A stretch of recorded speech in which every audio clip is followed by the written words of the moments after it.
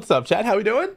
Welcome in. Oh my god, an hour early. Yes, I love waking up at 3 a.m. for Div Cups. Woo! What's up, chat? You guys are gonna help me bring the vibes? You better bring the vibes. My voice gotta warm up. La la la la la. I gotta warm my voice up, bro. If we're gonna be casting at 4 a.m., man. It's been a minute since I've done this. How you feeling, chat? Welcome in. We got a good ass finals, though. We got a good ass finals. I'm feeling good about that, at least. Feeling good about that. Top vibes today. Anyway. Give me a bang, Aussie 11. I don't know. I don't know what's going on with 11. I messaged him yesterday about an hour earlier and stuff. So we'll see, man. We'll see. It might be solo. We'll see what happens.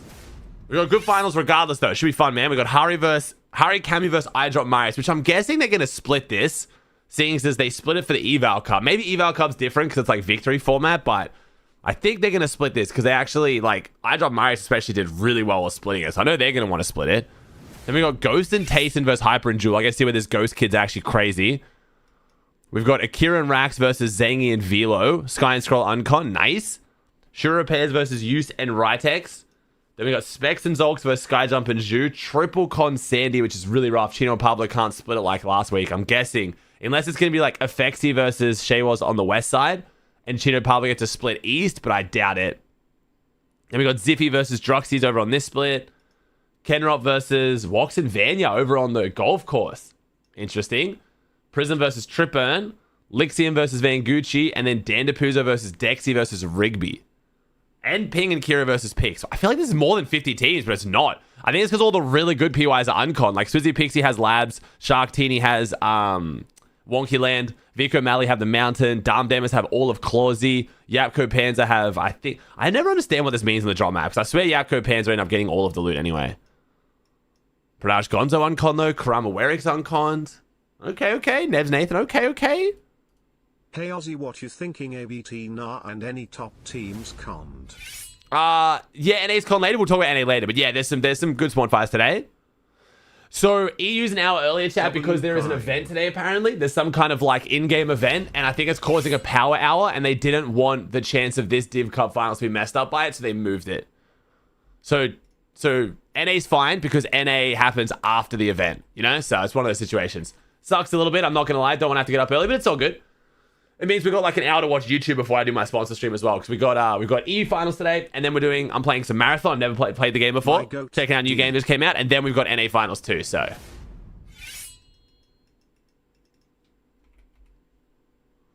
thank you, Snolzy, the Prime 52.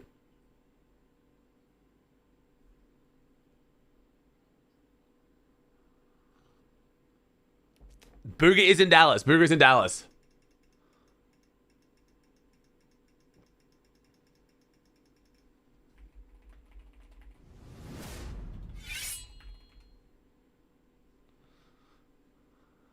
Hey, Dab, so told the map. I can't really show you all of it, but I can like try. It's a really. Is there a way to do like a zoom that's in between half these two zooms? Why is it either like this or this? I'll just do that. Screw it. That's kind of like. Oh, and Folks and Thomas uncon too. Let's get a little pred going, actually. Let's get a little prediction for you guys to put your channel points on. Because there are some good teams. Yes, Booga is in Dallas. Sorry, Booga is now living with Clicks for a month, I believe.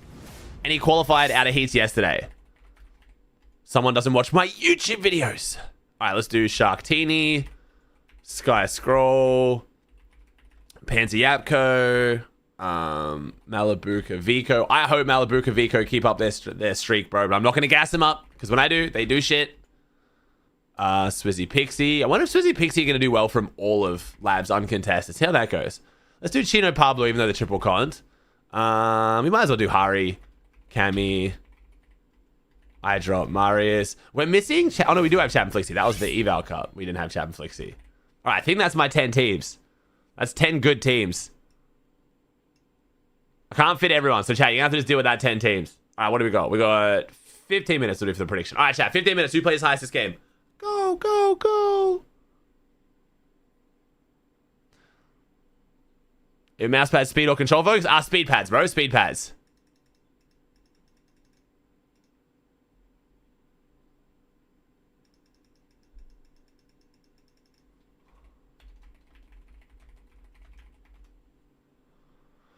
Thank you, Twiz. Give us a 2 over 3. Favorite pro of all time? I don't know if I have a favorite. It's kind of hard to have a favorite, man, because I'm friends with so many of them. I mean, I'm not gonna lie, Satisfactory, I feel like that's very stupid. Just on not even because I'm sponsored. Marathon is an extraction shooter. Arc Ray is an extraction shooter. That's pretty much the similarities. That's like saying Arc Ray is a ripoff of Tarkov. Like, it's just kids just don't understand gaming.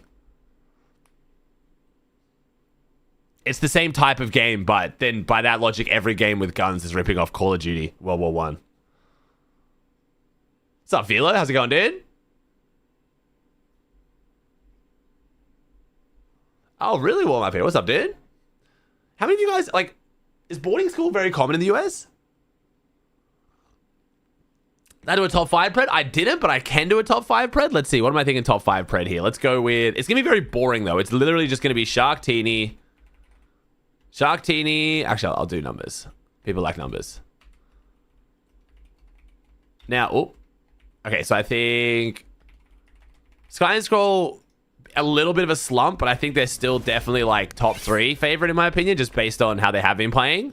Probably should have put Vico Malabuka above Sky and Scroll, maybe, but I'll stick to this. And then Swizzy Pixie, maybe. Chino Pablo, but they're triple conned. Chap and Flixie. Chap and Flixie showed mad promise last week, but the consistency let him down. Focus Thomas, but they didn't do that well in Reload yesterday. Who are you putting for number 5 there, Chad? Or do you have a different one? Don't sleep on Trolley. Rare. I hope Trolley's crazy as shit, man, but I'm sorry. I'm looking at way bigger teams than Trolley right now. Focus Thomas, Chap Flixie, or Swizzy Pixie, do I think? Or Chino Pablo or Cond.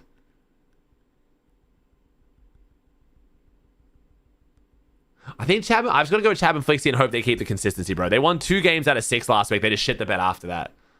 Dom Damas? Ooh. I'm going Chap Flixie. I'm not that confident, as you can tell. I'm not that confident, but I'll do that. I'll do that. If I was a betting man, that's what I do, because it's safer to bet on that. Dharma Damas is starting to show some promise, which is great. Swizzy Pixie, I don't know why. Swizzy Pixie has just been a bit underwhelming now. I'm trying to think of, like, have they got really good placements?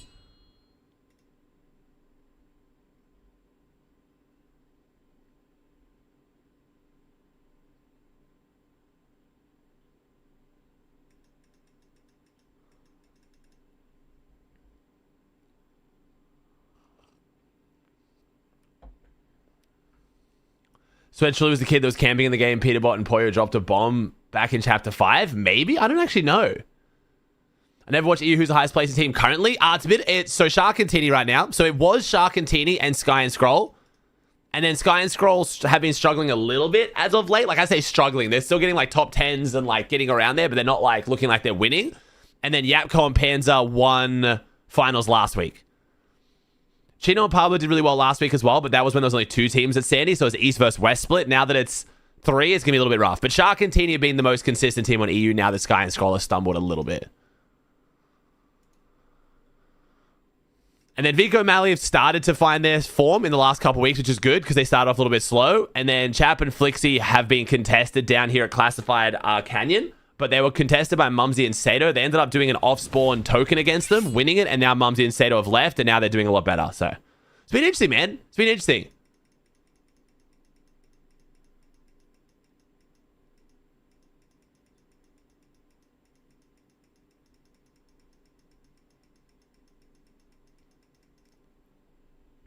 Predict off-spawn? I mean, I think off-spawn predictions just make no sense, man.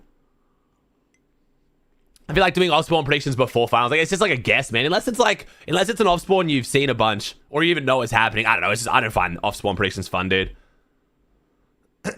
Sorry, man. I will not be doing that. On paper, who should win this finals? Shark and Teeny. Yeah, Shark and Teeny, 100%. Shark and Teeny should win this finals. They're in form.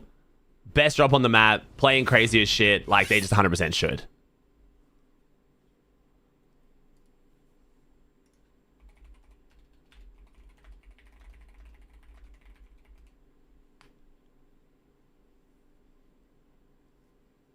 Twine Cringe, please? I don't know, actually. I don't know how good Twine Cringe are looking right now.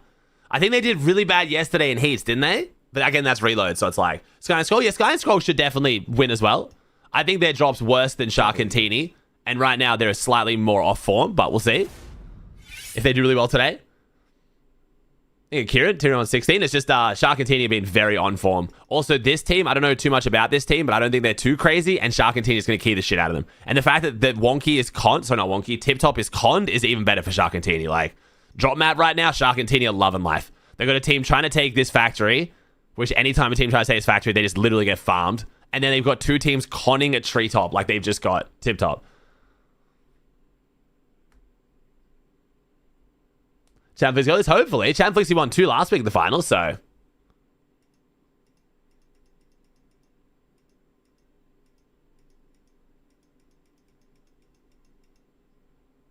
So Vanya could do something. Vanya's been sadly very underwhelming right now, man. I like Vanya a lot. I think he's a great player, but it's been quite a rough season for Vanya. Savage not qual? No, Savage didn't qual. No Savage, no Mongrel again, sadly. Hopefully next week, we'll see. Hopefully. You think 27 will be trios again? I think they'll probably stick to duos for a while, man. Red Chino Pablo? Chino Pablo are here, man, but they're double con. If this was only 2 teams, I think Chino Pablo are definitely top 3. I mean, they top 3 last week, but triple conned, I don't think they can split it the same way they have been, so we'll see how we go. Plan is to cast today, chat, in replays, so whether I'm solo or not, I'm not sure yet, but my plan is not to watch streams today. Watch streams for a little bit and then cast. Are there only 4 German-speaking players? Am I seeing that right? Oh, I don't even know, bro. No, there'll definitely be some German-speaking players I don't know about in this. But I think Cringe and Volko speak German, right? Cheatin and Yana speak German. That's already 4. Chamflix speak German. That's 6. Vico does, but not for his team today, but that's 7. I think. There's other ones I'd be forgetting too. Faded and Khan, that's 9. Some of these other teams that I'm not 100% sure and 100% do. I think Robin's Swedish, right? Yeah, I don't know, man. I think Kaspar is Belgian, so he technically would too. Asa does, yeah. Guess I'm blind. No, you're all good, man. It's a lot of teams. There's a lot of teams to keep track of. You playing DX12? No, it's just because of replay mode, bro. Just because I do replay mode, I just do it for the color quality. When I play, I just do regular performance mode. Is what I have the best experience on. And use the German too. There you go. Yeah, we should hopefully have some German speakers at LAN this time. Hopefully it'll be better than the French LAN. That was a bit rough without any Frenchies.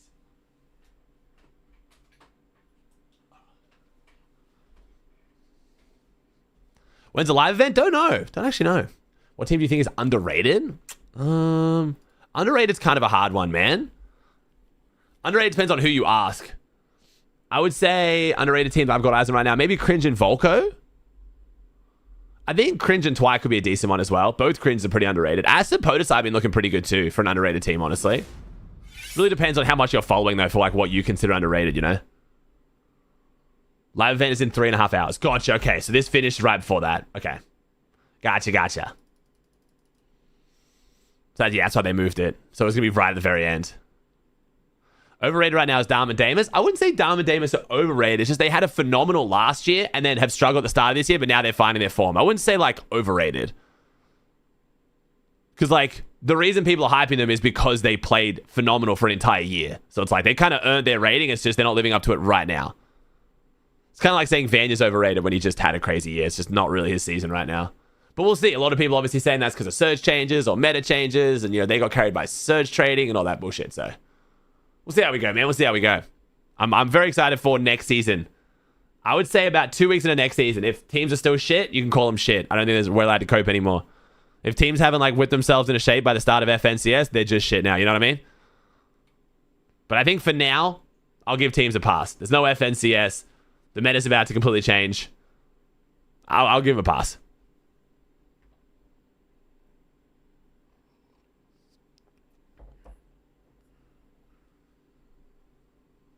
I know what you mean, Roy, though, yeah. Eating cheeses. Do you like cheese? I don't think I do like cheeses. I'm sorry, man. No, I'm much more of a, like, if I'm snacking on, like, some kind of, like, a chip, I'm, like, I'm a plain corn chip or plain popcorn guy. Just salt. That's it, man. That's my go-to.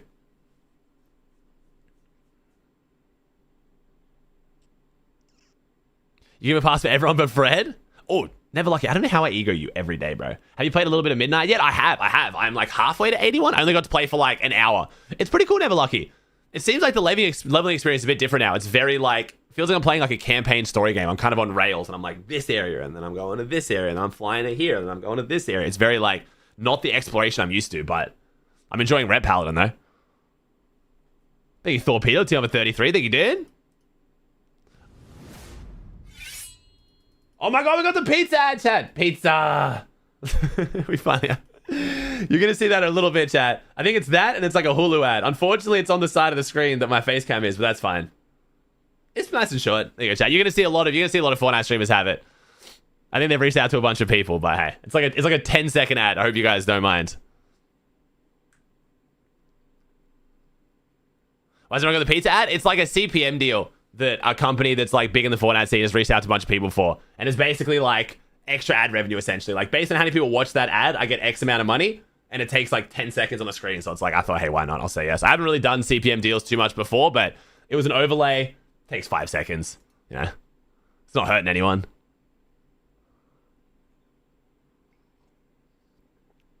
Yeah, my face cam will be on the left mostly today anyway. Yeah. I want to diet. That's killing me. I'm sorry. Anyone on a diet or anyone who Ramadan's bad timing too. I apologize, but I'm sure you guys got this. I'm gonna buy a pizza. That is iftar. Is that when you is that after Ramadan? Is iftar like when you break your like fast for the day?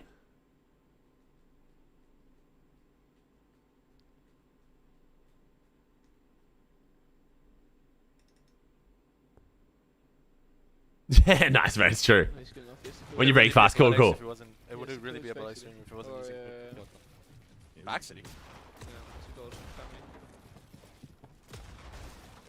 Oh, that's what's called Zappo. I love Zappos. Yeah, Zappos are great. Do you guys not have Zappos in America? Zappos like a chewy candy. It's kind of like a Starburst, but like sour. They're really good. Every time I finish watching a YouTube video, it automatically puts me to your stream on YouTube. Well, it looks like YouTube streams have gone back to like normal-ish numbers now. I hit like 5K yesterday, but that's when I had like 5K on Twitch. So I think the YouTube numbers are somewhat back to normal. Like typical gamers not on 200,000 anymore. Whatever weird thing they were doing on YouTube of like funneling a bunch of people to our streams seems to have slowed down, which honestly, I'm not mad about. Because like, dude, when you're sitting at like 20,000 viewers on YouTube and like 2,000 on Twitch, it just feels weird. Like I know they're real people because YouTube's the one funneling them to us, but like I don't know why, and it just feels odd. And then you can't really be like proud of your numbers, and it just feels like YouTube's just boosting the shit out of you. Get it. Go. Free money? I know it's free money, but it's more just like, you know. It is free money, but still. Thank you, W. Ocean, the team of Ain. Sickle. Bicycle. Thank you, Crispy. Appreciate that, bro. Sup, Anbu? I'll take it then, no brother. I'm just happy when I found out it wasn't just me. Like when I found out it was TG, Thieves, me, Oatly, like then I was like, okay, cool. It's just all the YouTube Fortnite boys. Do you think Peter's going to wait for a retire until next season, or did you already talk about it and just don't think he would retire? Why the fuck are we talking about Peterbot retiring? What? Why are we talking about Peterbot retiring?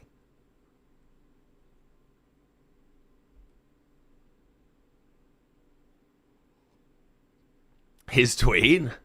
Wait, what? What tweet? He tweeted the end?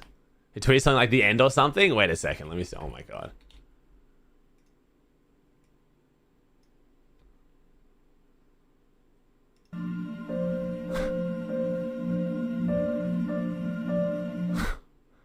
He's going to be jumping in finals today, fucking running clicks down, giggling about it, kicking his feet. Like, what are we doing? My man is literally just farming. If he was going to quit, he would have quit at the start of like this season or like the end of last year, not like now when he's like locked back in, started winning shit again, razzing his call, coaching. Like what? This is like the least he's looked like quitting in the last like 3 months is right now.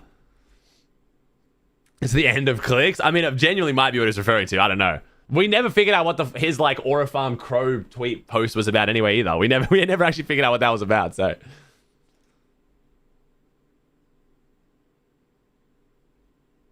No, you're all good. You're all good. I see why people can be confused. But no, I do not think that means Pete is retiring. I do not think that is very likely right now.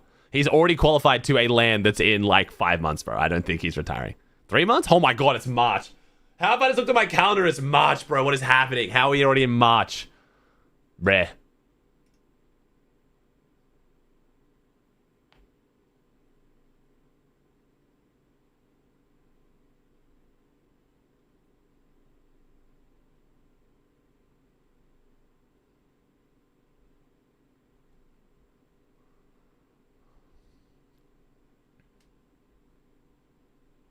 People don't know it's the next day for you? Yeah. It's March. Not for you guys yet, chat. It's March for me. It's not March for you yet. It's 4 a.m. for me. It's 4 a.m. for me. I'm in the Tomorrowland. We are not in March. Okay, I am in March. You guys are not in March. True. I'd have very few Australian viewers right now at 4 a.m. I am in March. You are not in March. How's the future? Oh, I mean... Ooh. Yeah. It's alright. Depends who you ask.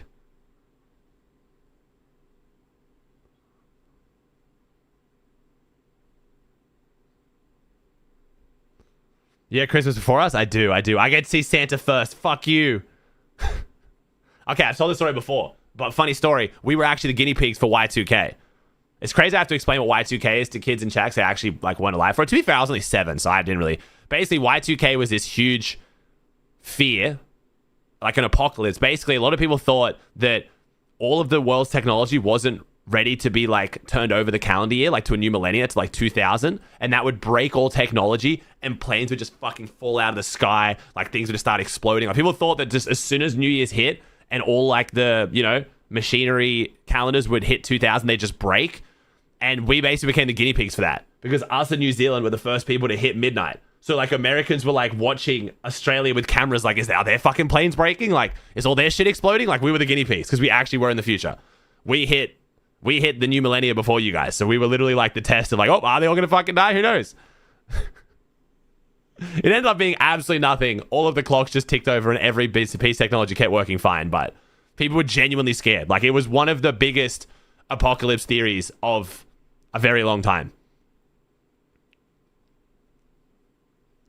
Great explanation. Yeah, that's basically what it was. Like I was only 7. So like I wasn't like old enough to understand at the time, but I remember like learning more about it afterwards, like in class. But yeah, it was an interesting time. People were like genuinely panicked.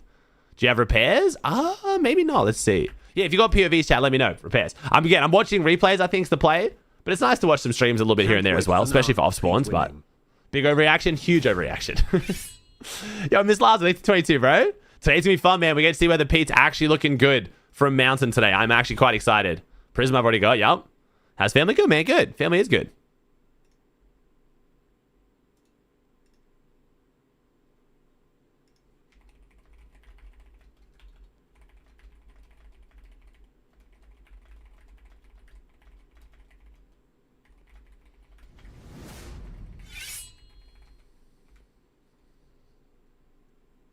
You're doing IRL eval cup. Yo, PR15. Thanks to you, dude. How much do you have a party? Oh, everyone chat. Jens is so popular. Oh my god, you have friends. Fuck you. Okay, we will be watching the Div Cup because we have no friends. Has NA eval bug but not EU? I don't know at this point, bro. NA eval always bugs when EU doesn't. I don't understand how the glitch just affects one region. It's insane. You know what the answer is? Because if it affected EU, they would have fixed it instantly like they did last time. Jado, you didn't tell me, Jado. They fucked us. Jado, how have you not told me they fucked Simple Edit? Dude, we are screwed. That was my shit. And now I can't edit normally. I can't go back. I suck ass. More ass. What happened? They got rid of the insta-edit shooting on Simple Edit. It just doesn't work anymore. And then I tried to go back to regular editing and I just suck dick. More than I used to. So I'm scared. My bad, King, there is kind of a workaround, but the workaround looks mad complicated. I'm still in Qual Div Finals. I mean, maybe I'll just stick to it. Breathe? No! It's a W, not gonna lie. I mean, it was a little bit cheesy, I will be honest. Like, it's... For the sake of the game, it was pretty bad, but I enjoyed exploiting it. Oh, everyone's on a 3-minute delay today. Ooh, alright, here we go. Chat, let's see it. I drop in Marius versus Hari and Cammy. Are they gonna fight or are they gonna split? They split in the eval cup and iDrop and Marius did exceptional. So I have a feeling they're going to split, but we'll see. So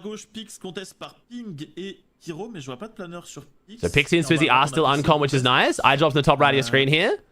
So it looks like Swizzy is uncon, like they're supposed to be. What's ping like in Sydney? I get 1 ping in the settings, bro. So my ping is very good. Hey, Zabadoo with the team over 19.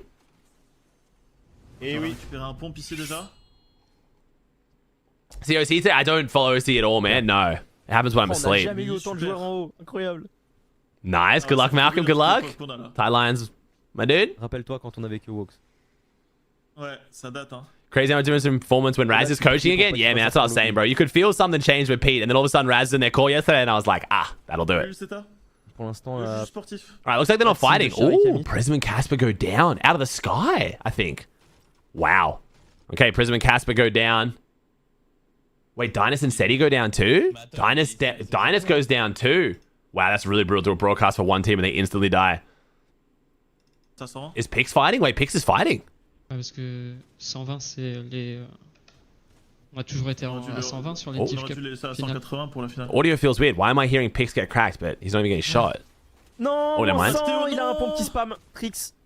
Ah, c'est Trix. Mais peut-être qu'ici Franek peut vite faire. Oh, you're talking about me? I don't even go bass fishing, La bro. revenge, peut-être, on n'a pas de shield. Oh, nice. Hell yeah, Miller. Et Good on n'a pas stuff, de shield, les dude. gars. Déjà plus de 90 HP, 70 HP. Oui, oui. Oh. 1v1, il a plus de mats. Oh, wait, okay. I don't know if... I think Levin Allez, missed il est the long. part this is starting an hour earlier. I was messaging Levin about, like, playing and stuff. 3 balles. Allez. And I was like, you want to run a solo, bro? And then we'll have, like, a meeting later this week. Like, no, we can run it today. And I'm like, Les deux. okay, well...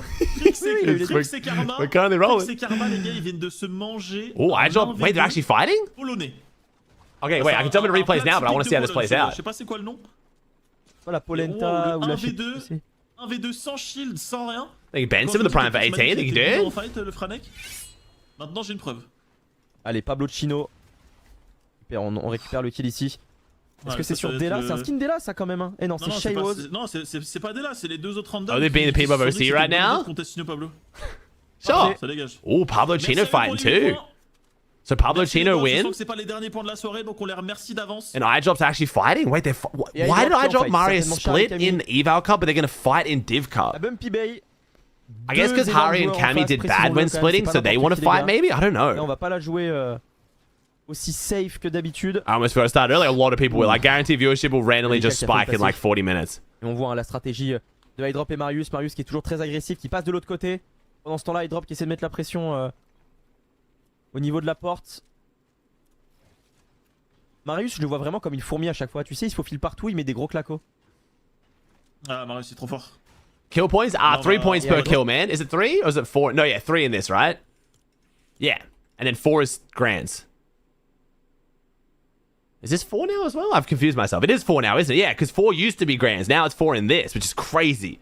Actually insane the kill's worth 4 in this. All right, let's get it, baby. Replay time. Replay time. Also, chat, I explained this yesterday. This doesn't have to go for all of you in chat, but I am back on my Keanu Reeves arc. And by that, I mean, if you tell me 1 + 1 = 2, sorry, 1 + 1 = 3, fuck it. Why not? I'm done arguing stupid shit with chat now. Hell yeah, brother. Pete's the worst player of all time. Fuck it. Why not, dude? Ride that dick. You know what I mean? It'd be great. Sky and Scroll split. There you Kells, the team on for aid. Find your Zen. Oh, so Dynus said he went down. Ah, no, Sky and Scroll didn't split. Sky and Scroll still together, bro. And they're dropping in. Uncontested Northside Boulevard. Scroll's also on a fresh mouse pad. I've heard that. Please don't fucking instantly die as I try and promo my products on you, Scroll. Fresh mouse pad. Hopefully looking clean today. If he shits the bed, it's not my fault. If he does really well, I'm going to claim it. Those are the rules. Deal with it. All right. Ghost and Tayson. Ghost only got the tack AR. Double tack AR. Not the best start. Tayson. Rocking AR SMG. Oh, here comes Hyper and Jewel, though. Hyper and Jewel coming in fast. If you guys don't know, Ghost is Tayson. This is Tayson, by the way. He's got the faker name. Tayson's new teammate. 60 ping Greek Demon. Been doing very well with Tayson, actually. A lot of people surprised to see Tayson give someone like Ghost a chance, but Tayson was looking for his shark, is how he put it. So we'll see whether he's found him. TD found his shark. Tayson doing his best to find his as well. 60 ping wouldn't have been my first choice, but if Ghost is that crazy, that's a good investment, because if he gets to 0 ping, it's going to be even better. So we'll see, we'll see. Oh, are they splitting this? They're like not playing aggressive towards each other at all. Bro, Hyper and Jewel had double shotgun and full health, full shield. Why'd they not push? Yo, are we splitting? We're like playing like we're not splitting, but why would we ever not fight that? We had them backed into one building. We know they had like no time to loot. We actually got God-blessed RNG with our loot. Why would we not fight that? I'm so confused by this choice.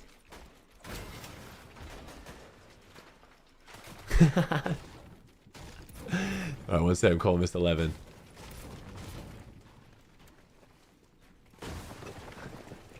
Hello, sir.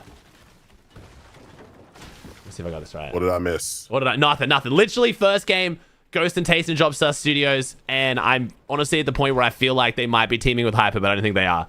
Jewel and Hyper just decided to not push with full health, full shield, double shotgun. Taste and Ghost had literally nothing. Teaming in EU? Never heard of it. But I also just don't, like, I don't think they are. I'm just genuinely very, very confused why they didn't push it. I think it was just a bad choice to play, honestly. And, sorry, iDrop and Marius fighting Hari and Cammy for whatever reason. Despite the fact they split eval, iDrop Marius had one of their best tournaments. It looks like, I'm guessing, Hari and Cammy want to fight it? I don't actually know. Huh. Yeah, we're looking interesting. But hey, It's personal. Personal. I mean, maybe. I feel like that happens though, right? You split a POI and one team does way better than you, you're like extra pissed, you know? It's like, damn, now you kind of got to like prove that you're not the problem, and then you just start fighting them because you got no other option.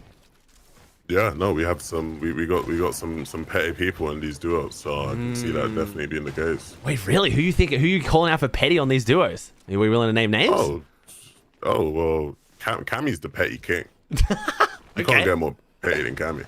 Okay. Yeah, no. I don't know if we're... No, it's not a bad thing. I feel like there's like bad connotations around being petty. It's fine to be petty if you are a winner like him, you know. So Yeah, it's actually true. Yeah, he's earned the right to be petty. I like that. Yeah, okay. yeah, I you can be petty. can respect that. I think it also comes from just an insane level of like competitiveness. My man just really cares that much about every tournament. Ooh, Shark and Teeny. Now they've got a good situation here. I feel like the team has tried to take the factory, which usually just gets keyed, and Tip Top's supposed to be contested. So I feel like Shark and Teeny have a field day, but I've noticed they've instantly pushed over here, and no one's here. So I think everyone's scared of them. Yeah, they've been having a lot of fun in this area, and this is like we see this. I think the last time we really saw this to like this degree would it be like Pete and Poyo Globals? Potentially, Where, like, honestly, a team yeah. just becomes like known for just running around keying an area of the map, and so everyone's just like, yeah, we're just good. Like we just don't want to fight you guys. Yeah, I think Pete, the only other one I can think of before that, which is a way big throwback, Chapter 2, Vidil, Rezon, and Noah, where they just created like a no entry zone around Sweaty. Like there was just a circle that people just didn't enter. So it's kind of messing them up more now, because now people don't go there. This happens. Shark and Teeny go over there, and everyone's instantly ran. No one wants to be there. Ooh, Flixie and Chap though. Now Flixie and Chap, are you shocked that Mumsy and Sato stuck to their word and just didn't go classified? When, like, how many times in Fortnite history do you know we've had an off-spawn token that they actually respected it? I swear it never happens. I can't think of any to mind, so I'm That's gonna what I'm thinking. agree with you. Yeah, that's what I mean. Happens, I guess. Almost no one ever sticks to it, or everyone says they're gonna do it and then doesn't actually do it. But the fact that we actually had an off-spawn token and went for 20-something rounds, and Mumsy and Sato were like, "Yep, all right, it's your POI now," is wild. And they are doing considerably worse wherever else they're dropping now. I actually don't know where they're going anymore, but they've done worse since doing that. It's not like they've like found instant success and it's just like, oh, we're not going to come back. Like they probably want to come back, honestly. Well, yeah, so it sounds like you're just giving all the reasons why they will be coming back very shortly. Maybe, but like honestly, respect to them for sticking to it so far. They haven't come back yet, so we'll see. I don't know. But they also are struggling in open, so maybe they've just tried to learn a new drop and that's not working. I don't really know. I've got Astra and Podesai. Find Skivvy and Titty. Dude, why we got Surge bases back, man? Confused by this development, but I think it's twofold. I think you can use Surge bases to just... I think like Surge bases do like a really good job of map control, right? Like you can like zone out certain areas just through having like Surge bases. Yep. And we're sort of in a meta where like you can just sit and do nothing, right? So it's like... True. Like people used to make fake Surge bases, but then they wouldn't sit in them, right? Like it'd be like fake bases, but like now you can just sit in the fake base. Yeah, you But can. then does that make it a real base? I mean, Okay. I do know what you mean Okay. though. It is, yeah. You just kind of, and like you only have to take shots on people who really aren't looking. Just wait until that one team that just isn't looking at you. Just no risk of them shooting back, and then you just get 3 tags, and now you're chilling. Just don't take any more damage. Yeah. Give me a second. No, I'll you're be chilling, right bro. back. You're chilling. Sky and Scroll, Battlewood Boulevard, looking good. I feel like, okay, why am I thinking Sky and Scroll have like fallen off? They got, what was it, 6th in finals, and they just came 6th in heats. I guess not making it through heats, but that's reload. But what was their last finals placement? It wasn't even like that bad, right? I feel like I'm talking about it like they like came like 30th. They just didn't win, basically. Like, it's just, to be one of the best teams on EU right now, you need to be like top 3ing every tournament, because Shark and Teeny are. I think they came 6th last week, right? 7th. Okay, so yeah. So they dropped down a little bit on the leaderboard, but it's not like enough to like panic mode and, ooh, wait a second. Bro, the fact that, okay, someone in my chat said Focus and Thomas split having this shotgun 50-50. I'm calling bullshit. Every time I watch this duo, Focus has this shotgun, which is insane. To give the mythic pump to the IGL, but not only the IGL, Focus over Thomas HD. Focus has been on an insane tear last year, but this is fucking Thomas HD, one of the most decorated fraggers in the history of Fortnite. And he respects Focus enough to get the mythic. Now, he does have gold shotgun, so it's not a crazy give. But I've seen Thomas with a green shotgun and Focus gets the mythic. That is wild. That level of respect from Thomas to Focus is insane, genuinely. Thomas is not the IGL. No, Thomas is one of those few players, and Thomas is known for having good aim too. Like, that's Thomas's thing, is aim. But no, Thomas is one of those players who's made over $1 million now in the game over years and years of his career and never tried to be IGL as far as I'm aware. It's very rare that happens. Most super decorated fraggers at some point in a long career will be like, that's it, I'm sick of it. The IGLs all suck. I'm IGL. Like, I'm going to take control of my own gameplay, but not Thomas. Thomas has stayed. He's kind of like Cold. He's just stayed fragger the whole time.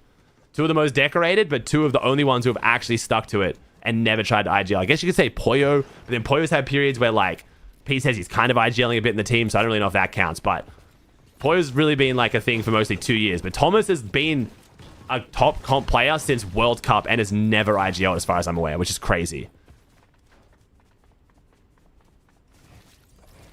Ooh, they did actually end up fighting. iDrop ended up actually fighting them and taking him down. Like Pete? Pete IGLs. I think it means like Pete is in like an example of a fragger who turned into an IGL. And in that case, yes, like Pete. Okay, iDrop Mario sneaking up on Kamihari over at Bumpy Bay. On the docks. Oh, good lurk play. Really bad first shot from iDrop, but gets the piece. Forces him back into him. iDrop Marius. First Elam on the board. Now we're going to take down Hari. Hari is usually considered by many to be the harder of the two to take down in a fight. Kami first picked up Hari to add a bit of firepower, but thinks he's got the lurk play, thinks he's sneaky. The toes were exposed. Daquan peek. And Marius iDrop. Oh, Marius dancing. We're dancing. 2 Elams on the board. 8 points now. Marius and iDrop were looking exceptional in the Eval Cup recently, if you guys missed it this week. iDrop Marius looked very, very good. So this could be a good game for them. This could be a good game. Did Mustache ever try to IGL? Don't know, actually. Good question. Mustache might be another one. All right, who have we got? Mustache is not IGL'd. Good time to turn. Sorry, You're good, bro. I was trying to like give my my wallet to my mum to go do some shopping for me as I'm, doing the important Div Cup watching. Yeah, of course. And like, I mean, yeah, you're kind of big deal. Like, just like splashing out, helping the family and shit. It's just, okay. Yeah. But I can't find my wallet, so that's a problem. Do you need to go shopping, dude? We can do next week, like I said, man. No, I don't need to go shopping. Like I need to find my card. You need to find your wallet. Yeah, that's the worst. I don't really carry cash anymore, so when I lose my wallet, it's not like, oh my god, I'm losing so much money. It's just like, this is going to be a gigantic inconvenience. Like, I'm just like, shit. Now I got to get everything redone. Yeah, like I got my cards and my like... it's like such a fat stack of cash, though. Like, it's got to be somewhere. You'll see it. Like, your gigantic wallet, like, with huge money in it. I guess Cringe and Volko. This isn't good. Chap and Flixie. So coming out of Classified, Chap and Flixie, I put them in my top 5, and I'm like, I have to because they got 2 wins last week, but man, they're inconsistent. Like, they're the huge pop-off or nothing team right now. Yeah. I missed a lot of last week's Div Cup just because I was occupied with the superior competition, the Reddish Rumble. The Reddish Rumble, true. The best competition of the week. You're right. True, fair. Yeah, and I watched back a couple teams. I watched back Yapko and Panza. I watched back Pablo. I didn't end up watching these guys' games, so I hadn't seen what they were cooking. It was just come out with 2 wins, just huge games swinging, and then just struggle with the consistency after that. Like, there wasn't much to watch because they did just struggle. But it was cool to watch the 2 wins back-to-back from each team. But luckily, theirs were obviously at the start. But Chino and Pablo, I loved watching, but they are triple con this time at Sandy. But they did take down one of the teams. So if they can take one team and then split East, kind of like they did last time, they could be all right here. Like, this is looking exactly like they did last week. Things are looking good. They just got to kill that team every time now. Yeah, well, one thing I would say is when I went back and watched their games, it was quite boring because this is all they do. They literally, this is all they do. Yep. Hey, boring gameplay is good gameplay. That was the Cami City Classic back in the day. Like, they were just so good, but you just didn't want to talk about them because it was like, they're in a good position. They sit there, and then they rotate to another good position, and then they sit there. Yeah, it works. Shark and Teeny, though. 71 above. I think that maybe this is going to maybe be like the Rezon throwback here. Rezon's team in Chapter 2, it's feeling like it. They've created such a scary area around them where they just can't find their surge anymore. The weapons too. Double gold shotgun out of Wonky Land. I would not want to fight this team. Right.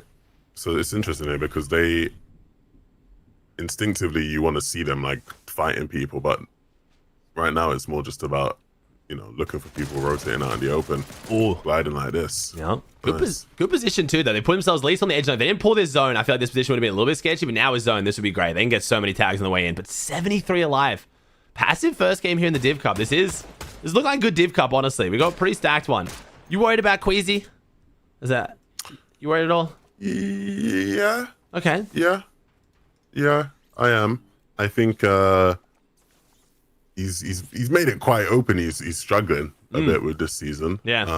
He's not the only one though. That's what makes me less worried. If there was just like one or two teams, but the fact there's so many big teams and so many like decorated IGLs that are struggling this season, and we've got confirmation it's completely changing, I'm not worried until they struggle into next season. If it's 2 weeks into next season, like we're closing on FNCS, still struggling, then I was telling my chat, then you can start saying it's not cope anymore, like they're not taking a break, they're just shit now, unfortunately, and they got to figure it out. Right now, I'm still like they might just be chilling. I don't know. Yeah, I think the only thing that is maybe slightly worrying is just like this meta is pretty solved, you know. So you would expect a lot of the more experienced guys to have like worked some things out by now. But yeah. like you said, it's we next season is when it really matters, and it's gonna be so different. So yeah, I agree. Dom and Damus. 130 above though. No, we're chilling now. Never mind. The Dom and Damus has been nice. I'm happy they kind of hit their stride finally. I know. Have you been following and have you been watching P and Poyo this week? Dude, Raz is back in the driver's seat. You can tell. Raz is back? Raz is back. I mean, you can instantly tell. The Eval Opens was like, I know it's an Eval Opens. It's only an Opens tournament, but 4 out of 5 wins in a format where each Elam is only worth 1 and they're still dropping 20 bombs, but like good 20 bombs. Not just run it down 20 bombs, like controlled, camping and storm, rotating off the mound. It looks like a combination of Raz and I think VOD reviewing Vico Malley. And then them pulling off that playbook is, oh my God, scroll. What, Demish? No.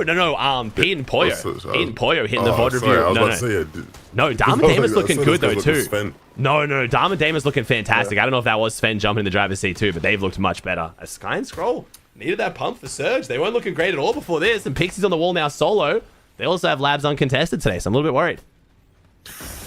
Yeah, these boys, it's been a very rough sort of couple of weeks for them. I think, again, everyone has such high expectations. When you look at the name value, when you look at the way both of these two individuals performed in 2025, you have arguably 1 and 2 in EU for most of the year, and that comes with a lot of pressure that they've not quite delivered on, which is problematic. Milo, I feel like it's kind of like they're all struggling right now from globals. I'm just going to go on the cope train and say it's fine. They're all going to be fine. This meta sucks ass. We're switching over next week. Let's go. They're going to be back on top. But I don't want to rely on that too much. Like you said, this meta is kind of being figured out now. The code's been cracked, and some of these teams still not figuring it out. So we'll see. Pixie now solo. Sky and Scroll ahead of them on the rotate. Big mountain zone. Very, very big mountain zone ahead of us. Chap and Flixie down below. Next to iDrop Marius. Chino Pablo. Next to Focus Thomas. So again, talking about figuring out a lot of our big teams here. Teeny Shark. Dom Damus here. Did any big team get on top of the mountain? They did. Vico and Mally. I say get on top of it. Don't think they left it. I feel like this is their position. Vico and Mally looking very good right now. Yeah, this is exactly how they drew it up. When you play with this way, you're playing to not leave for as long as possible, right? And even when you do have to leave, things are pretty straightforward. And now look at this, all the time in the world to just play. You never know he's in a Div Cup final right now, the way he's moving around. So much He's space. got that freedom. They got the entire top of the mountain. No one has stepped foot up here. Shaco's on the launch pad is the closest. I've never seen someone control this much area in a 6th zone, and zone 7 pulls across off the mountain over onto their edge. Do they play the ramp and stay above them, or do they go drop down a level and try and make it easy to control? Looks like the ramp. Always great when they answer the question for you, eh? Stairway to Heaven. Nevs and Nathan making a go rotate, though. I want to see Nevs keep popping off, man.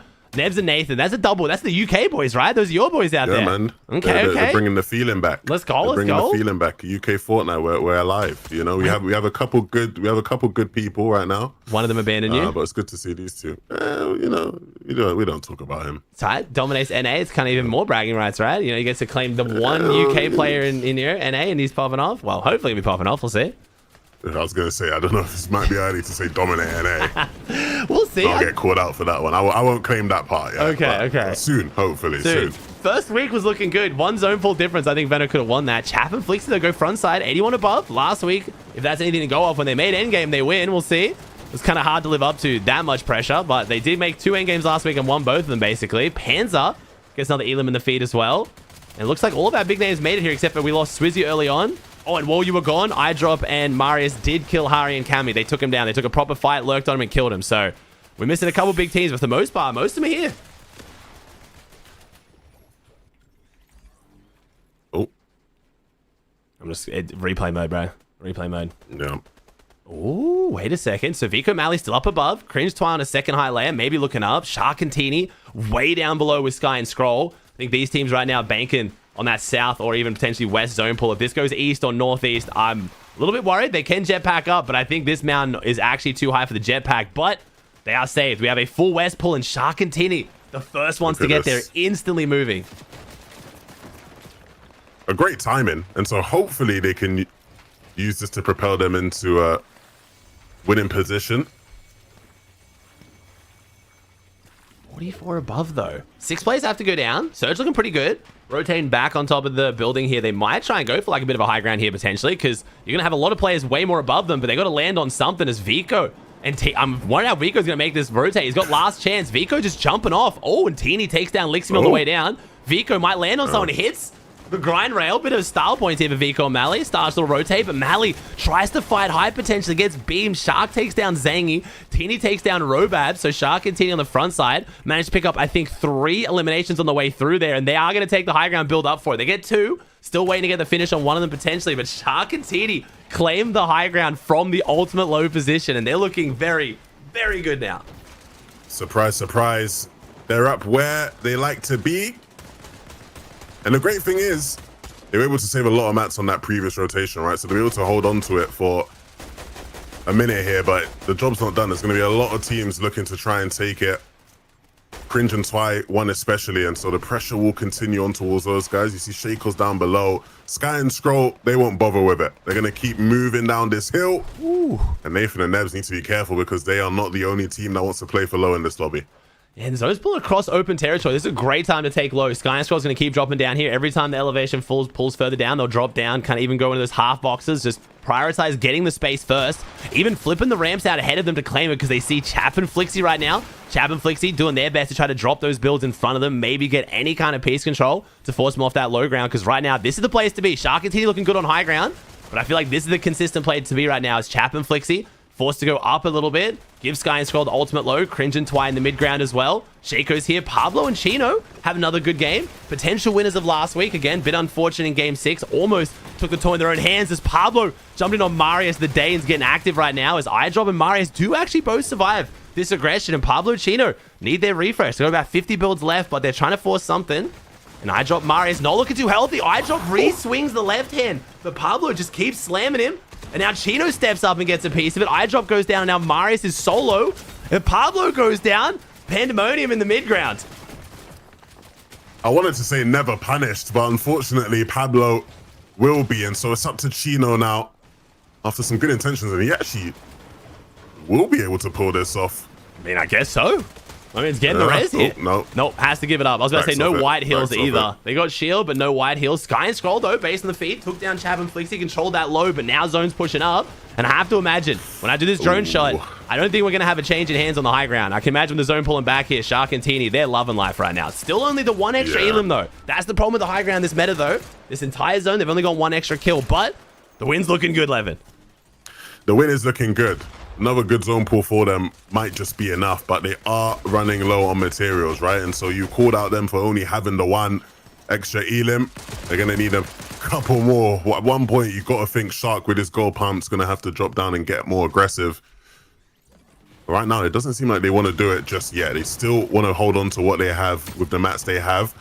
Della down below, putting in work. Okay. I think we're trying to fight focus here, I'm pretty sure, but I only look to a solo, and Frantic goes down. Affexi and Della trying to get their refresh. It was Focus as a solo. Thomas has gone down, but I talked about while you were gone, Focus, the mythic pump shotgun, 33% chance of getting it off spawn, and I was pointing out to my chat, Thomas seems to be giving it to Focus a lot more often than Thomas runs it, and we're potentially finding out why. Takes down Faded. No HP, somehow pulls that off. Gonzo and Pradaj. Gonzo falls. Now it's Pradaj in Focus' sightline. Goes for the 50-50 edit, but he resets it to bait the shot, but he can't connect on the way through. Pradaj solo, Sky solo, and then Shark and Teeny up above. It's the same old characters. The two protagonists of this season, Shark versus Sky.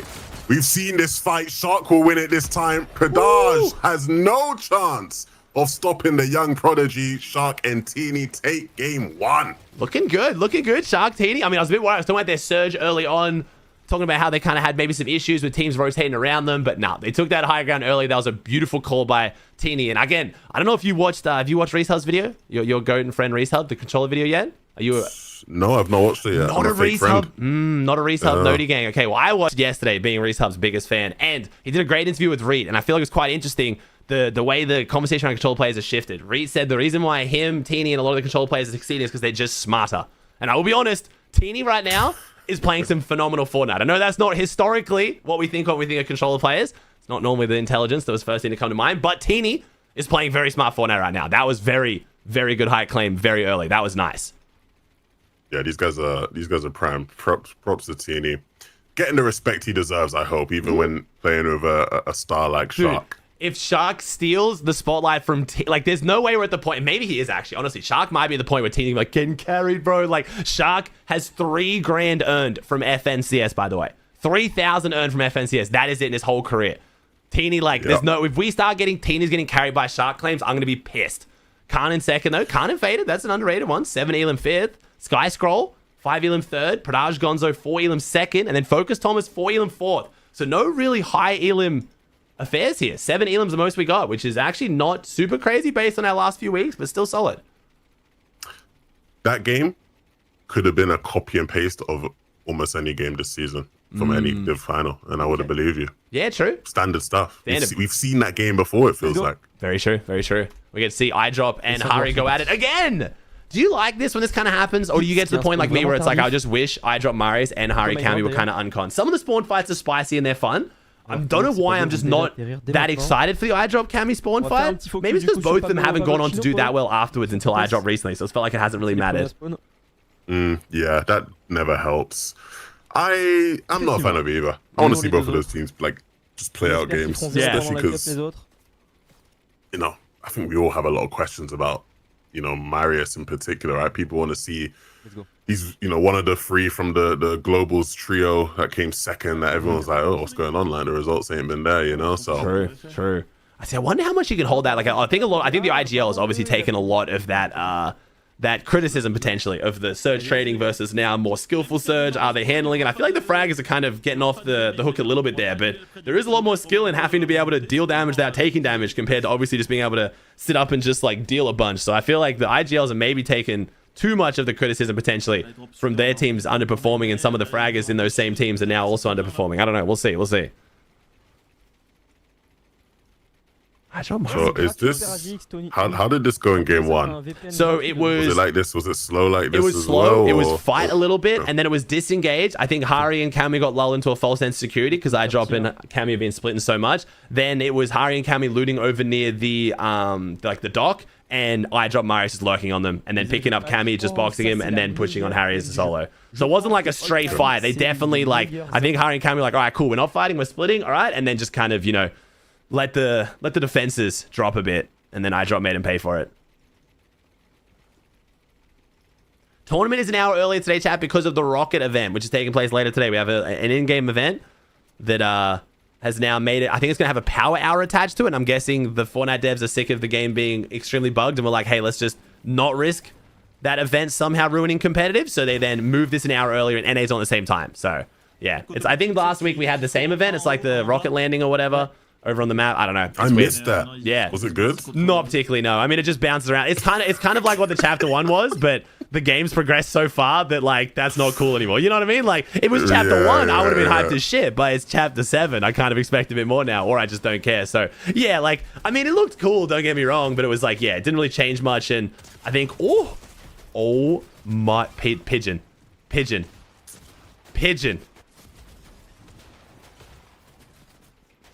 Thoughts on what we've just watched, Levin? I don't think anything needs to be said. I think Pigeon would prefer if we didn't say anything about what we just witnessed there. Second place team. Not for long. No. Yeah, that's not what you wanted to back up a second place performance with. That is, I mean, Kind of want to see what the chat's saying about it, and I gotta bring this. they're being, honestly, all things considered, not too bad. They're mostly just us. I think they're just taking silence as a good approach. We got some dots. Might have been an AI. Chat say hi, Levin. Hi, Levin. We're already back in. Look, we can watch it again. No, I'm not going to watch it again. I'm not going to do it again. I like Pigeon a lot. That is an unfortunate one. That is rough. But Chad was quick I to want to watch it again. You want to watch it again? I want to see from the other person's perspective. Yeah, I mean, they weren't exactly getting their shots either as well. But Chad was quick to point out Khan and Fader being in second. We say being past tense because, yeah, like I said, it's not going to last very long now. Double controller top 2 on EU, though, is kind of nice. It's a rare occurrence.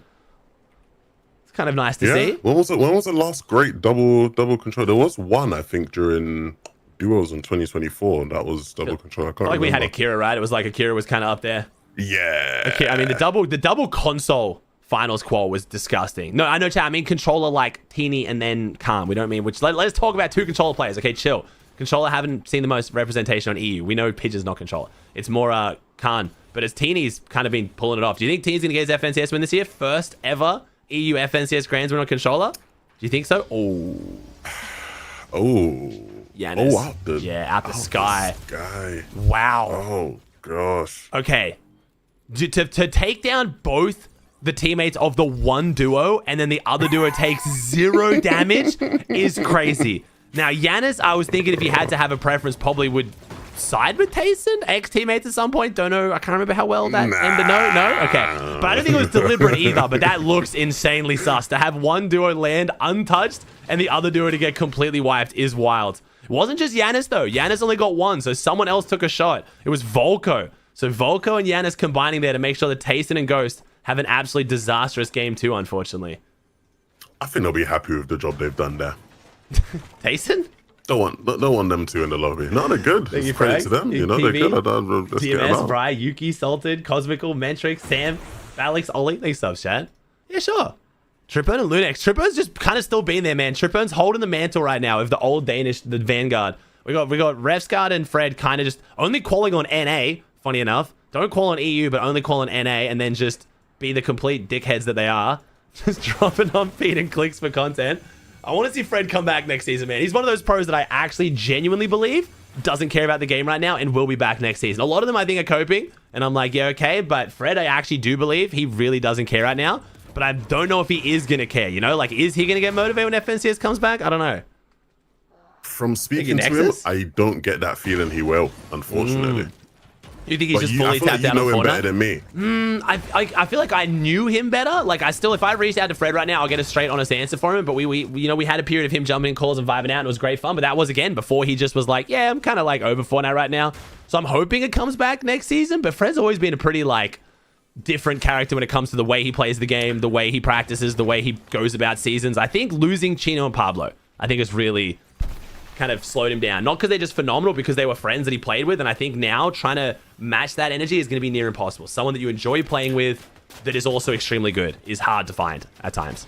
Yeah. And another thing I think people don't consider, especially with someone like Fred, is because Fred had his like big pop-off year last year, like that's his most successful year in his career, people forget how long he's been playing. Yeah. Like Fred has been grinding the game for so long. Like Fred was playing...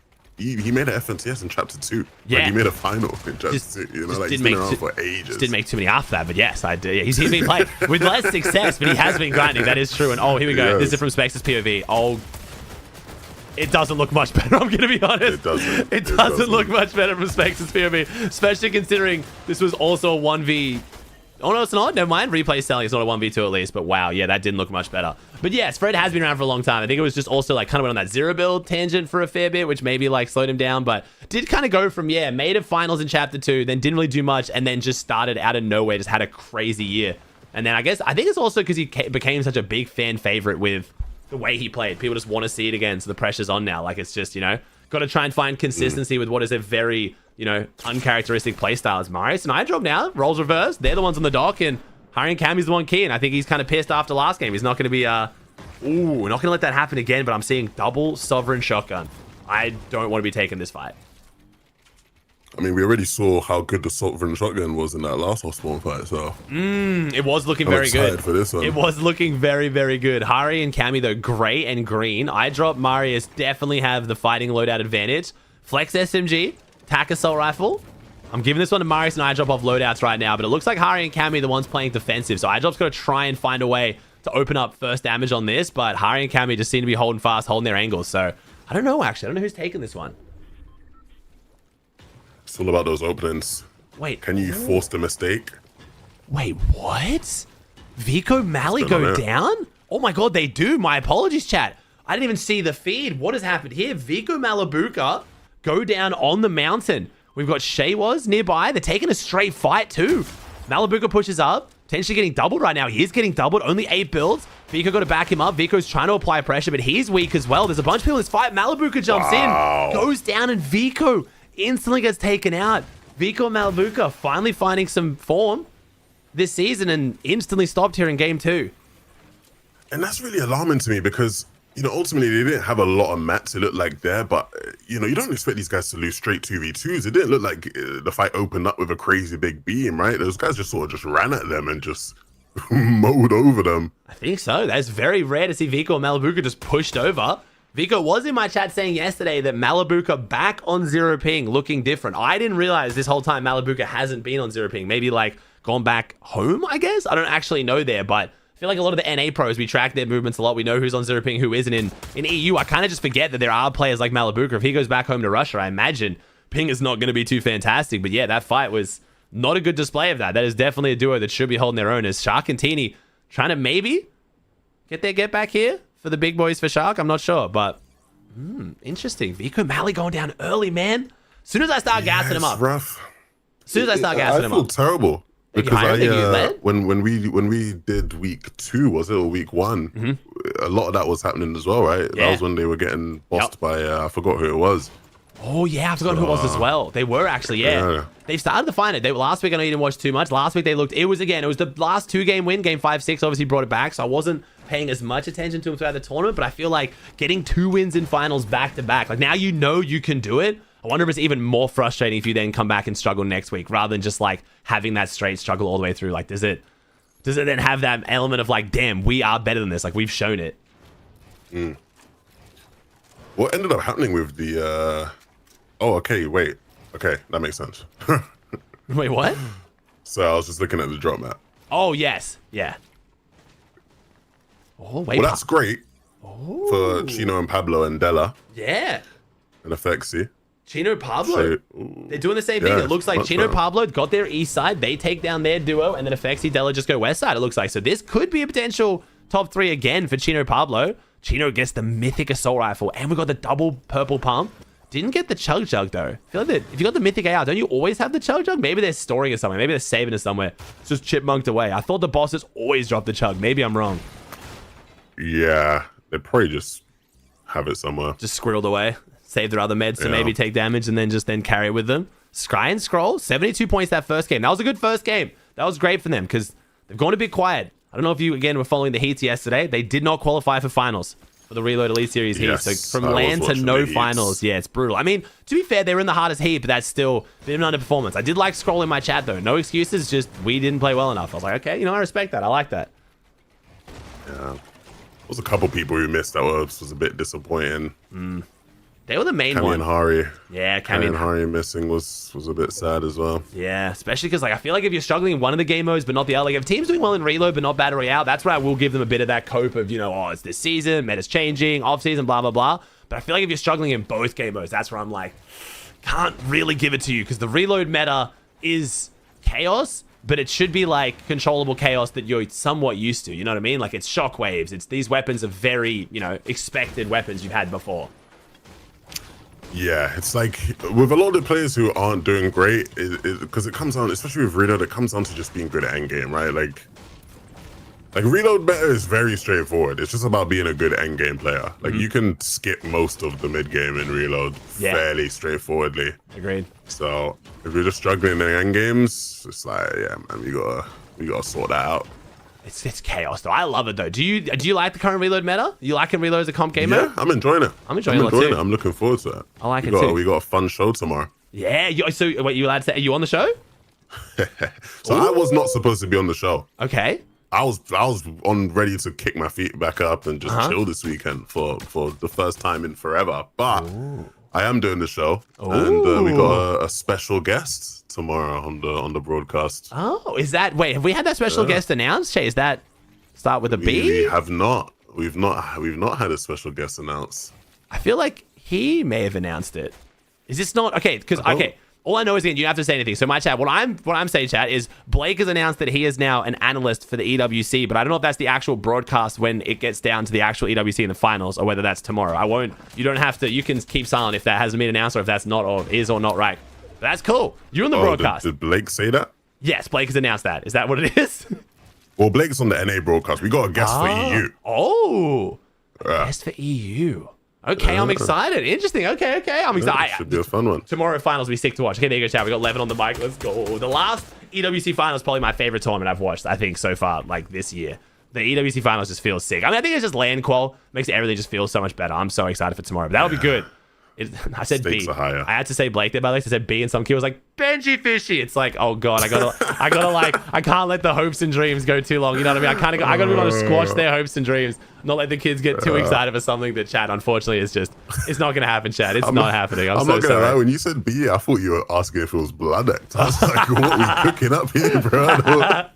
Yo, let's go. Blood X on the main broadcast. Let's go. No. Blake apparently, because he's done stuff with the EWC before as well. So I was like, oh, I can see that happening. Yes. That's cool though. Yes, he was there. He was there when we were there. Yeah, he was. Yeah, I mean, I'm hoping to be there again. We'll see. I don't really know. Hopefully this time a bit more headway to plan some cool stuff. I've already started planning my summer one. Now that summer one's officially announced with where it is and stuff, I'm talking some cool stuff that I'll definitely reach out to you about. We've got a bit more runway now to actually do some stuff. We're cooking. Nice. We're cooking. Yeah, it should be fun, man. It should be fun. Nice. You been to Dusseldorf before? Like Evan with the 57? I have never been to Dusseldorf before. It will be the third German city I've been to. I've been to Berlin, and I've been to, what's the one for Eraser? Hamburg. Oh, Hamburg. Okay, yeah. So I've been to Berlin for like 2 nights. I've been to Berlin for 2 nights for one of the worst trips of my life, and it's where like it's spawned. Have you seen the photo of me just looking like I want to kill myself in Minecraft, like just staring straight into the camera? It's like a gift that a bunch of the pros use. I'll see. Okay, can someone send it to me, Maris? Can you send it to me on Discord so I can send it to Levin? It's like one of the photos the pros all use. Whenever some shit's just like terrible, they use it. It was just one of... I've seen it in chat. Yeah, that one. That photo of me, like, bro, it's just...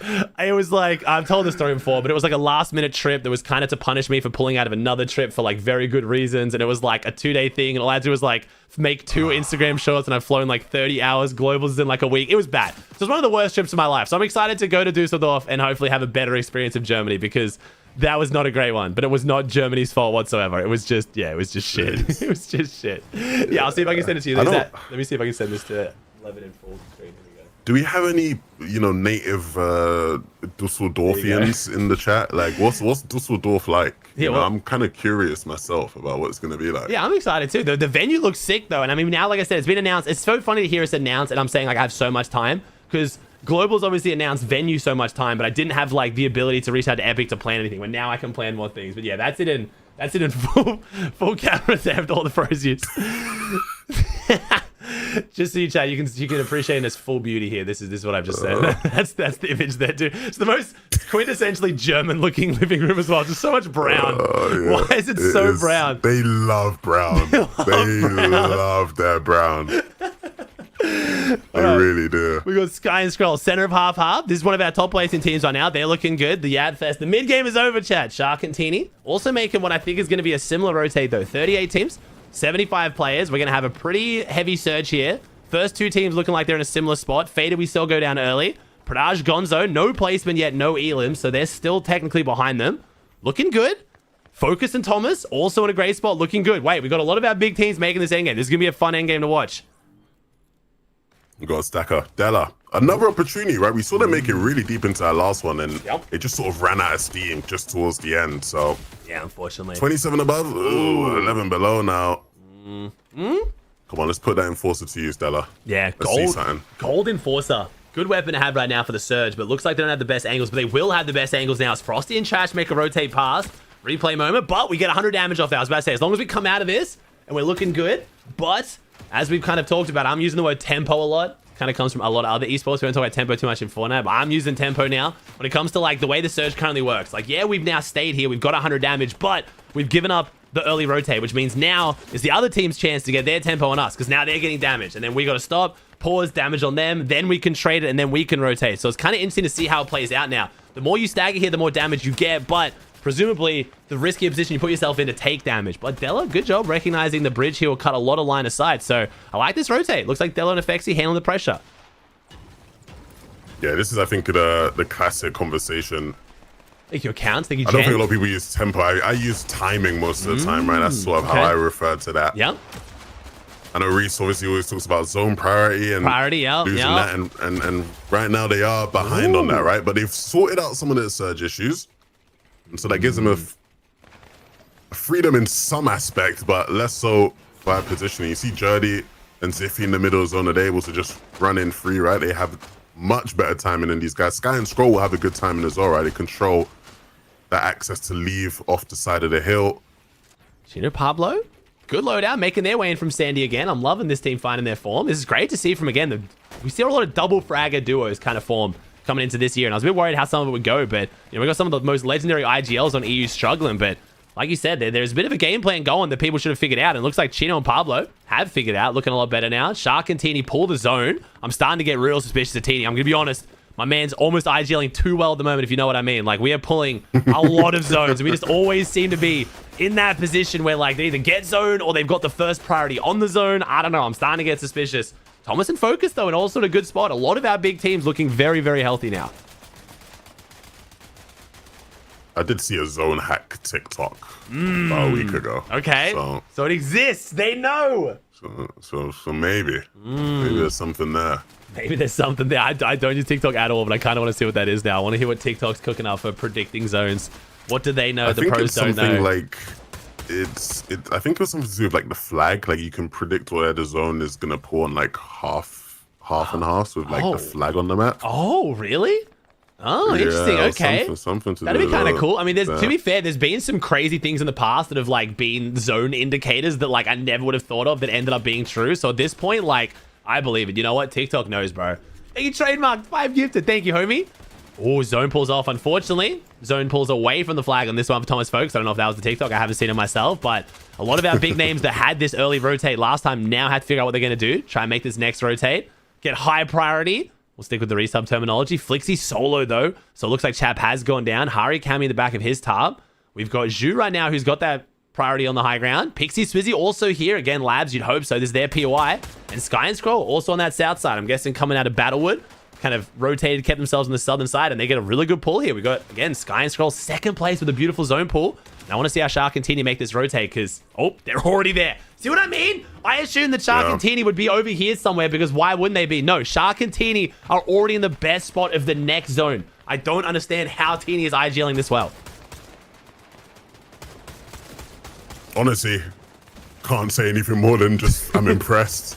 He's so good. It's so consistent. Yeah, it's been so consistently like this over the past couple of weeks. So you got to give him credit. Oh, Flixie. Flying solo straight into two very, very good guns here. Shark got the Enforcer, Teeny got the AI. I mean, it doesn't even matter what rarity they have. If you're flying solo into Shark and Teeny on what looks like about a total 100 health, it's probably only going to go one way. As Teeny's just playing flawless. That's how I described it a couple weeks ago. His IGLing is just flawless. Focus on Thomas. They were looking good not too long ago, and they're definitely still in this game. Oh, Seti might be on the receiving end of a pre-edit here. They're eyeing him up, and they just heard Apple go down, so they want to look for it. Ooh, okay. Yeah. Like to play from nice Focus. Yeah, goes up the ramp, kind of swings off the left hand, catches them off guard. But then again, I like Focus's readiness to just give it up. Like, it was a bit of a weak tag, wasn't too much damage. Needs more though, 27 above. I just looked at their surge. They pull the front side zone, which should give them a bit of priority to try and get some shots here off on people. But they're on that low ground, so there's not really gonna be people flying over the top. Is Thomas though? Thomas might still be getting active back there. No, never mind. Gives it up, and Thomas and Focus have to look to rotate. So only 74 above, and 7 players still have to go down. Where do they go, though, is the question. Right on top of the main building of Lethal. And it'll give them time to heal up, look for more opportunities to keep themselves just ticking above the surge, and Focus will get them over the line. Oh, nice little shot there, looks like, yeah. Swizzy and Pixie looking for height.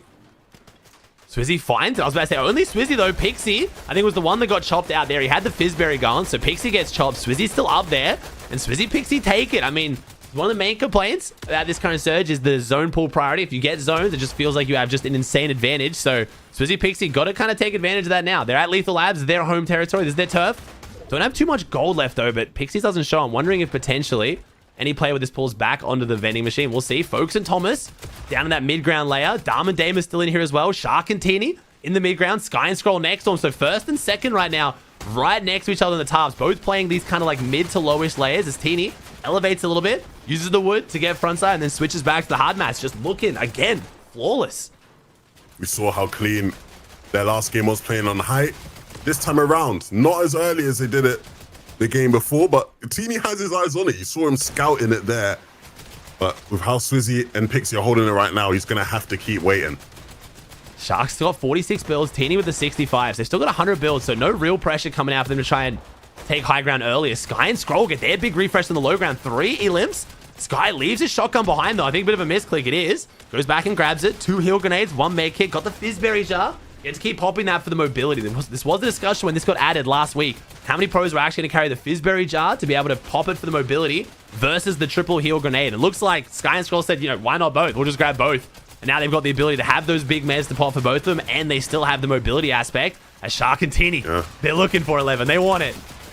The time has come. Swizzy and Pixie yesterday in Reload were playing height every single game they could, and they struggled to hold on to it when teams tried to take it from them in the later moving zones. We'll see if that is the same weakness they have here in BR. They do hold off from Shark and Teeny momentarily, and we'll see if there's any more threats to their height. It looks like for the meantime, they're going to be able to continue to hold it. Pressure coming through. Pixie forcibly moving down, and he's going to start moving closer towards Thomas and Focus, right? They want those guys way out of the problem. They see them in Storm. He's looking for it. Thomas will go down. It's Focus getting in too on a Pablo Chino. It's all the big teams colliding. Focus, Thomas, Pablo Chino. I mean, you talked about it there. Swizzy, Pixie applying the pressure, and honestly, it's from that spray kind of forced Focus and Thomas to get aggressive, and then did the job for him. Took down one of the other biggest threats in the lobby for them. Hari Kami, though, on the low ground. Can never count him out. 4 elims apiece right now. We're focusing so much on the high ground, and Hari and Kami get a shot at Teeny. Shark is solo somewhere in this lobby. I feel like I think we had Velo come around the corner there. Low ground right now. Everyone is just shambles, kind of colliding, crashing into each other. Kami got 22 builds. Finally has a bit of mass to try to create some space, but no one's giving him the time to do so. Hari and Kami are scrambling, and I think we still have Shark somewhere in his solo as Focus holding on as well. And I think Pixie and Swizzy will be loving watching this from the high ground right now. Pandemonium on the low ground. Yeah, this is exactly what they wanted. Kami and Hari look like they were able to find a moment of solace, so eventually Focus is going to start running into them, but not before he gets 2, and he's looking for more. Focus is crazy right now, hitting the bangs when needed, and he might be looking for Pixie. Will Pixie give it to him? No, he drops down to low, and he's going to get snuffed out, but the damage has been done. The 2v2 now to win the game. Swizzy, Pixie, Hari versus Kami. Ooh.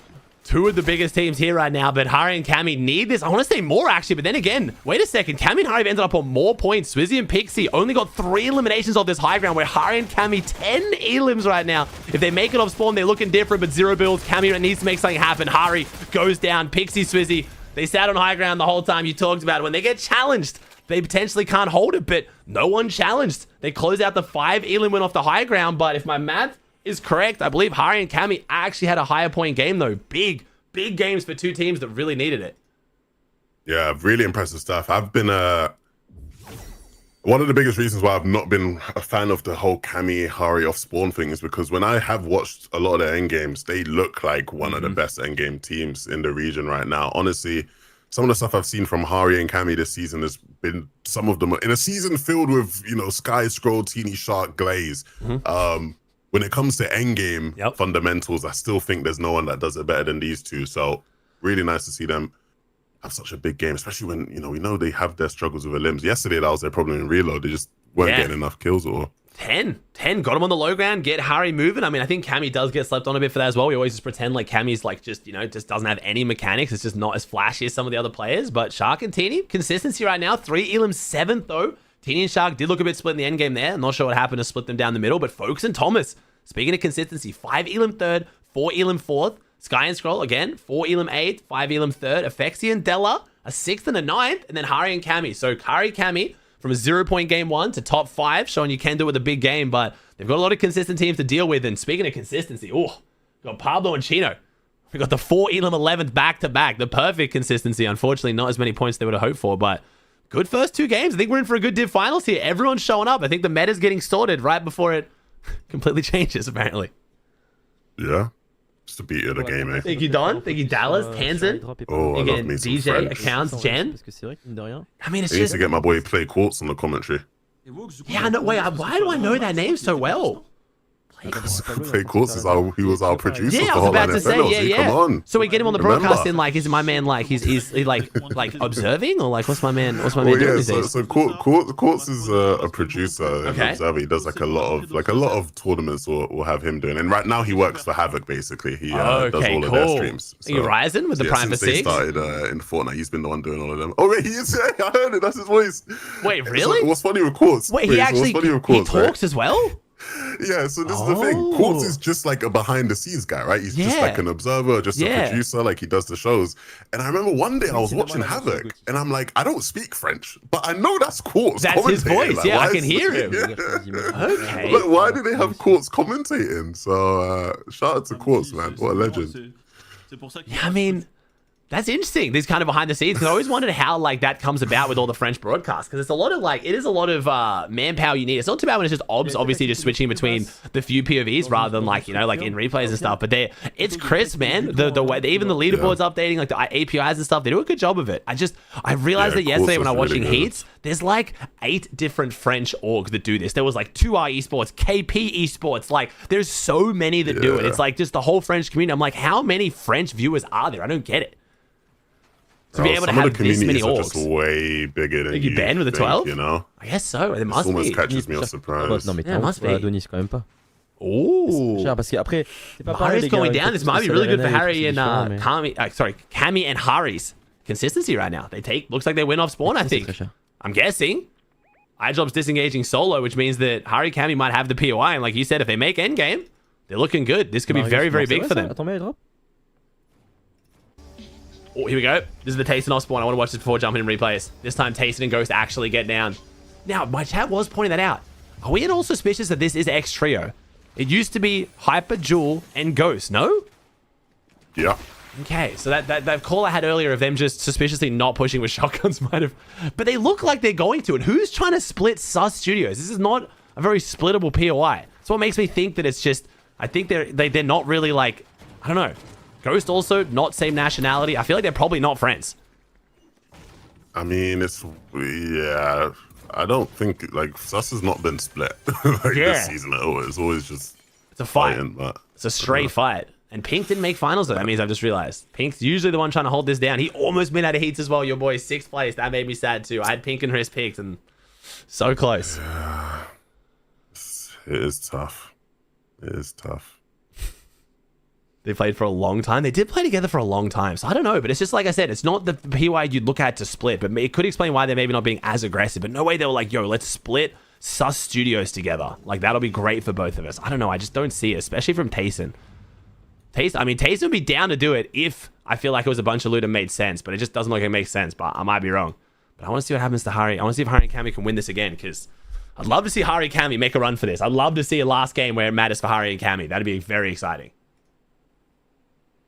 Yeah, I feel like these two are the team that, again, when you look at like how the meta is played, it makes sense that they'd get it and makes sense they'd be good at. Mm-hmm.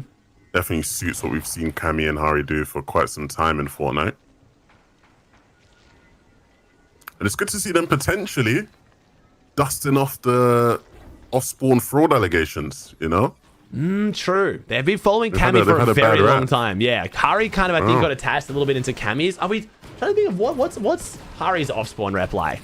I guess it's just being attached to him and Cammy. Giras. Well, him and Giras, I think, had a yeah. couple bad off spawns. Okay. Against people. Now you mentioned that, actually, you're right. Because I was even trying to remember who Hari played with before Cammy. Hari kind of just became like a character I was only aware of once he started playing with Cammy. So you're right. Yeah, it was Hari and Giras. But I don't remember which times they did well and which times they didn't. What's up, Yerg? Ooh. I don't know who's going to win this one. I know we see them go down. We got gold pump. We got gold dualies here for Cammy. We got the pump for Hari. Got the flex SMG. We know Marius goes down, and Marius gets beamed by Cammy as I'm checking the loot. So Cammy, I'm guessing with the green enforcer maybe, just kind of gets that big damage on Marius, and now iDrop does have to run. So I thought maybe a third party might be the one to open this one up, but Hari and Cammy definitely beating the off-spawn fraud allegations right now. Ooh, the rematch with Vico and Malabuka. Oh, true. Yep. Let me go back. I'll go back and replay to check that one out. Wait a second. Vico Malabuka. Wonder why this fight's happening so much with Shaywaz. I guess they're just trying to take some of their loot, and Vico Malabuka just don't want to give it up. They don't usually have a team here, I don't think. I think Shaywaz decided he just wanted to try and be Peterbot, you know? So, yeah, you know, I'm going to switch mid-tourney. Wait. Wait a second. Wait. I got to watch that back again. I assume that was Malabuka behind Vico. That was the teammate. What has happened here? I got to see this from Shaywaz's POV, I think it was, right? He had the opportunity to fully take down Vico there. Oh, no, 172? Oh, and then misses every enforcer shot. I was wondering how Vico didn't go down there. Okay, he hit the max pump, but then, yeah, not the best showing. We got to play way better than that if we're going to go toe-to-toe with Vico and Malabuka. Well, it's 1-1. It's 1-1, true. It is 1-1. You're right. It's 1-1. It is 1-1. I'll say that. That's a good point. Say that. Sharkantini, chilling. No one's going to go near Wonky Land as well. Did you see the Shark Aura tweet about reload finals? My man, he's loving it right now. He's got the reputation to back it up. Anyone who drops dirty isn't going to Saudi, and I believe it though. I do believe it. I mean, he claimed it, but honestly, I don't think that's an empty threat. I think Teeny is feeling the same. Yeah, I feel bad for anyone landing around there. You Spenny with the team of 8. I was looking at like Akira, and Yep. like they look really good, right? You know, they're landing where it's like a Midro, landing have infinite loot, you know, a lot of space to work with, but you worried for him? Just next to Teeny and Shark, you know? You're just next to a bored Teeny and Shark who have not much to lose and just going to be running about doing whatever they want, so. I see. Okay, so based on the drop map right now, I actually have Akira potentially getting a land spot, but I do think the drop map's going to change. There's some really good teams conned, and then some not as good teams unconned, and we'll see how that lives up. EU's a little bit weird with that sometimes, though. There's not as much respect, I feel like, for what many of us would consider the tier 1 teams on EU versus NA as Akira. Good damage on the Sky and Scroll. Rax is here. Wait a second. Sky and Scroll getting fully fought right now. Rax jumping in. The mechanics of Rax. Sky mantles through the window, gets dropped down a box, which I think is what saved him right now. If there wasn't a gap there and he got held up on a floor, that could have been really bad. But Sky and Scroll have to be on the back foot as Akira and Rax are taking the fight straight to them. 124 points. So what was that for Akira and Rax? Not a lot, I'm pretty sure. 124 versus 22. This means a lot more for one of our teams, but looks like they're the ones on the back foot right now. They've done well to weather the storm here a bit, right? For a moment, it looked like they were really pressed with their back against the wall, but create some space, create some separation. And so the game isn't over. A bit of a hurdle, but not one that they can't overcome. It's going to make their surge a bit interesting. Sky and Scroll they're usually like a really chill Battlewood, kind of getting their surge, progressing their game nice and slow. And then this is a bit more of a breakdown here. We had, I think Zangi and Velo actually potentially helped Sky and Scroll there. I think Rax and Akira would have just kept keying until one of them dies, but the pressure from Zangi, I'm guessing, enough to push them off. But yeah, Sky and Scroll should be able to recover this one. Scroll burned through most of his material. But if I know anything about this team, they'll try and make a position for Surge. Unfortunately, it's the position Velo has right now. Get their Surge, wait till Zone pulls off Battlewood, because it looks like it most likely will. I don't actually know. If Zone pulls off, I think they're going to try and get their Surge and then just do a huge refarm. If Zone pulls to them, then I'm actually interested, because I actually don't know how they're going to play that. That's going to be a bit awkward for them.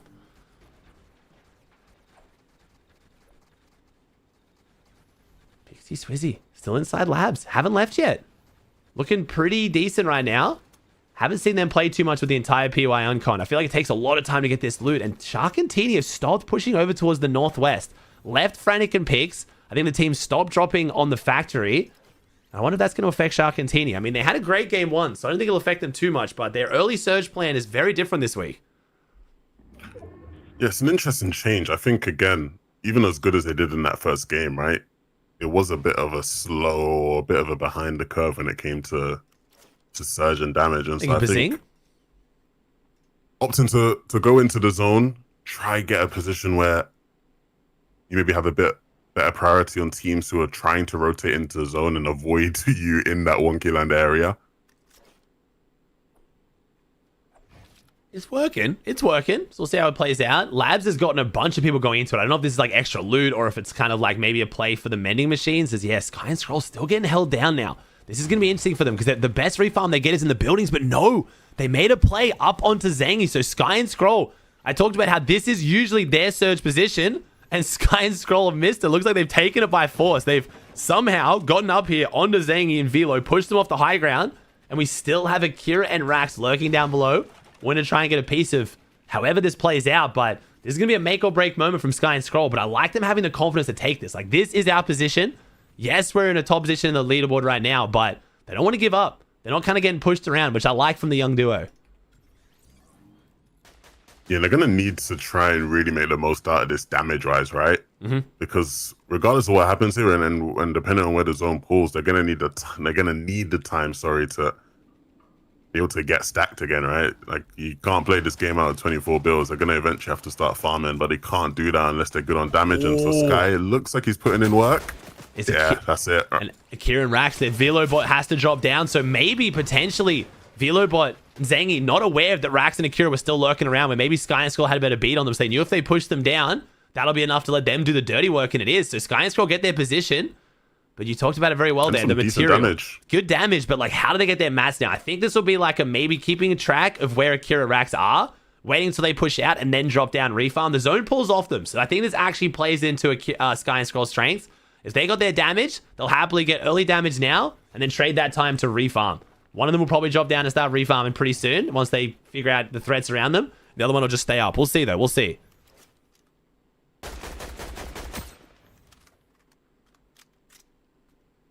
How well do I know this duo? Are they going to drop down? Oh, but still inside Lethal Labs. So many teams. Oh, they're fighting over the mending machine. It was a mending machine fight. Kind of brings, it just like creates these points of interest. I kind of hope the gold and the mending machines honestly stay next season. I hope that stays a feature of the season. I kind of like it. It's the closest we have to mid-game objectives at this point.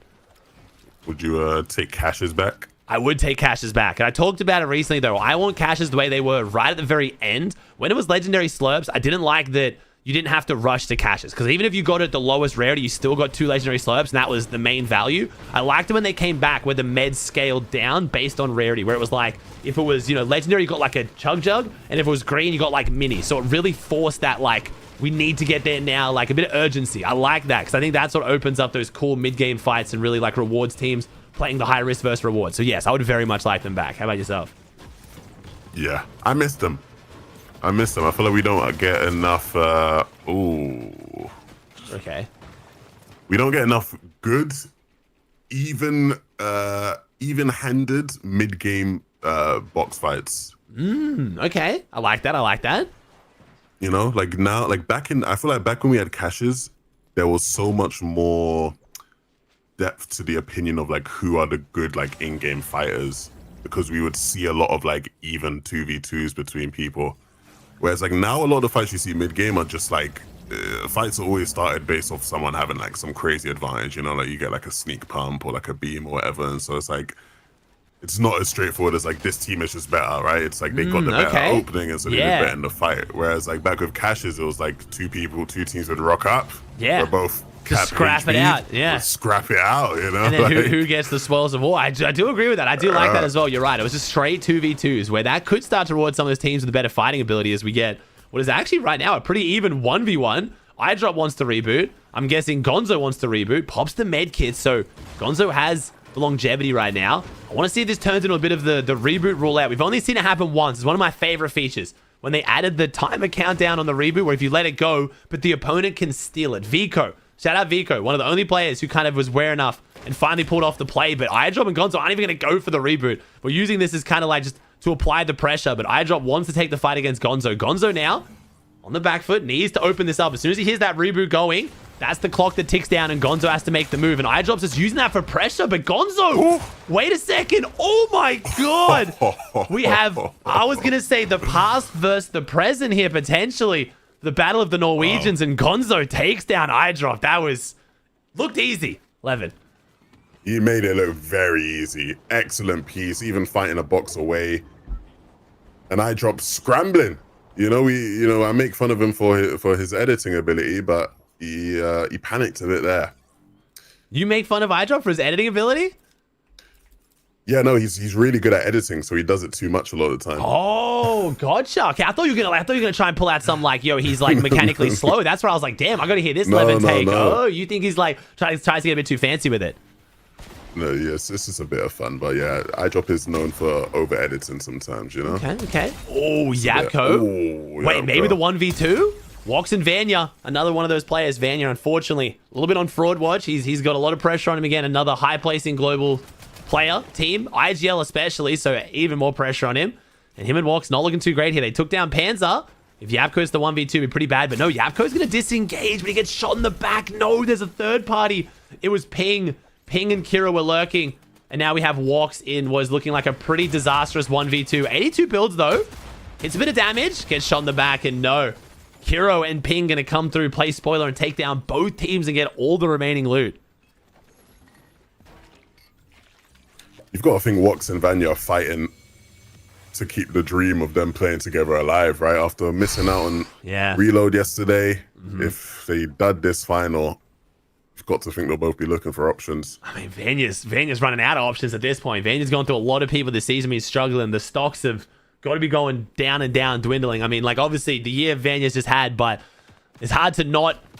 social media does actually dictate, I feel like, the pros' opinion a little bit. I think pros are smart enough not to listen to every Twitter kid, but, like, they listen to other pros. And once, people start throwing accusations of you were only good in surge trading and not actually good at the game, it's being exposed. Like, it's hard not to have that creep in the back of your mind. So Vanya's got to try and get some big placements soon. Like I said, I think a lot of pros may be in the same mindset of me. Start of the new season, give it a couple weeks. If someone's still struggling, like these teams that are struggling right now, Queasy, Vanya, like, I really feel like they got 2 weeks to try to step up and really make a name for themselves, or their team options are going to dwindle. But Queasy's been there before. Cash Cubs versus Grands, right? He has, and he's figured things out when it mattered. I know right now he's not working with any coaches, and so maybe we'll see him sort of get some help in that regard. That can always lead to success, especially when you look at how Globals went for them last year, right? So, yeah, they did all right. They did too bad. Well, they didn't do too bad. Focus and Thomas, 600 above. I had to put Focus and Thomas in the Pred. That's my bad, chat. Did I not have them in the Pred? I must have forgotten. I didn't. My apologies, chat. There's 10 big teams out there. But yeah, I'll switch them out. Sky and Scroll. Did they go for the strat? I thought they did. They did. They got their early surge. Now everyone's going to rotate off. They're going to drop down and get a bit of a refarm. But I feel like they can't refarm in here for too long, though. Because this zone's pulled. This is now what? This is 2 tick right now. But it's going to turn into a 5 tick relatively soon. And they're not really farming too hard in a 5 tick. That's where it starts to get a bit sketchy. Sky's going to hit the rotate. And unfortunately, we're going to have to progress our game with only about 170 builds total. Not too bad. Surge is up a little bit, but this means pressure's going to be on Sky and Scroll to find an early refresh. Their early game has not gone to plan, at least how it normally does. Okay, Scroll. Scroll comes to my chat. Watch us the whole time. The entire endgame, Scroll. You want me to make this a Scroll broadcast? We pop off that hard? Really? Look at the surge. Oh, okay. We just went from 100 above to 200 below. Okay, never mind. I don't think it means the whole end game. I think it means just maybe the rest of their game. For the next 2 minutes. Yeah, wow. What has happened here? Okay, all right. We'll keep an eye on. Let's see if Surge makes sense here. 182 below. It's flying in. Sky doesn't take too much damage. That you guys have gone in pretty well, but let's see how we try to get up 200. Oh, never mind. We have not flown in well. Oh, Scroll's gone. 300. Oh, and we're just... Okay. Yeah. We did watch them the rest of the game. He was right. Just not the game, their game. What an end game. Yeah. You must be loving Akira and Rax right now. Sky and Scroll. That's fun. Tab and Flixie. This was the fear. This was with the fear. Them having a bit more to deal with in Boulevard today. Tab and Flixie get the spoils of war, though. Gold pump. Purple AR. Purple pump. This is the kind of loadout where we need to see Tab and Flixie have a big game. 2 wins last week. We know they can do it, but they got to start stepping up to it here. As Shark and Tini are better on the other side of things. Yep, just chilling right next to zone.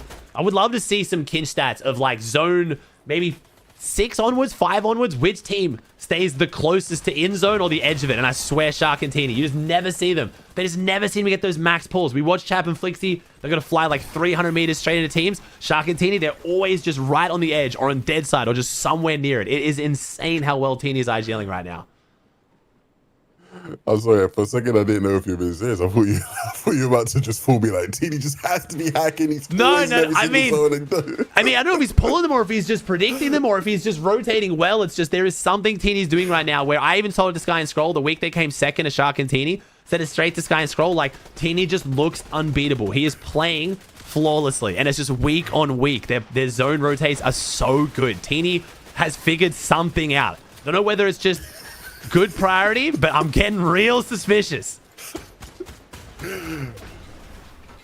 Oh, waiting for the Dexter meme to come through. No, it does. No, I haven't. I don't have the soundboard, but I can't play because I got the alerts off and it's like linked to that. I would have played it. My chat's waiting for it too. I can't be so predictable, chat. I need to break some of this predictability, okay? I can't be just, I can't have my one joke, all right? We got to let it rest for a little bit. Shark and Teeny, though, as I say that, don't pull zone. But let's watch it. Let's see how Teeny handles this. We've got a lot of teams ahead of us. Lethal Labs, another Lethal Labs zone, by the way. 2 back-to-back. We've got pretty much the entire lobby between us and the next zone. What do Shark and Teeny do and how much damage they take here? Because if they take more than 100, they're going below. I think they take like a 40 tag. 140 tag. I like it. Okay. It's a bold prediction, but honestly, I don't think they take much. Okay, let's see. Let's see if they take 140 tag here. Teeny, invest the mats to elevate them, but then they're still both 555. Make it make sense. We've now somehow built a giant top. We just have extra piles of loot sitting around us constantly. Teeny prioritizes getting a bit of damage for rotating. Let's see a 40 tag. Both 100, 100. If one of them goes, oh, there's one. That's 22. And then Shark also takes 40. Oh, just a bit more. You're 20 just off 11. Nah, okay. Professional analyst over here. 20 damage off. Yeah. Falling off, mate. Lock in. But hey, very close. Only 60 damage. But look at the surge. Has somehow gone 400 above. They've gained 300 damage. As far as surge goes on that rotators. Folks and Thomas, though, in a very similar position, also looking fantastic. Yeah, these guys setting up good. Again, another game where we're seeing them get to this point in the game. But it's about delivering on this next part, right? We've seen them try in this position to look for refresh, knock on walls. Ooh, Ping. You gotta be careful there, Ping. It's the carrot on the stick. Hero has to push back now. And he won't be able to keep Ping alive in this one. He's gonna be a solo. Focus and Thomas will reap the reward.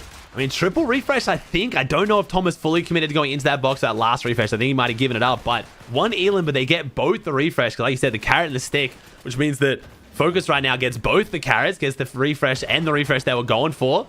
Got to push their way through this one again. Focus and Thomas, though, double gold shotgun. This is scary. This team, they're brawlers. They'll get some big damage going to Shark and Teeny. Don't pull another zone. And Teeny takes a fair bit of damage as he makes the rotate out. Only 59 above now, so they've lost 300-something damage. This surge really confuses me sometimes, but looks like Teeny's got it figured out as they're still above. Only 4 players have to go down. And who is on the early high ground? It doesn't seem to be any of our high point teams. It's going to be a big fight, though. It's Focus. Focus and Thomas go up and take it by force from Swizzy and Pixie. So it wasn't one of our high point teams, but now it is. Swizzy and Pixie losing it. And Focus, Thomas. But have they gone for a little bit too big? 59 and 48 bills. Do you think they can hold 11? I do, but it's going to require some hard work because, again, the team that they fought off, they didn't wipe them out, right? They had to drop down, and so it won't go uncontested, especially now that the metal's running out as well. They're going to start getting teams looking out for them, so they have to, again, continue with this pressure. The enforcers might make that a bit more difficult, but they have tracked Swizzy and Pixie well here. They're going to keep spraying them. But now Swizzy and Pixie look like they want to go back up for it. They've got the loadout for it. The job's not finished. Yeah, it's very much have the loadout for it. It's looking good for them. They've got a lot of low gravity items too. We've got the Fizzberry to tap. We've got the heal grenades. We've got the pistol. We've got the SMG. We've got the close range damage. And yeah, Swizzy and Pixie maybe taking offense to having their high ground taken on their zone. This is their turn. It's Lethal Labs. They played really well last game. They had it. They won. Swizzy going back up for it. Clash of Titans on the high ground. Swizzy ramps up, has that low grab to get on top of them. He does get on top of them. Then Chap and Flixie, they go front side. Chap and Flixie maybe just lurking, biding their time, waiting for the high ground fight. But Thomas and Focus potentially very intelligently give it up. But they burn through what they have. 26 builds total. And now Focus and Thomas, if they want to stay at the top of this leaderboard, they need a big refresh. I respect them giving it up, but now they got to make it work. Intelligent might be generous. They were forced down. They don't have much to work with, and they're gonna need to find more to stay in this game at all, right? Again, a duo on this layer, and so Focus rightfully looking to try get off of it. They go up, then choose to go down. He finds some space, but not for long. There is a team right in front of them. Lixium has to wake up. He's sniffing walls. Lixium is going to give them what they need. Oh, is he really? He baits them into another team. And so Focus now, once again, hitting the bangs. The gold pump is enough to keep him in it. But he once again has to solo clutch Aussie. I mean, he's just too good. Focus is too crazy right now. Thomas, again, I want to say gave him a chance. Focus had a better last year than Thomas, but people still questioning when someone of Thomas's prestige play with Focus. Relative question mark in the competitive scene. Maybe just had a good year. Is he actually that good? Focus living up to expectations, but he has a lot ahead of him right now. 13 teams, 178 points. He's right up there. Shark and Teeny on the high ground now as well. I noticed that was Swizzy and Pixie. They're pushing back down on Focus. It's Flixie back up. Chap and Flixie still on this high ground, still trying to fight for it. And Teeny is going to pick up the last one there. Shark and Teeny, 4 elims take the high ground. This finals is just a who's who. Every time we watch a fight, it's the biggest names in EU going at it. As Shark, bit of a maybe brain explosion there. Unfortunately, we've watched Higgs test that. If you throw down the low grab grenade and land in it, it does not work. It is not like a bush. You will still die. Shark goes down. Teeny goes down. They took high ground, but at what cost? And now Focus as a solo is our highest point team, and he's got eyes on Swizzy, and he finds him. Another who's who of EU, and Focus somehow comes out of it on top. Focus is insane. No matter what team, what player you put in front of him right now, he's making quick work of it. He's running low on bills though, and so again, just biding his time. You see him crouch. He's looking for that opportunity, that one player who's going to give him the easy shots, and it's going to come, and he will deliver. Pixovsky back to the lobby, and he's looking for more. Focus and Thomas. I mean, I should just say Focus right now. My man is doing everything. The gold pump, we talked about it earlier, got in his hands. Pablo, another player in his sight right now. No one's been able to stop him, but surely Pablo and Chino, one of the best fighting teams on the region. Gabix is going to maybe give a bit of an assist there. Focus can miss. He misses, but he hits the shot that matters. Gets the siphon onto Chino. It's a 2v1. Surely he's met his match. Cringe and Volko, they have the high ground advantage, positional advantage. Focus has nothing going for him. If he wins this, it would be legendary. But a 7 elim, second place. Focus clutching hard. And as Cringe and Volko take that 8 elim win. But man, Focus, he might just be the truth. He might just be him. What a game. I mean, great game. He's hitting all the bangs he needs today. Yeah. Like every big shot he has to hit, he's delivering on it. It's brilliant. 220 points. Shark and Titty holding on though. We got a good tourney on our hands. But yeah, second. I'm sorry, chat. I didn't have him on the pred. I'm trying to figure out who that actually is for the prediction then so I can switch it out. Oh, spoiled Prism Casper there. My apologies. Who is it, chat? Who is the highest prediction there? Focus Thomas. Chino Pablo. Okay, Chino Pablo. Sweet. All right, I'm going to put him. Well, I'll get him on there. Sorry. The Focus fans. I mean, you don't want to mess with the Focus fans. Have you experienced the passion that is the Focus fans? For the first time in my career today, yes. Okay, I was about to say, if you have to... actually today. It's, yeah, they are, they're passionate. They're very passionate. It's, yeah, they love him. It's good, though. I like to see it. Honestly, I love seeing how passionate they are for him. But it was, Globals was an overwhelming time. Because I tried to get him in some 1v1s, and he was down to fight anyone, and I was getting him in a bunch. But then, like, I had, like, basically him 1v1, maybe, like, 7 people in a row. I was like, all right, guys, we're gonna get someone else. And it was just Focus, Focus, where's Focus? Like, they were just panicking the second Focus wasn't involved. It was crazy. Yeah, I saw a lot of that. Cringe, Chino, and now Swizzy. Ah, I think I know why you might have experienced it today. Yeah, okay, we got Shaco's, Sky, Cringe, Dom, and Effexy. Top 10? Looking pretty stacked, but that top 5. I mean, Cringe and Volko. Someone asked me today, who do I think the most underrated team right now is on EU? And I did say a few teams, though, which I won't claim all of, but Cringe and Volko, they're flying under the radar right now. Okay. Thomas and Focus, I mean, shout. they're uncontested. These zones have been okay for them. Back-to-back lethal labs, I guess, has been kind of helpful, but I don't think the zones have been that favorable. I think Focus and Thomas is playing really well right now. Oh oui, 89 Spoiled? Did I spoil? Dommage. Oh, 1 second. Well, Levin can watch this. The Frenchies, Pour he l'instant, loves c'est French. bien. I'm grabbing my breakfast real quick. Allez, parfait, on a directement une arme. 20 blanc, pardon. Oh wait, Chad, did he leave me alone? Oh, I'm nervous. Non, I'm nervous, Chad. Marius qui... Ah oui, on a vu, c'est bon, on a revenge. Oh. Non, il sait qu'on a peu de maths, il le sait, hein. Il va jouer là-dessus. It's all on eye drop Sur le chat. kill, le problème c'est qu'il fait des He roulades. gets the finish. He gets the siphon. He's gonna get a res. Oh my gosh, he might get a Marius res. rentre dans le mat. Rentre. Ok. Il est tellement pixel dans tous ses mouvements, il drop. What, il Oh, a un- Hari's Regarde, chasing. ton écran, il Hari's tremble. chasing. He's not letting it happen. Ah bon? Ouais, regarde, son écran est tremblé. Ah, il a éliminé. Ah, faut recharger là. Faut recharger le pompe. Et ça va être du 1v1. Heureusement, c'est qu'il y a une bonne com. Je pense que Marius l'a mis très très low. Il a call direct. Hydrop a fait confiance. Il a mis la balle d'air. Il fallait pour le tuer. Yeah, that's my favorite saying. Ok, Pixie. That's my favorite Oh, saying. Pixie qui se fait Over contact. to Lethal. Lethal. Not Oh, ça, Lethal. c'était pas prévu ça. Alors ça c'était vraiment pas Pixie, prévu, Pixie. ils vont se faire Oh, claps. Ils vont Pixie. juste donner 4 points gratuits à Pixie. Merci Ah ouais, les mais gars, ça, merci pour les Pixie travaux. aim right Mais there. c'est qui? Qu'est-ce qu'il fait? 25 blancs. Il est con quoi lui? Mais Voilà, Oh, le I love fait that. c'est qui? trop nul. Akira. Ouais, je sais pas pourquoi. Akira et Rax. What Et is? pourquoi ils viennent donner 8 points à Pixie comme ça les gars? What's? Ah, je sais pas. Après, going je on pense over que c'est here? pas maths ou quoi, mais. Ouais, en vrai, So I c'est- guess ça- Akira ça decided passe mal à leur Boulevards. Et du coup ils se sont dit just, vas-y. they on va weren't tenter. interested anymore. Peut-être pas les meilleurs. Him. I've just come back. I've seen Swizzy and Pixie kill Rax. That's good for Sky and Scroll at least. Bah, surtout que Pixie, Very ils good sont- for ils Sky and sont Scroll, préparés yeah. à- Kind of gives me the vibes of a team that's Comme leur poche, gros. given up though. I'm not gonna lie. Like Raxton, you know, there's kind of like a last minute forming. Like, is this just kind of like a yo, we're not gonna play together again? Who gives a shit kind of thing? I don't know. That's the vibes I'm getting a little bit. Maybe I'm I've looking been into it too struggling deep. to keep track of Yeah. Rax and who he's playing with. Like It's- right now, what? So it's He's not playing with Akira after this, right? I mean, we don't really know. I guess not. But then also, Akira Kurama apparently are taking a break. They're not split. They're just taking a break, and then they're popping off in EWC. So like, does that pick up the vibes in BR? Like, it's hard to figure out what's going on with Akira and Kurama. I've said I don't think breaks are a good idea. I always liken it to relationships.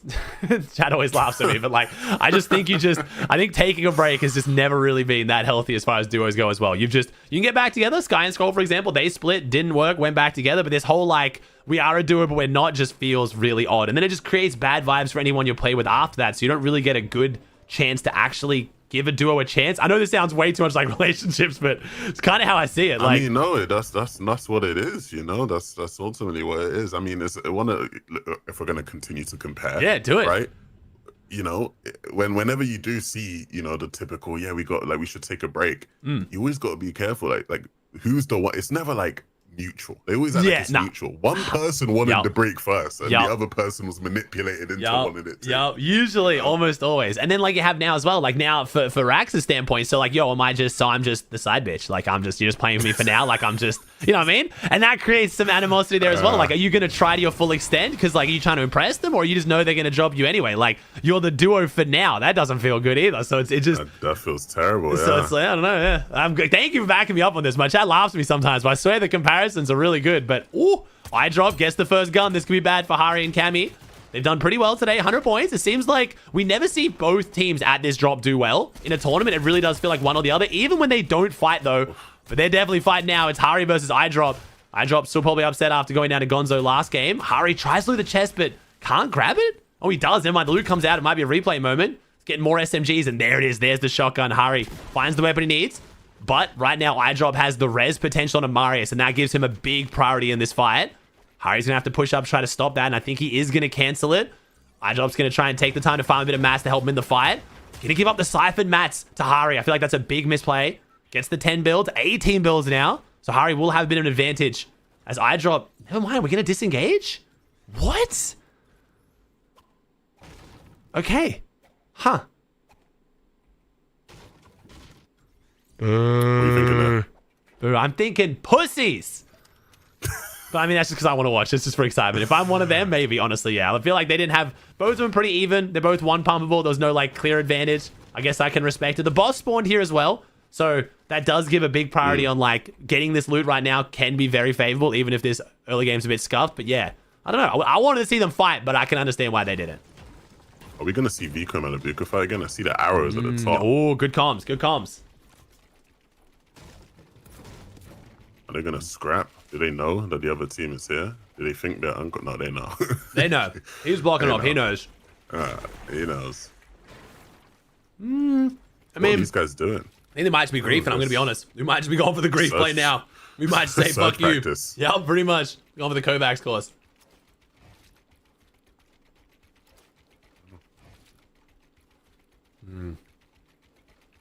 I'm munching my This is breakfast how you want right to now. start game 4. This is. Oh, what you got for breakfast? We have.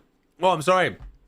My Ramadan homie, sorry. It's actually not that nice. I do protein oats every morning, bro. That's my go-to. My chat knows it. One of the few consistencies in my life. I'm on the... We got lands this year, bro. I'm being on the gym grind.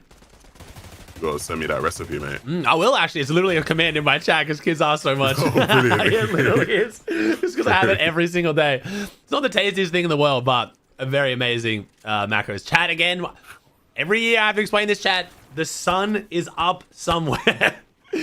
I know it might be. True. I might be after, if not for you, but not for everyone, okay?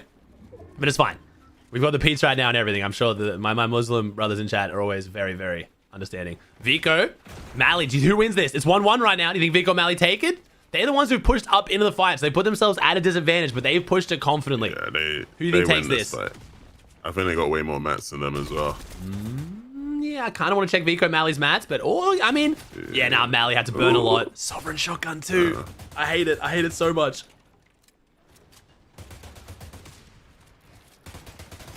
Vico, are you the same animal or a different beast? Ooh. Vanya goes down to, and Walks goes down. Vanya Walks. It's over. It's over. That team's splitting. Yeah. This is the last dance right now. We got a few more games of Walks and Vanya chat, and then it's done for sure. But Vico, holding him down right now. The Fizzberry movement, getting him above. Not using too many mats, which is nice. Vico saving what mats he has, but loses track of Shay was on the same layers. But Malabuka gets hit hard. I feel like Malabuka right now, not the usual Malabuka we've seen in these fights. I feel like Malabuka is the one kind of getting caught off right now. I'd have to watch it back from his POV, but Vico, I feel like, has been playing these fights pretty well, but Mally just gets doubled, I guess. I don't know. I'm not gonna comment. Okay, I see you. All right, fine. I just feel like I don't know. I feel like we're just losing recipes in the EU, man. Why am I seeing my lobby bosses just losing these twos, man? Like, what's happening? I mean, I always do think it's My because lobby bosses not my lobby bosses anymore. Am I just deluded? maybe. I mean, Should I just let go?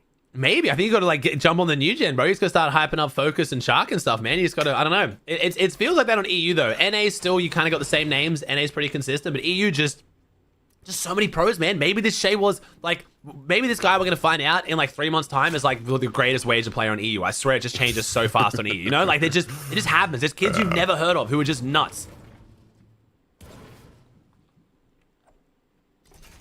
Yeah, that is the trend in EU. Deemish and Dom down. Damn. What on earth has happened there? Let's see what's happened here. What's happened to Demus and Dom? Oh, Asa and Podosai. Now this is a fight that I questioned the Eval Cup. Podosai's got a history of pushing interesting fights. Would you agree? Yes. Like, we were talking about the other day in the Eval Cup. Like, they have so much loot. I mean, right now, like, look at the loadout we have. Like, we're moving. Asa. Getting PC. Damon's just definitely got shit on. Like, I respect the aggression, but it just... There's a point where I respect the aggression, and then I start to question why it's just always Podosai pushing fights that I feel like just aren't worth the risk. It's worked here, but is it going to work next time? Maybe. The time after that? Yeah, Probably but you not. have to It's just- remember, you got to factor in, Aussie. These are his ops. This is Podosai and Dom and Deemish we're talking about. Like, these are the ops. Like, we got a long The history is there. of the French, hatred, the French you know? versus Polish. Was this actually? It was Dom and Damus that Hari, because that was before we really knew who Dom and Damus were. So it's not just the Polish versus French. It's actually Dom Damus versus Podosai. You're right.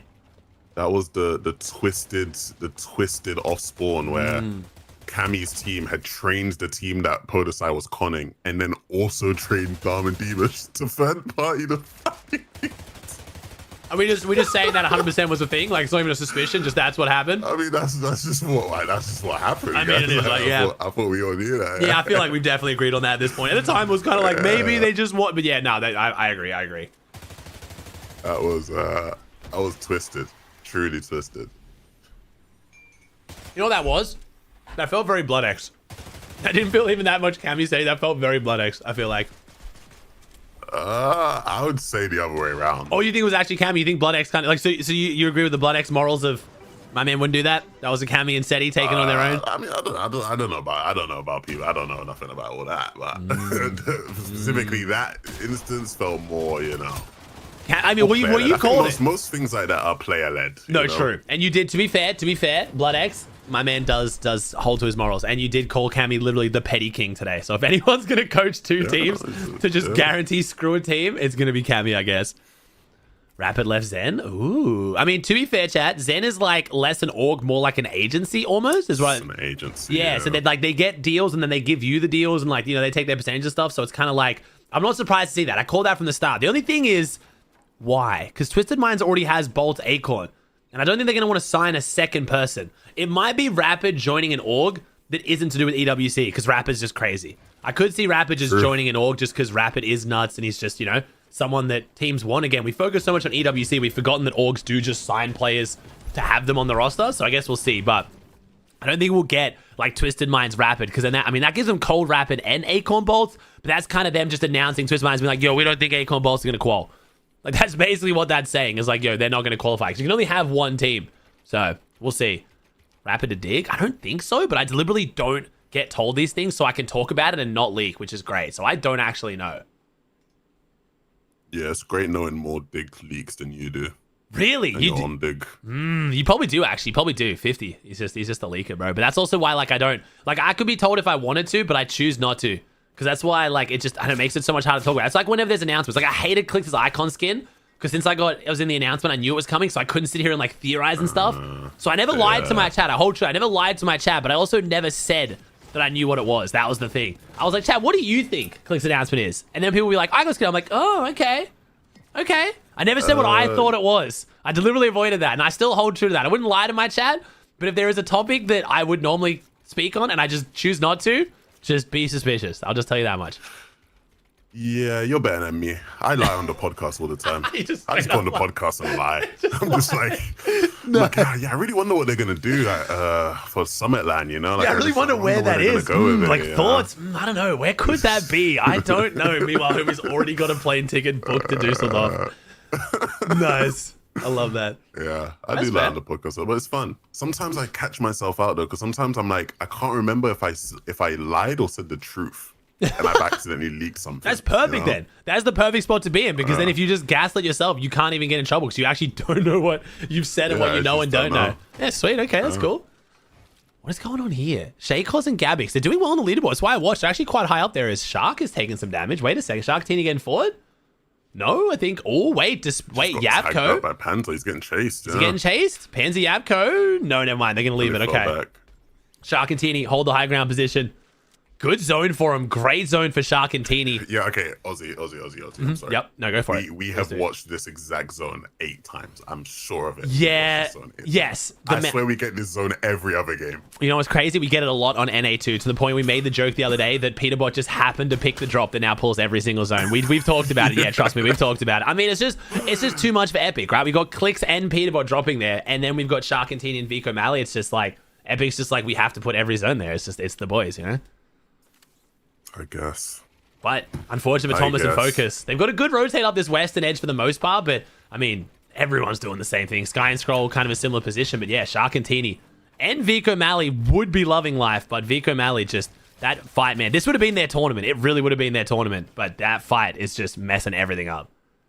Yeah, it's a rough one. Vico, can he get him? Is Malley up? No, he's not up. I thought for a second maybe it's replay, but... No, I think he didn't get the card, and I think he just hasn't been able to maybe get the gold to buy him. I imagine would have been the plan, I guess. The good thing is, though, Vico did most of the damage in that fight, and then Malabuka took a bunch, so the reboot will, I think, actually get them more surge. I think because it'll reset Malabuka back to 0, and I think they should be positive based on how much damage it looked like Vico did versus Took, but if he doesn't get him up, then that surge is going to chase him, which is a bit rough. If Malabuka stays down right now, I think that will push Vico into the negative, so we'll see, but maybe... It's not going to matter because I think he's coming in here like he's safe. He's going to build on the reboot. He's smart enough for that, but he doesn't see what we see. Oh, no. I mean... I feel like I'm watching a nature documentary, watching the poor bunny get... That's the worst. They tell you the story, they're like, and this is its mother. It has loved it since the day it was born. And then all of a sudden you just know it's like some fucking lion. It's just going to eat the shit out of it. You just have to watch it happen. It's so sad, man. No. Vico is the poor bunny, bro. But I mean, hey, this bunny's got teeth. Let's see. Vico might be able to win this 1v2. He's at least fought them off. He's got the med kits. The hero grenade's down. Vico's putting up a fight. I would say, I wonder if we played that right. We did take the wall. Anyone with a slower reaction time might have got caught out there. But Vico, he's got the youth on his side. 21 builds. 187. If anyone can 1v2 this, I feel like it's Vico. But, oh, they step on the ramp. That was his chance. But no, he whiffs the edit. Doesn't realize he left it pre-edited before. Going through the ramps like that is a bit of a nightmare. 100 tag, though. Shakos might go down to zone now. But so will Vico. The pressure was on. And Vico goes down. The rabbit gets eaten. Damn. I'm so sad. The rabbit gets eaten. You didn't have to add that bit in. I mean, it is though. You summed it up perfectly. We're just watching it. Like, you just watch it happen, and you know there's nothing you can do about it. Bro, I've turned off documentaries because I'm just sitting there depressed as shit. Like, it's just miserable. Yeah. Dude, that one from David Attenborough where it was like they every single animal, like, this is the beautiful, you know, Norwegian ridgeback bear. You love it, and then it's fucking dying because of you, you piece of shit. You left the lights on. You're fucking killing. I was like, whoa. Like, documentaries is my chill time, man. I want to kind of relax a bit. I know the world sucks, but like, you don't have to tell me. Like, fucking hell. Yeah, that was always quite rough. The Annabelle, the 29. All right, Thomas, focus those. Thomas will focus. Zone pull south. How many big end game pumps are we getting from focus? Over or under 3 this game? I'm thinking 3, but I'm confident right now. I think I'm going to click on focus, and he's going to have either a gold pump or a mythic pump because he's had the better pump every game. So even though Thomas has gold, I think focus has got mythic or gold. Let's see. Boom! Focus gets the best shotgun. Like, I know you know how crazy that is. That we have someone of Thomas's, you know, pedigree. What he's known for is his aim, as well as being one of the best fraggers in the history of Fortnite. And he's giving Focus the better shotgun every game. To me, that is just insane, but such a good showing of respect and sign of how good Focus truly is. His teammate, who would know him best, trusts him with a mythic shotgun over himself. When do you think Thomas has ever thought, yo, my teammate has better aim than me? Ever? Never. That's what I mean. It's crazy. Never. Focus is him. But look, Focus is primed right now, you know, so you got to give him the shotgun. He is. You have to. Now, if there's a mythic AR, maybe I think about it a bit more, you know? Yeah, that is true. That is true. It is Thomas's aim is still, it's been very much like the AR aim, the sniper aim. Shotgun's still there, but that is a good point. As Teeny, again, we're talking about the reverse here, though. Teeny's playing with what many people think is the best fighter in the game right now. Young, up and coming. He's primed up. He's moving. Teeny said, nah, fuck all that. I'm the GOAT. Give me the gold shotgun. That is my shotgun. I am going to be carrying this game as Teeny. 240 above. Beautiful rotate off the mountain again, making it look easy.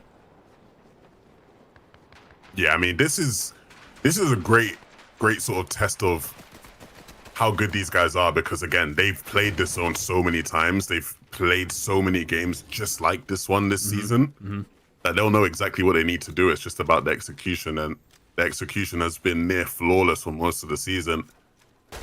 I want to see them back up on height though, right? Last game they went up on height. They were quite low on materials, right? They sort of fought for it and wasted everything they had. They had to drop down and died, but this game I want to see them go back up strong, play for it early.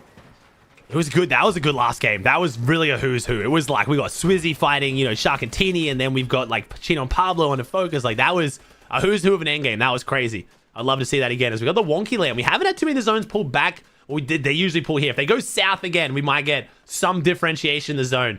But right now, wonky land's the place to be. Sky and Scroll in a good spot too, though. Sky and Scroll. It looks like now with Rax leaving, no surprise there. That's let their early game just progress how it normally does. Flixie Chab, Teeny Shark.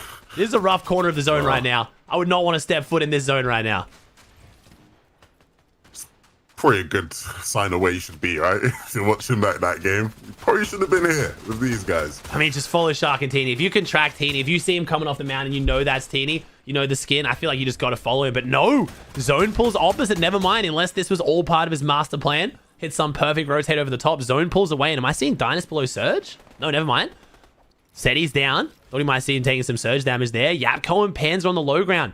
Our you know, winners of last week. I don't even know which week that was. I was going to say the week and I've forgotten. Winners of last weekend, 48 points. Things have not gone their way today.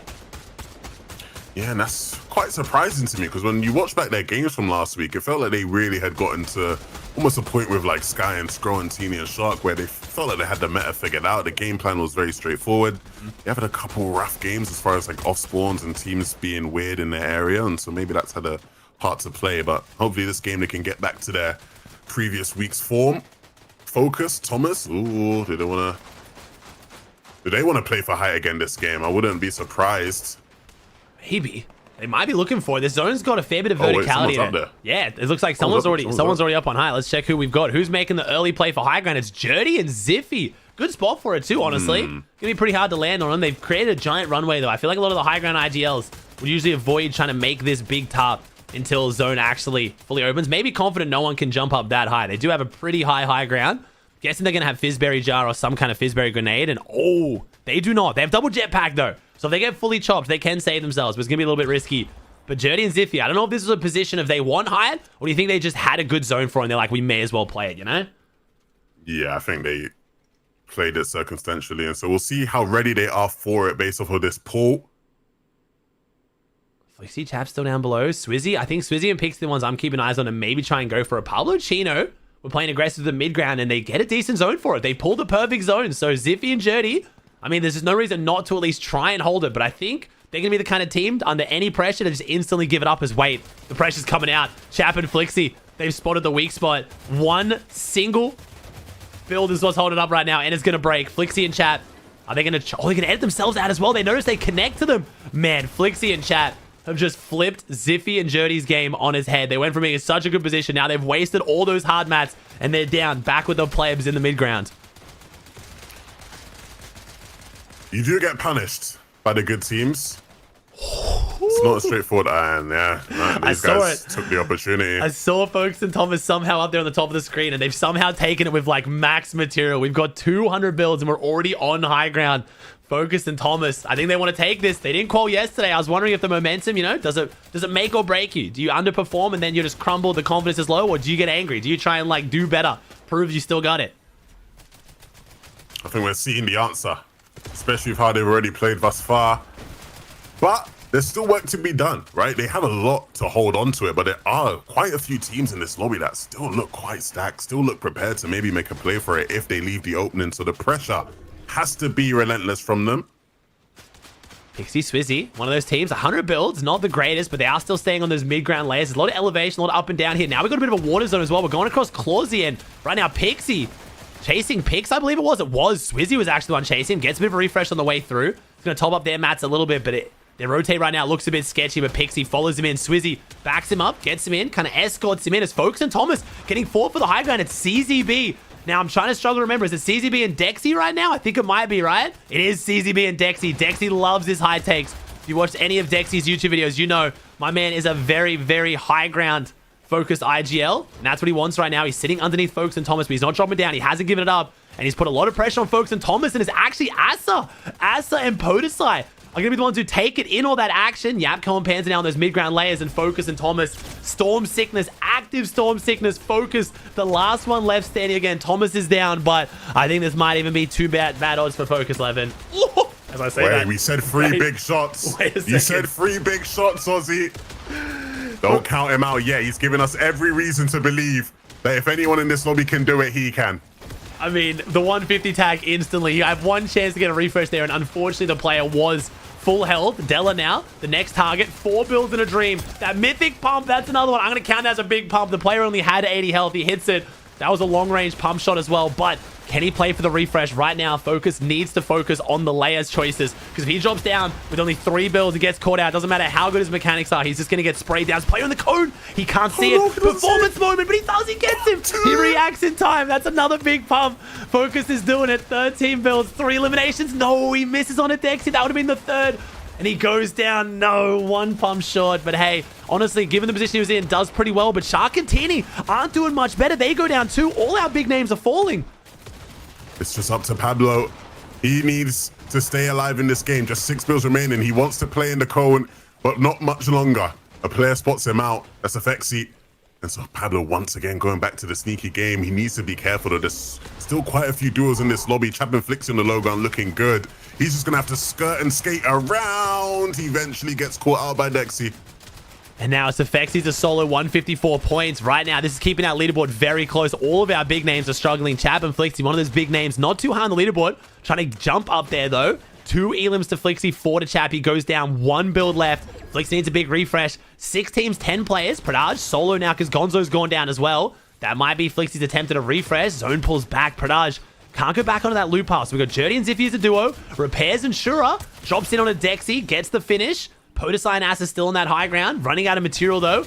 And Flixie's in the mix. So right now, as far as the leaderboard goes, not a huge deal, but Flixie misses the point-blank shot. Flixie versus Pradage, based on their reputations. There's a clear favorite in this fight, but Pradage stands tall. The Italian takes it. And these guys, they've had a couple good games today, so potentially very big for the standings here. Podesai is still very looking much good above Asa, dropping down potentially now to try and get some extra elims. Repairs. Mythic pump in the hands of Repairs. I want to see what he can do. What can he do with it? We haven't seen Repairs go too crazy with the Mythic Pump. I don't think we've seen Repairs with the Mythic Pump. This is his chance to maybe take it here. Repairs has had his moments of brilliance, but I feel like he's struggling to find the consistency as Pradage has no chance. My man, he's up shit creek without a paddle for sure. My man's rowing away. And unfortunately, Repairs and Shura also now in the same spot. Podesai and Asa on the high ground, dropping back, playing the heal off. Medkids, Chug Jug, Shura Repairs can't even shoot. And oh, wait a second. Shura finds Asa there for the Siphon. Is he even going to get it, though? The water mechanics, unfortunately. Repairs needs to get out of the way. Give Shura some space. Hope he at least gets the Siphon. I mean, he gets the Elim points. That's all he's going to get out of it, though. Unless Podesai has somehow misjudged this. It's looking like a victory card. We got 5 Medkits. We got a Chug Jug. We know who wins this. And we get a full-blown heal-off in the Div Cup finals. But leaderboard, it's going to be very, very close after our 11. No one really had the big game to run away with it. Hey, Podesai, Asa, started off the game, taking down some of their biggest ops. They win the game as well. Dominantly on height. Doesn't get better than that. It was a good one. It was a good one. I mean, if we're going to see the big names go down, it's almost better when they all go down. It's actually, wait, Focus stretches the lead a little bit. Never mind. That's a decent lead. We've got 2 games to go and 55 points. Was that 55? 45 points. So not too crazy. This is definitely within reach of quite a few teams. But if Focus and Thomas don't stumble, they might be able to push ahead with it. Is it Chap and Flixie for the Pred chat? It is Chap and Flixie. Man, some of the, yeah, you can tell the Preds are hard because right now no one at the top is getting those big games. We've got Focus and Thomas in first, 270. Shark Teeny 225. Chino Pablo 190. Swizzy Pixie 185 and Sky Scroll 176. What a leaderboard. 11. That is, it's the Avengers right now. Like, that's 5 really big teams. Even Pradage, Gonzo, Cringe, Volko, Sure Repairs, Effexy Della, but this looks like a good, this is a good tourney. It's a good tourney. This is going to be a good last couple games. We're heating up. Focus and Thomas. Can they do it, though? Can they win it? I think they can. What is actually, let me check. I want to check real quick. Once we're going to watch, here we go. We got the fight here. I want to check real quick. What is Focus's earnings, actually? Don't think it's that crazy. Focus has... Non, ce VP relance pas. En fait, pour vous expliquer, en plus, on est la seule équipe qui a pas produit. 67,000 earned. En fait, pour vous expliquer, les gars, quand vous avez une équipe pretty good. C'est pas It's actually a little bit more than I thought, but it really does show that Focus has popped off a lot in the last year. It's kind of like Shark. Shark really has just kind of shown up big. Not even last year, this season. Do you know how much earned this season Shark has, Levin? I think it's like 40 or 50k in a non-FNCS season. Isn't most of his career earnings just from this season? Basically, but I mean, he's still got like 150, but he's only got 3 from Grands. To have 150k earned and only 3 of it is from Grand Finals just feels so odd. Vas-y, j'ai trop le seum. When's Grands? There's no Grands this season, chat. First FNCS starts the first week of April. But what we do have is Elite Series Grands tomorrow. So that's basically the finals of the Reload competitive circuit. And that's tomorrow. Levin's going to be on the broadcast. We'll be watching it. That's going to be a sick day. And that is a tournament that gets people straight to land. So that'll be a fun one. Tomorrow's the big day for that. This is just Div Cups, man. This is just Cash Cups. But trying to bring some hype to it because it's the best tournaments we got right now as well. I'm enjoying it, though. This is fun finals. Special guests on the broadcast tomorrow as Thank you, well. Luke, So look out Matt, for that. Annabelle, Mousy, On Zyro. EU. NA, but you guys already know. The NA one got spoiled, but a special guest on EU. See, now I know that you'll just blatantly lie straight to my face like the podcast. There's no real point me guessing. Like I was gonna try and like bait it out of you, but now knowing that you'll just openly lie, there's not really any point. I mean, I kind of have to lie. You queen with the 31? Yeah, you do. Especially if they're trying to keep it as like an actual special guest excitement, you know? I don't think they are though. I just think they're bad with announcing talent. I can't lie. I think they just forgotten. I'm just misinterpreting just like a lack of announcement. It's like, oh, they're building hype, the excitement. It's like, oh, you wait. Oh shit, yeah, there is someone. Yeah, this guy. He's kind of a big deal. Interesting. Why do I think it's Mr. Reese Hub? We'll see. Reese was a guest last week. Yeah, but that was on. That was. Was that one? Was that? Why do Well, I? not last week, but last. Yeah, last tournament. You're right, he was. So it can't be Reese twice. Reese is not special enough. Now he's just old news. Reese ain't even a special guest, but I started with Reese back in the day. You know, that's my old duo, really. Hey, speak for yourself. You don't understand how excited the community and I were when we saw Reese. Like, we were gassed as fuck. That made my day. Thank you very much, seeing Reese in the broadcast. And then it was like, didn't want to prey on the downfall of Mini Minor, but then I was like, so why is this happening? Like, is this going forward? And they're like, oh, Mini's on vacation. I was like, okay. Which made me like, not sad, because I still like Mini, but sad that maybe Reese won't be sticking around. I was like, no, I thought that was like the start of the new era, you know? No, you'll get another Reese guest appearance for Reload. Oh. Yeah, you'll get another one. So Reese doesn't count as special guest. We have Reese and someone else. Reese and someone else, yes, for EU. And Blake isn't the only NA special guest either. There'll be another one. What the fuck is happening? I'm so confused. What? Okay. Chat, guesses? Anyone guesses, chat? I'm doing the same thing. I'm like actually now like at a loss for this. I'm like, special guest EU. Got to be a caster or analyst background. Sundown. How on earth did you get it? What the hell? Damn that. Now I don't actually know. Like, is that less or more? Like, I don't actually know. So I don't think it would be Sundown though. I don't think it would be Sundown. I'm trying to think. Tokata would be special. DJ could be a decent one. DJ could be interesting. Ooh, we get some bangs. DJ could be. We need some good DJ bangs on the broadcast. Right. That could be good actually. But I don't know. DJ would bring some good analysis. I think could be alright. Sven, yes, Sven. I don't need Courage. Courage is pricey, chat. Courage is expensive. It's the main reason why I also... Guys, I'll never forget, bro. I asked one time, like, there was a time when they had asked Courage back on the broadcast, I think.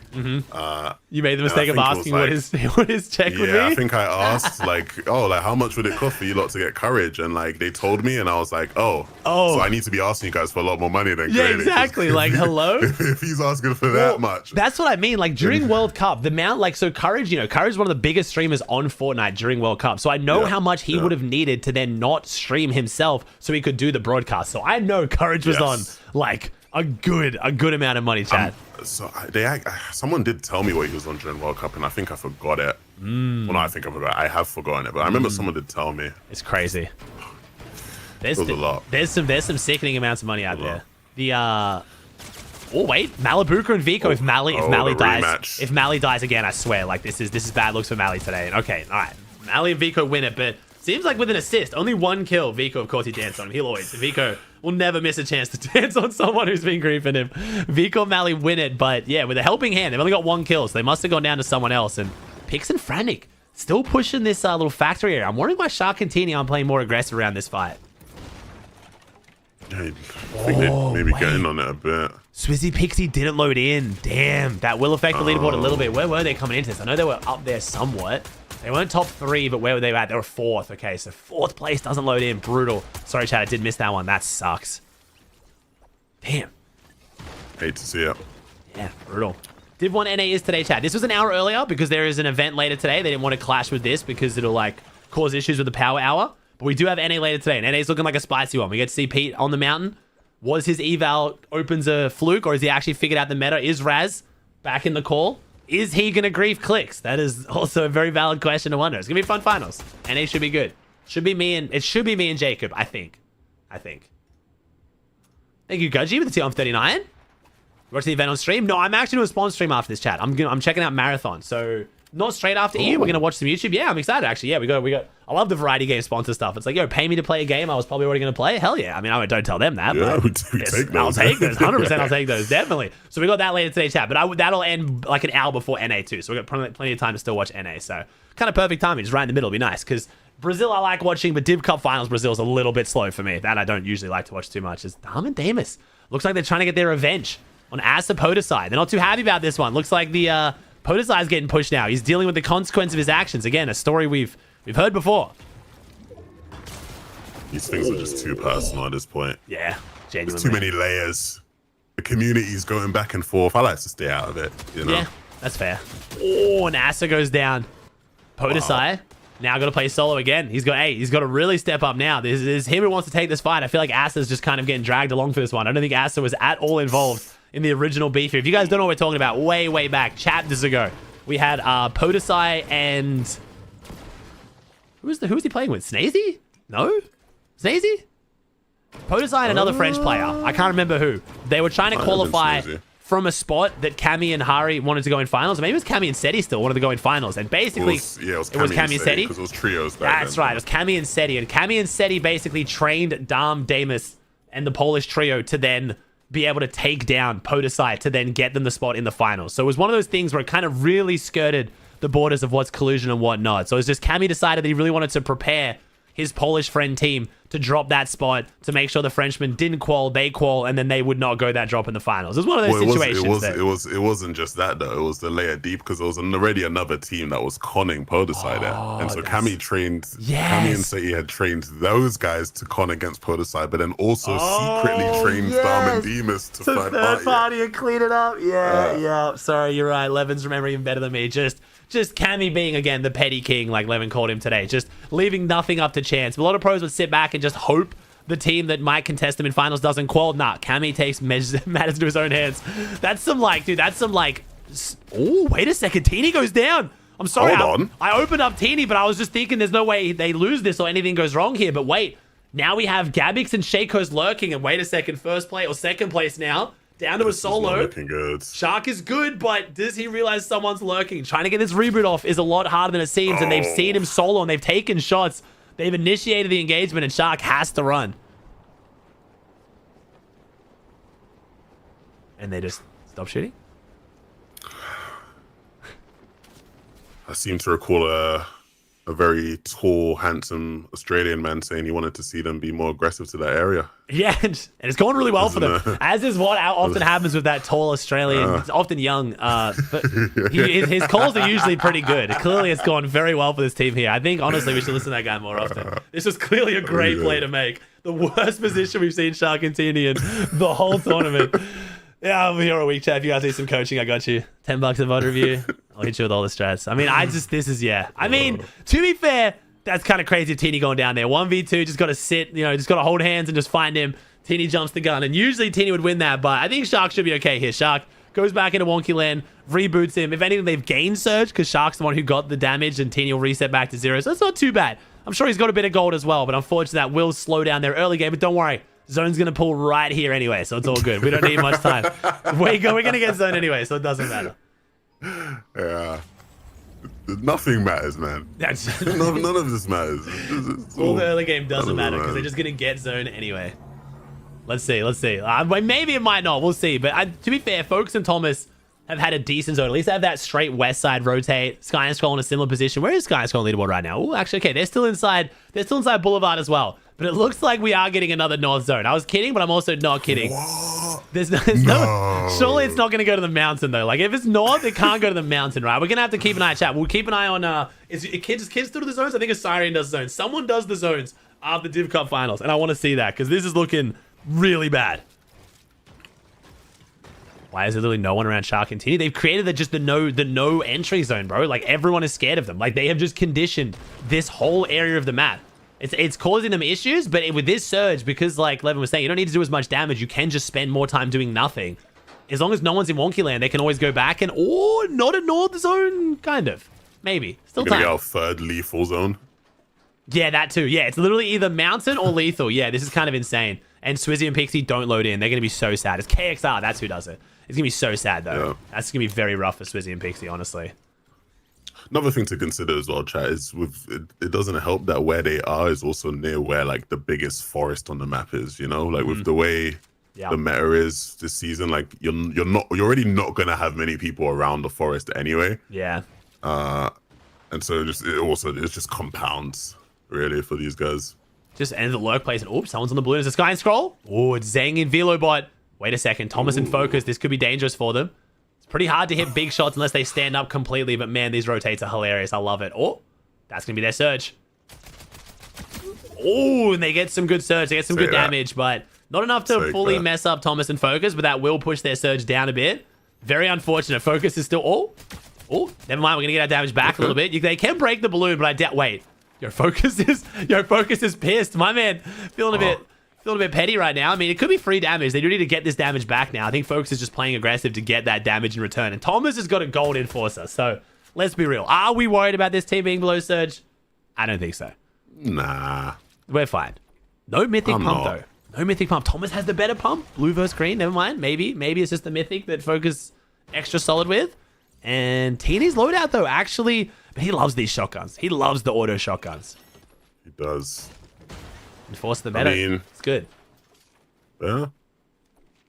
Get in box. You play- Controller, do the rest. You played much this season? You been grinding much? I did play a lot of the season at the start because Okay. I wanted to play Unreal Cup. Ah, gotcha. Are you And Firestorm? then He's there? after that, so Not much? you know what? Okay, so what happened is I was like, let me play Unreal Cup. Me and Coach Harry were like, we're gonna play. So Nice. grinded, got Unreal, W? you know, played the cup, did horribly. Like so bad, you know, like so incredibly bad. Okay, game's gone. And so we were like, you know, we'll get on the grind. You know, 2026 is our year, man. We Okay, can't let that okay. happen again. We'll get on the grind. Okay. And just haven't touched the game since. Okay, so the grind's not going too great. I mean, I played the a lot grind of start. stops. Yeah, I played a lot of start of the season. I haven't played a little bit. I do. Okay, so watching like Roadie Bros and like videos of people like competing for fun and just making content looks so fun. But then I have to remind myself, I'm OC, so it's not going to be fun. But also, it's the worst time zone ever. So I just cannot play and watch. But I really do have. I want to play a bit. And once they finally announce the Pro-Am, which is going to be in. Damn, almost got it. Almost had it. Tell me, man. I've He got knows. no clue. You really don't know either? Okay, so that's actually how bad no one knows. Like, not even broadcast people know. Okay, so Pro-Am's just not happening, Chad. They're going to pretend they never announced it. It's just not happening. But when they hopefully eventually announce that, that is when I'll have a reason to try to grind a little bit again. But they did ruin a cat. I don't know if you know, I went to the dark side, switched to simple edits. Shit was fun. And there was- Surely not. Dude, the instant edit exploit shoot is so unbelievably broken. I was loving life. They nerfed it. So the problem I now have is I'm trying to go back to regular edits, and oh my god, all my muscle memory's fucked. Like, it's so bad. Like, Understandably, I'm yeah. even worse than before. So it's like I have to commit to, do I stay on simple edits without the instant edit shoot, which is what made it so much stronger, or do I have to commit to now just being extra shit for 3 months to try to like get back to a point of being like okay-ish with editing again? I don't know. It is a bit of karma. I know, Chad, I took the risk, but dude, that was a fun few days, man. Just being able to instant edit shoot everyone, like, my god, it was so fun. Yeah, I can't get behind simple edit, man. That's fair. I mean, That's fair. I thought when it came out, I thought I'd like jump on it and switch to it, but it's kind of like so you don't really use TikTok, right? No. Okay, chat, I do, Henry, chat will I do. understand this more. On TikTok, they not flying. too long ago they added like a feature where like they to share, like you don't like, so on some TikToks it will just auto recommend for you someone for you to share the TikTok to. Right, so you don't have to like actually go and like press the share button, then pick who you want to send it to. Like it'll just be like, yeah, you could just send it to this person. Like we know you probably want to send this specific TikTok to them. Gotcha. And like that level of like disconnection, like you're already just drooling like a zombie scrolling, and now you don't even have to think to send it to your friends. You just sort of keep swiping. Smart. And you can just zombie and drone through. Yep. And that's how I feel about simple edit. It's just like I don't feel like I'm playing the game. Like I feel like I'm just droning through. Like I'm not even editing anymore. I'm just pressing. And I just, thought you were like know? gonna do like you've seen some simple edit montages and shit, and like you and Reese are sending to each other or something. I definitely thought that was going to be a different direction, but I honestly know what you're talking about. And that's why I can't play now, because I try to triple edit. I like click once and I'm like, wait, what the fuck? It didn't do anything. Like, why did nothing happen? It's like, oh shit, you gotta like actually click again, move your mouse. Like, bro, it's just way too much effort, man. I'm too old for that shit. So honestly, I'll probably stay on simple edit and say fuck it, just be the first land winner on simple edit. Yeah, write it out. This. Yeah, I gotta do something else. I mean, like, to be fair, I gotta keep up with Pete. So like, you know, I have to be crazy. So okay, I actually, so I was talking about this with someone recently. If they do the Pro-Am again, would you? Okay, well, not would. I shouldn't ask you if you'd want to be with Pete, obviously. But like, do you think it'd be good for them to keep you and Pete together, or like, do you think it'd be better for them to switch it up? I think it kind of really depends. I think for the defend the title storyline, it's a good storyline. And I think in all fairness, I said this to people like, bro, you were way too good for Pete. I wasn't when they picked the teams, but I put a whole month grinding like 8 hours a day into the game. Like every creator had the same opportunity, if not more opportunity than me, to put in as much effort as I did. Like everyone but me and Fax got invited like 6 months out. We had the least amount of time. So, but now like I'm shit again. Like I'm back to being like probably bottom 10 creator on actual like mechanical ability. I play like the least, but like, do I think our team's unfair? I mean, we only just won. Let's not pretend like Zemi and Cooper weren't fucking insane. And there's so many teams like that should have beaten us on paper who were better. Like Clicks and Lacey was better. Thomas and I would say Summer were better. Booga TG better. I would say it's like an overall skill, but I think everything's going to change now because all these guys now know reload. Like, they know storm tanking, rotate into half-half. Like, this Pro-Am is going to be so unbelievably sweaty. The last one was good because the pros didn't know how to play reload competitive, so there was a bit of, like, figuring it out factor. It was a little bit goofy. This one's literally just going to be a pro player sitting in storm with you with meds and then rotating into open half and then just playing endgame.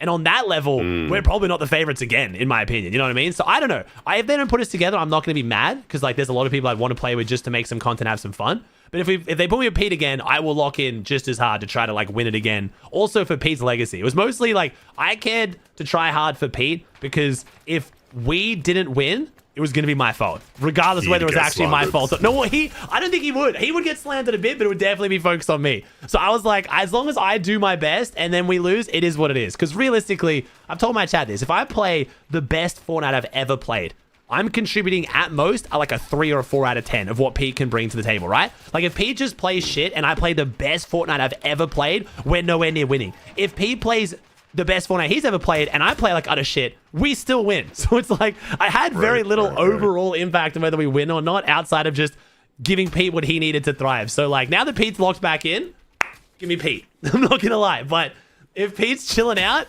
it's gonna be interesting to see how Pro-Am will go. We'll see though. But I think for the storylines, it makes sense to have us together. I do think.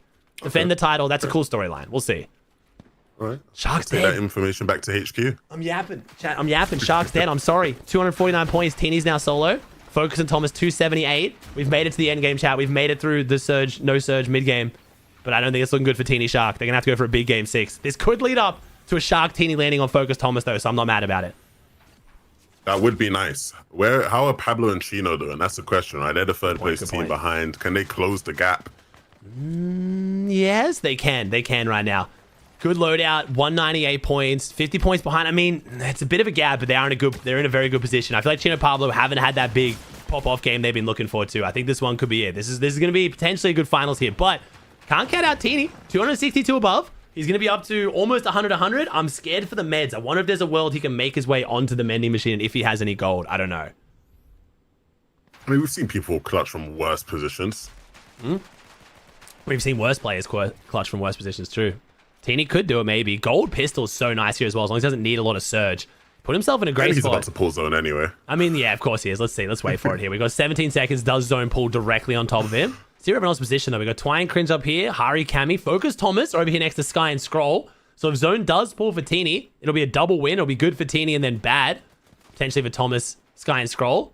And let's see it. Does Teeny pull the zone?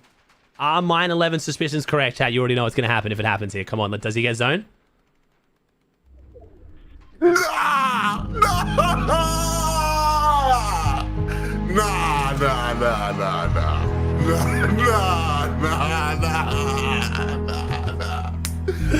I'm telling you, man. I'm telling you. I'm telling you. I'm telling you. Get away with this. He's figured something out, man. Like, this dude knows. Like, there's just something about it. Teeny just has the zones. He just does. There's a bit of confirmation bias, but it's just so often it's getting ridiculous. Like, I don't know. We'll see. There's something. Maybe that TikTok kid's cooking because there's a flag. There's a flag. No, I don't know if the flag does anything. We'll see.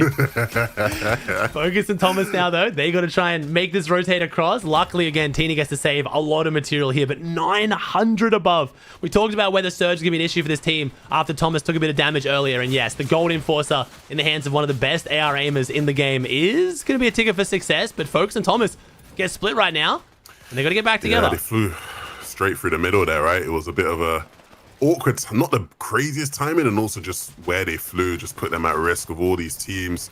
And so they will be able to regroup, but they have lost quite a bit in the process. Still, an opportunity for them in this game to really push the lead.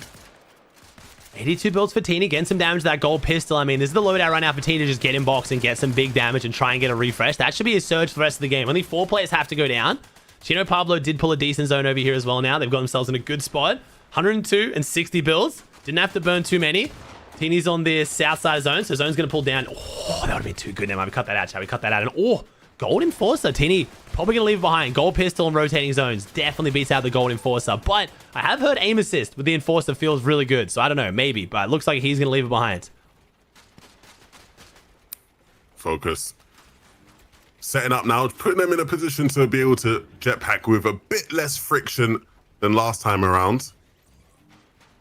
Oh, the balloon right above the them. balloon. Yeah, the balloon actually might mess up their rotating. They have to wait till it goes over. I like that Focus was a bit aware of that. It's Zangy on the high ground right now, I think. We do have a little bit of room for some tree bases. And Malabuka is going to land in the tree. He's going for the treehouse strat. Vico and Mali did win 2 games at the end of last week. They did come back. They weren't looking that good. And then game 5 and 6, back-to-back double-digit Elim wins, shot them up the leaderboard. And that's exactly what Vico and Malabuka might be trying to do here again. Can't count them out. They could still be in a position to maybe make something happen here as Teeny goes down. Teeny falls on that rotate. So it's Chino Pablo on 2-1-2 against Focus and Thomas on 2-9-2. This is the chance for Focus and Thomas to stretch the lead where game 6 will feel pretty insurmountable. But Sky and Scroll trying to play spoiler.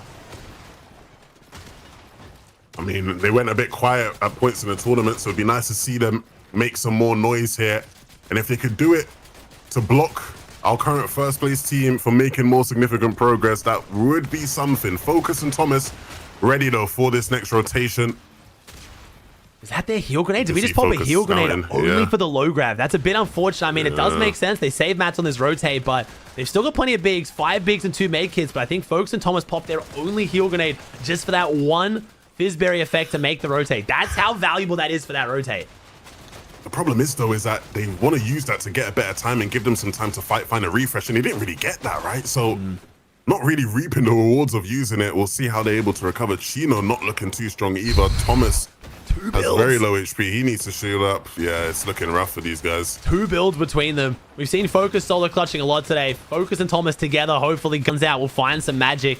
They're in wood builds on the backside here. No build. Zone pullback would give them a little bit of time to make something happen. They're going to play the med kits. They're going to try and play the med kit. Honestly, if zone pulls max, that'd probably be better for them right now, just so they can go through this end game, try and find a refresh as everyone rotates. That's what's going to happen right now. We spot Velo, but we just have to commit to anything right now. Anyone runs in front of us, and there's a lot of people. It's a stampede through the mid ground. Focus and Thomas, they get split. Thomas going for one, Focus going for another. They get split up, and for the first time today, we're going to see Thomas solo clutch as Focus is going down. Chino Pablo, meanwhile on the low ground, not looking too much better than 11. 3 builds between them. Things aren't looking too much better down here. We've seen them make these pickaxe plays in many games this season, and will they reap even more rewards? Unfortunately, not able to get in, but scratch that. Chino in the box, Twi down. Pablo trying to take Cringe out, and he will, but instantly gets traded. Thomas somehow still hasn't gone down. I was looking at the feed waiting for it. I thought for sure Thomas either going to get a kill or be killed, and there it is, Marius. Dane on Dane violence. Thomas flicks onto Marius, takes him down. Been a lot of focus on Focus today. Talking about how much he's solo clutch. He's carrying one of the vets, but Thomas saying, hey, I just need my position. Give me my chance, right? This is my moment now. Thomas, 320 points, pushing that lead. The next closest team is half of Thomas's points. There's a cat. There's a cat here somewhere, which means there's a player somewhere else. There it is. It's in the box. Thomas doesn't get in either. 8 HP, 8 shield, and he goes down, unfortunately. Top 10, though. Dame and Dame is now our next highest point team on 168. So game 6 right now is a chance, but right now I feel like Focus and Thomas might have done enough. Yeah, they definitely put some points on the board. Very needed points on the board. Dimash playing out this med kit. Vico and Malabuka trying to make up for lost time here, Aussie. Vico strutting his stuff a little bit here. 7 eliminations, 8 eliminations. Wow. Davis falls in front of him. This might be back-to-back again. If you guys missed last week, Vico and Malabuka did exactly this. They finished off last week, game 5 and 6, with back-to-back double-digit Elim wins. If they win this 2v2 right now, there's one to go. Wow. Vico about to put double digits on the board himself. If Vico closes this out, no! Wait a second, Vico! Someone can finally stop him. Malabuka has every advantage, though. Surely he closes out. He does. 11 elimination win in game 5. Can Malabuka and Vico do it 2 weeks in a row to at least get a respectable finish? It will not be a win. They are still half the points of Focus Thomas, but it would get them a bit of cash and a bit of pride. What story that would be, eh? Back to back. Back to back, maybe. Might be able to do it. That would be crazy. Did it for the Vico believers, at least, for the prediction. So we got Focus and Thomas on 320. Shark and Teeny on 255. Do we see a world where Shark and Teeny take it to Riptides? Thoughts? Nah. No? Nah. I don't think so. It's too close to third, and I feel like they just don't know the drop, and it drags out. It just gives Focus and Thomas the chance to just basically play to grief, and then they win. I don't think so either, but there's a world we can dream. Sure in repairs. Good on them. 5th place for the Finnish boys, right? Yeah. Finnish duo. I don't feel like... Have we ever had a notable Finnish duo? Not just player, but a full duo. Is Sure a Finnish? He has to be, right? I think he is. Is he, chat? He's got no flag. He's Russian. Okay, so he's got no flag on, which is making it the Finnish flag. Damn, I was about to say. So I was like, wait a second. I thought he was Russian too. Never mind. Okay. 1 Russian, 1 Finnish. Damn, I thought that'd be cool for the Finns. Finns? Is that what you say? I think it's Finns. For the Finns. Again, have not been notable country in the history of Fortnite, sadly. Repairs is Finnish / Russian. Yeah. Oh, Finnish. Oh, that's right. Finnish is trilingual. I talked to him about this, bro. Europeans are just different, man. Sorry. Europeans outside of the UK are different. Whoa. All right, give us... You're not wrong. Yeah, I just felt offended because I heard UK. I mean, you're 100% statistically correct, but I am still going to be offended. Well, I mean, yeah, how's our other languages? Well, I speak Tree, which is one of the I was actually going to say most that. popular languages in Ghana. I was going to say that. Do you speak? I was going to say I actually don't know the language of Ghana. I was going to say Ghanese or something. But okay, so there's different dialects, I'm guessing, and stuff, right? Hey, come on. That's Yeah, close there's a enough. bunch of You got to them. give it to me. That's at least decent. Come on. So you do actually, I'm guessing, because your mum, right? I'm guessing you'll probably speak that, Yes. yeah? Yeah, cool. Yeah. I don't speak any Yoruba though, which is my Nigerian side. Oh my goodness. What is What? happening? Wait. What are we watching? I guess we're landing here now. And iDrop's running him down with a pickaxe, by the way. iDrop doesn't have a gun and he's chasing him. iDrop's running him down. I guess. What is going on? I'm so confused. I have no idea what we're witnessing. Oh, iDrop pre-firing the corner. I mean, yeah, I guess cringe and yeah, okay. I feel like we've watched this fight before, but not with these teams. You know what I mean? I feel like that was the week we're watching, right? Where it's just chaos at that. Yeah. What do you want to call it? Balloon station? Yeah, exactly. So Velo, is that them there again? No, it's Cringe and someone else now, right? So Cringe got the drop in the divorce, right? Yeah, it's Cringe and Twy who just got ran down for some reason. I don't know why. Okay. Interesting. Oh my god, chat pizza! Click the link, chat pizza! Pizza! I don't know if clicking the link does anything. Pizza wave as oh well. hell yeah, bro! Everyone's on the pizza. Everyone's money, bro. What? Are you kidding me? Everyone's on Just the have an wave, ad to bro. pop I up, respect dude. it. Yeah, is that, dude. I mean, I don't know if the way it works is it's CPM based too, bro. So I get double, man. I got 4K on it's YouTube so good. as well. So like that counts. It's both. Like, oh man, I'll take it. I'll take the dual streaming, bro. Oh là là, Pix qui prend le kill sur qui? Yeah, this is actually cool. I've never ever done one of these deals. One of these deals have never come up before, but they reached out and like, yo, it's just this ad that pops up for like 5 seconds, like a couple times an hour, based on how many viewers you have, you get this much money. And I was like, okay, sure, why not? Yeah, it's a good deal. Yeah, it's one of those where it's like It's kind a of good one. yeah, it's one of those ones where it's like kind of like who, like why not type situation. Like I don't think my viewers are gonna care that much. If anything, I was like maybe not the greatest time of Ramadan, but again, all my Muslim viewers, like none of them ever care about me talking about food. I try to make a plate and not just be like my juicy amazing meal that I'm eating right now, and you know what I mean? Like it's just a bit of like a nice kindness, but they've never cared. All my Muslim viewers are always like, yeah, it's all good, bro. None of my Muslim friends have ever really cared about stuff like that. But I obviously, again, it's like it's anecdotal, so I don't know. I'd rather err on the safe side. Of course, I guess. and also just like it just doesn't take that much effort. That's what Chad does. Some people get twisted about it, like, dude, but like, why? I'm like, because it's one button to turn my face cam off. And do you care about watching me eat that much? Does that really like reduce your content by a notable degree? I'm like, no, come on. That was actually the highlight of the stream for me, but yeah, I guess that's the point you're making. So. Arab used to make fun of me because I would turn my face cam off when I ate. Like I didn't like doing it originally when I was streaming, because like I'm one of those people where if I'm in like a food court and I can see someone like eating from across the way with their mouth open, like if they're like chewing, like oh my god, like watching Higgs, bro, I have to tune off Higgs' stream when he eats because I genuinely want to slap the shit out of him in Minecraft. Like it pisses me the fuck off. Like I get uncut. Chat, back me up here. Who's watched Higgs eat on stream? Tell me it's not one of the worst experiences of your life. It is insane. That motherfucker chews like a camel. It's crazy. It pisses me off, and it's like loud, and like then he keeps talking, and it's just oh my god. Sorry to make you. Clicks is worse. Nah, it has to be Higgs. Higgs is definitely worse. No, I know exactly his cops. Yeah. So that's for me. I used to turn it off anyway. So like you know what I mean. And if I'm having cereal, like I'm a milk drinker at the end with a cereal. You know what I mean? I feel like that shit's just bad manners and gross. So I always turn the face cam off for that. I don't want Chad to see me like slurp. Wait, that's bad manners.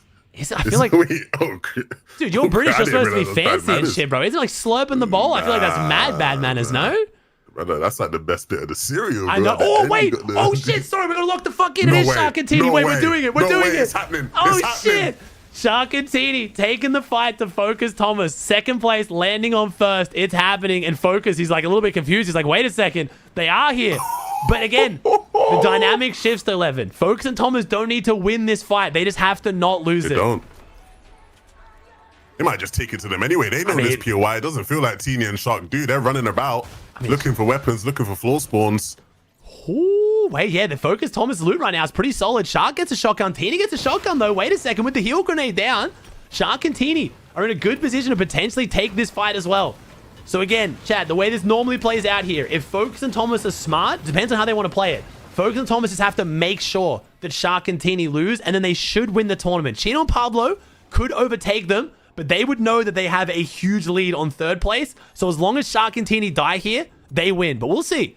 You never know. Shark and Teeny, not an easy team to take out. And they're going for a weird strat. Is Teeny going to try and lurk on them? And Focus getting hit hard. They're splitting them up. So Shark's on one side, and Teeny's gone for the big rap level. I don't know if this is going to work, but I like it. This is a big aura gamble here, but it's one that I like. This is what it's all about at the top level. Ultimately, you have to see like TD. Wait a second. Focus, please. Wait a second. Please.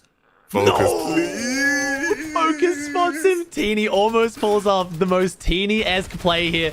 The aggression coupled with the lurk play. That would have been the most Teeny finish. But wait, Focus and Thomas have now identified. That means Teeny solo. Shark is split for him. They can double him. And Teeny now needs to step up. He needs to play aggressive because they're going to roll over him. Shark has to get over here ASAP. He does, though. Teeny plays aggressive, pushes them off for long enough for Shark to close the gap because they had a chance to double him, but Teeny has no builds on low ground. Hits a big shot onto Thomas. 0 builds, 10 HP, but Shark gets one. Shark gets both. No, it's an assist from Seti. Seti actually sneaks into Riptides, beams them in the back, and Shark gets the finish. But now, Shark and Teeny, they've taken down first, but they still need points to win it. And Seti's pushing in. He's knocking on the door.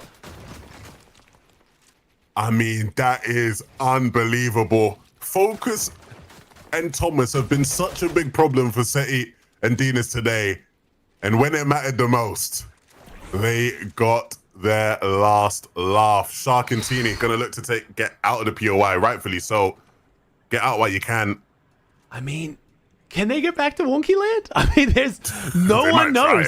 No other team could do this where no one would even look at their POI. We've talked about how they just have they have a danger zone, right? I don't think anyone's going to step into Wonky Land because unless they saw the feed, and even if they saw the feed, they'd probably be able to figure it out. But I think teams might actually just stay out of Wonky Land. Just leave it for Shark and Teeny to come back to, giving them a chance to now win this game. So, Focus and Thomas are down. Let me confirm. That is down on 320 points. So if Shark and Teeny can break 320 points, they will win.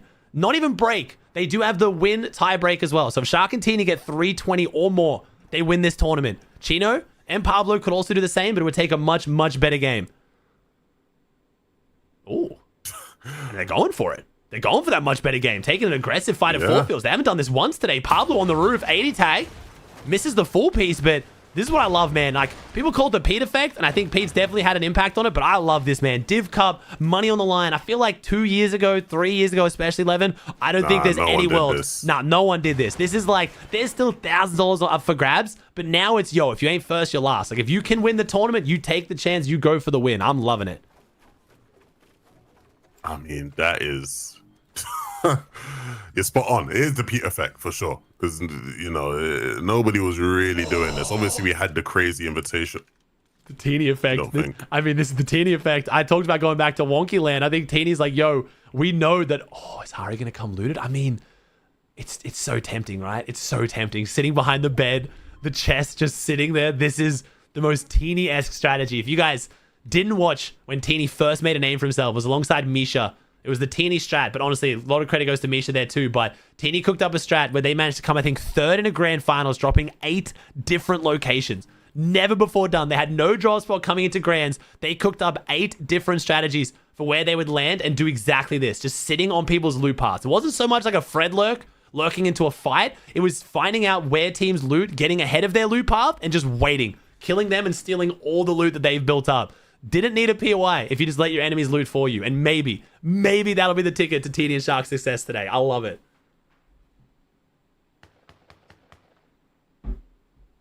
Were Div Cups always this good? Or is it just because of no FNCS? Oh, Cammy, no. Cammy, no. I mean, if he goes in that way, though, he will see them. But we got the Dune skins on and everything. We got the camouflage skins right now. I'm going to be honest.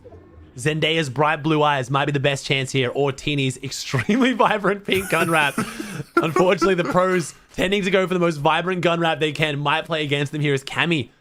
I think he's going to eventually... There's no way Cammy just doesn't go down and loot a building that he knows is free loot, right? Like, right now he's getting his surge. He's looking around, but does he not want that chest? Like, is there a... Oh, wait a second. Oh, no. Oh, here we go. Wait, no.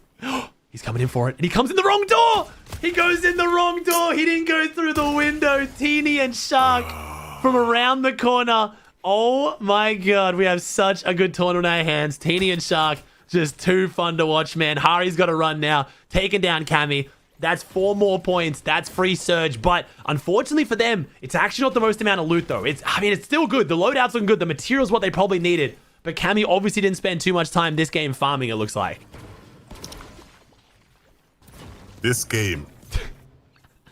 Like, this game. Too good, bro. This is too good. The storylines. Oh, brilliant. It's great. But I mean, they have the time to farm though. They've got their early surge, right? Like I think that means they're definitely positive. That was clean 200 and then the knocks. That was like 300 damage they just got there for free. No return fire. So material being their biggest issue, they've got time. There's no reason for them not to farm here. And still, I need to check. Is Frantic the first team? Like you see him walking through, like they're coming through. Like, is there someone? Are we gonna get forward? Are they here? I don't think anyone's free chests. No one's looted this. Like literally no one has come in here. Like there's Fizzbear. Yeah, literally no one has looted Wonky Land. There is a world where Teeny could come and check this and maybe still get it. Everything's still up. The cannons are up. Frantic now. Okay, Frantic and Pix are like, what's going on here? Do you think that they got to be nervous, right? They must know. They've probably been told. They're getting baited. Yeah, they've got to know though something's going wrong, especially with the fact that the cannons are still up. So Shark and Teeny maybe won't go through Wonky Land now, but whew. Do they watch kill feed? I mean, I'm guessing they probably saw the kill feed, yeah. But then again, it's Shark and Teeny though, Phoenix. Like I guarantee they're like, bro, they're the boogeyman. Like, they're scared that even though they've just killed, Focus and Thomas, they're still scared that they're coming straight back to their PY and you're going to have to fight them in Wonky Land. Like, I'm not kidding. I'd be scared to loot Wonky Land right now. Pablo, do you think they can do it? 236 to what was it? What did we say? 320? What is that? It was promising seeing them sort of switch up some of the early game plan, right? And getting a bit aggressive. I say switch up, not really. They do push that sometimes, but again. 84 points? What's that? 5 kill win? Yeah. It's not impossible. Yeah, it's not impossible at all. Teeny and Shark got the best chance to do it though, but they still got a lot ahead of them. Focus and Thomas can still win this. I know Focus fans, again, we've spoken about your guys' passion. Don't panic just yet. There is a world where your king still pulls this off. 320 is still a good game here from Teeny and Shark. Like that's still gonna be again like a 60-point game. They still need a win here with no kills essentially. So this is not free for Teeny and Shark by any means, but I do respect the fact they took it into their own hands. This was very exciting. Coached in replays? Yeah, maybe. Does Teeny and Shark have a coach? Does anyone know? I don't actually know. One day, I thought they were working with someone. But maybe I'm wrong. I thought Shark was working with Raz for the longest time. Shark was working with Raz for ages. Was last year. But yeah, I don't know if he currently is. So I'm not sure. I don't think he is currently. And the fact that we had last week as well. Last week we had the pet. Did you see how Game 6 ended up? Yes, I did. Yeah, Chino Pablo pushing Panzer out into the ocean. Like, that was sick. This is 2 weeks in a row now where we do have, like, again, second place, taking the tournament in their hands. I'm loving it so much. And Sky and Scroll. Oh. It's like the third. I don't want to say bad performances. They're just not as good as they were doing. You know, like, good by almost everyone else's standards, but based on Sky and Scroll looking like they were unstoppable like Shark and Teeny, just not as good. Trulex is in the call. Trulex live coaching him. Okay, Trulex would be in the replays for sure. He's not working Raz? Yeah, I don't think so, yeah. Pretty stacked game 11. Decent amount of players alive for a game 6. Hey, we've had plenty of entertainment to make up for it, eh? This has been good. This has been good. I think this will be a good finish here. I think Shark and Teeny, I mean, get me spicy for NA too. I'm excited for NA. We do have the extra hour break today, chat. If you just tuned in, this is the last game. You're probably confused why you're tuning in only now, and we're on game 6. We did have to start the tournament an hour earlier today. There is an event in-game today, which was going to cause issues as, wait a second, Dynus and Seti, they were kind of the heroes for Shark and Teeny with a bit of an assist there. Could they be the villains now? These guys are the real boogeymen. Oh, he has the mythic pump too. Wait a second. Dynus and Seti, double mythics. Do Shark and Teeny think they're alone here? Wait, they might have just seen him. Did Shark just look around the corner? Right-hand peek? No, wait, there's no way they're predicting that Dynus and Seti are going to come back here. There is no way. These guys are nasty. If Dynus and Seti, who knows who's there? What is happening? What has Fortnite become? No way. Seti's expecting it. I think Seti's expecting it. I don't think he is. I don't think he... No, he is. He is. Look, he's checking the peak. He's careful of that. What is going through? There's no way. Oh my, they see the feet. They see the feet. Yeah. They shot the toes. What has Fortnite become 11? You've been watching this game for longer than I have as well. 8 years, I think, at this point. Shark and Teeny, though, tournament on the line. This game is not real. The stakes that we have ahead of us right now to go for, like, footsie shots after double lurk plays. Shark and Teeny, though, got to hold their own right now. They're trying to take the tournament into their own hands. Seti, again, like I said, gained a bit of an assist, but now they're running. Dynas and Seti, they've burnt their materials. They've done a bit of damage. They've taken some of their meds, and now they disengage. But Shark and Teeny got the gold. They've got the vending machine, so they don't really lose that much from this, but... Oh my god, I love this game so much, man. What is happening? If anything, they should be sad at what they didn't gain, right? If they had taken them out, they would have just been gifted mythics. It's like the game would have been done there. It's just over. The fact that this would have been a mythic pump game for Focus and Thomas too, and then Shark and Teeny have denied it is so big too. That's a 33% chance if you guys don't know. So on average, based on the odds, you should be getting the mythic pump only 2 games out of 6 in the finals. So that is a bit unfortunate for Thomas and Focus. This would have been their game, but Teeny and Shark don't get their hands on that extra loot, but they're doing well. They just have such good drop knowledge to know the barrels are in there as well, to save the barrels, to heal afterwards. Like, man, Teeny just... This kid knows, man. Oh, and wait a second. Levin, are you noticing? Oh, this the first South Zone. Interesting. Truly interesting. The first South Zone on the one game where Teeny... You guys think he landed and to Shark, take down Focus and Thomas? No, he just knew the zone was for the south. He's like, I'd rather land south this game. He just wanted the zone. Interesting. I mean, I'm not complaining. It makes this tournament even more exciting. That's an okay zone for Pablo Chino, I think. I'm not really sure whether they like a south versus north zone. They kind of mid-map off to the east, though, as they hitch a ride on the balloon. Okay, different strategy from Pablo Chino today, but they load out. Only 1 heal grenade, 3 bigs, and they're taking fire. That's very unfortunate. Yeah, you really don't want to be getting tagged on your up here. Perfect zone for Shark and Teeny just to wander straight into half-half. No pressure. South zone on south zone pool. Teeny just had a feeling. He just rotated around Riptides to the south. Just had a feeling that maybe this was the way to go. You know, it's all good. It's all good. It's an edge-to-edge rotate, chat, just like it's edge-to-edge epicness with Papa John's Pizza. Click on the link. Hey! I don't know if clicking the link does anything. I wasn't even told to promote it. I don't know. I'm just doing it because it's just funny at this point. All right, Shark and Teeny, 122 builds, 129 builds. Good meds too. Great. Oh, an extra med kit too. This is actually great. The RNG is playing off very well right now. So 320 points to actually, you know what? I'll get some text up on the screen just for you guys. Let me see. Let's do 320 to win. There you go, chat. Look at that. Look at that. The mechs. Look at that. 320 to win. It's just too perfect. It's just too good. All right, there we go. All right, chat. 320 to win. There you go. Thomas and Focus are down, chat. If you just got here, Teeny and Shark in second place, landed on them, took them out of the game. So 320 is the points to beat right now. So Teeny and Shark still need more, though. They still need more. Chino and Pablo need 321 potentially or more because they don't have the win. But if they get that many points, they probably won, to be fair. Nah, it's not 321, chat, because Focus and, sorry, Teeny and Shark already have 1 win today, so they'll have win tie break. So it's 320. If they tie, they win. Fine. Thomas died? Oh, buddy, I got news for you. Oh, buddy. Yeah. Sorry, mate. Focus fans not having the best time right now. I'm overcooking. Let's chill out. Nailed it. All right. Do you think they do it right now? Do they do it? Another South 100%. Zone pool. Interesting. Another extremely favorable zone pool. This is insane right now, bro. This is actually crazy. The luck. I mean, Teeny, you make your own luck, right? Teeny puts them in such a good position, but geez, the zones could not have been better for Teeny and Shark right now. Oh, wait a second. Guys. Where is this pressure coming from? Part of the scripts. Where is this pressure? Nebs and Nathan. The UK boys playing spoiler. The most relevant thing UK's done this entire tournament, but it could be a big one. Whoa. Still not even wrong. Not wrong, just still offended. Shark and Teeny, though, they survived for a little bit. That takes 1 heal grenade. They didn't lose too much on that. 1 heal grenade down. That's not too bad. 181 above. I mean, the damage, though, from the Surge could be a bit of a problem. This is a game 6, but there's still 17 to go down for Surge to turn off. Nah, they're gonna be fine. They're gonna just sit here, keep tagging the people rotating in. They're gonna pull zone, and it's gonna be. I mean, yeah, they can pull this next zone. But you got to think the zone can't keep going south, right? There's no world where this goes off the map. It's gonna go straight west. Pablo and Chino, one med kit, no shields. I think we just got to focus on Shark and Teeny. I think really the best chance. If Pablo and Chino pull this off, I will be unbelievably shocked. Yeah, they got a frag and frag heavy. Shark, Teeny, we know they can do that. They've done it already today.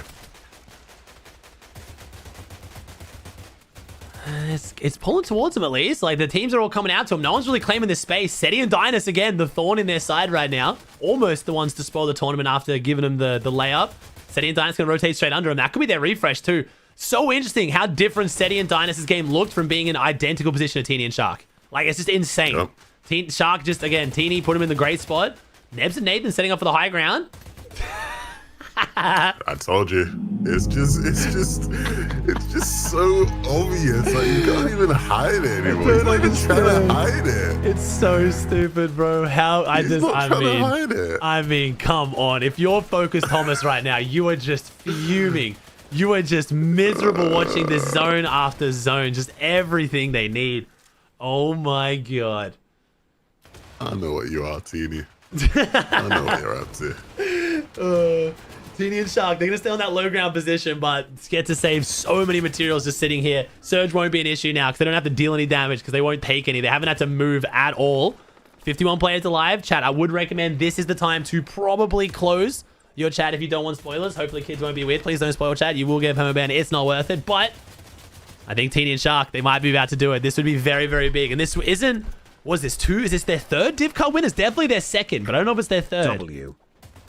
I feel like I'm getting it mixed up with the reload they won. But yeah, I think this would be their third. That's insane. I mean, even the reload as well, they've been popping off. Is the second Div Cup? Second Div Cup, but then reload. I mean, it's hard to keep track of all of the wins Teeny and Shark are getting right now, as they're looking like they might go for a high ground play there. They choose not to. Teeny goes with an Acorn Superman jump, rotates to front side, 32 below. They didn't have to move, and they didn't get any damage, and the pressure comes out now. 47 alive, 7 players have to go down. They actually need this right now. They need this bad.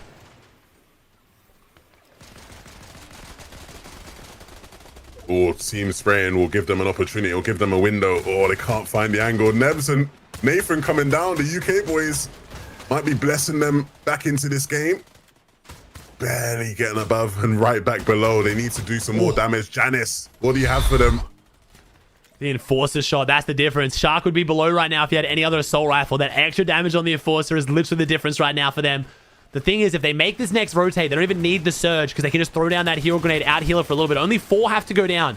So Surge might not be too bad of a factor here. That's 2 players knocked already. If those get finished, only 2 players have to go down here. Teeny is aware of this. He probably knows. Don't have to look for damage. Just have to make this next rotate. Drop down the heal grenade. Pop the med kits with 33 below. But I think they're going to stay closed up here. I don't think they're going to look for damage. That's it. 1 player to go down. 17 above. This is their chance. 320 points. They need 49 more. Placements just started to kick in. Can Shark and Teeny handle the pressure? Sitting in a really good spot now. Teeny able to just tarp ahead. Shark just has to follow. And now the demolition begins. Will they ascend to height? Will they just continue to play these layers and frag out? Demush barely escaping out that box. They are hungry, Aussie. They are very hungry right now. They know they don't have the loadout to win the game, and they know the stakes. They know exactly how many points Thomas and folks are on. They know what they need to do, and it's a lot more than a good game. They still need a great game. 55 builds, 50 still for Shark. Pablo and Chino have gone down as well, so there's no chance of them dropping out of at least second, I believe, at this point. They've got a decent lead over Repairs and Shura. Their eyes are on the top, though. They made the play at the start of this tournament. They didn't want to play for second. They wanted to play for first. Damish gets away from it once, not twice. Only a small refresh, though, unfortunately. That was a solo, and it looks like a pretty shambles solo, but it'll be enough to keep them going, and that's 4 more points. The elims are worth so much in this format.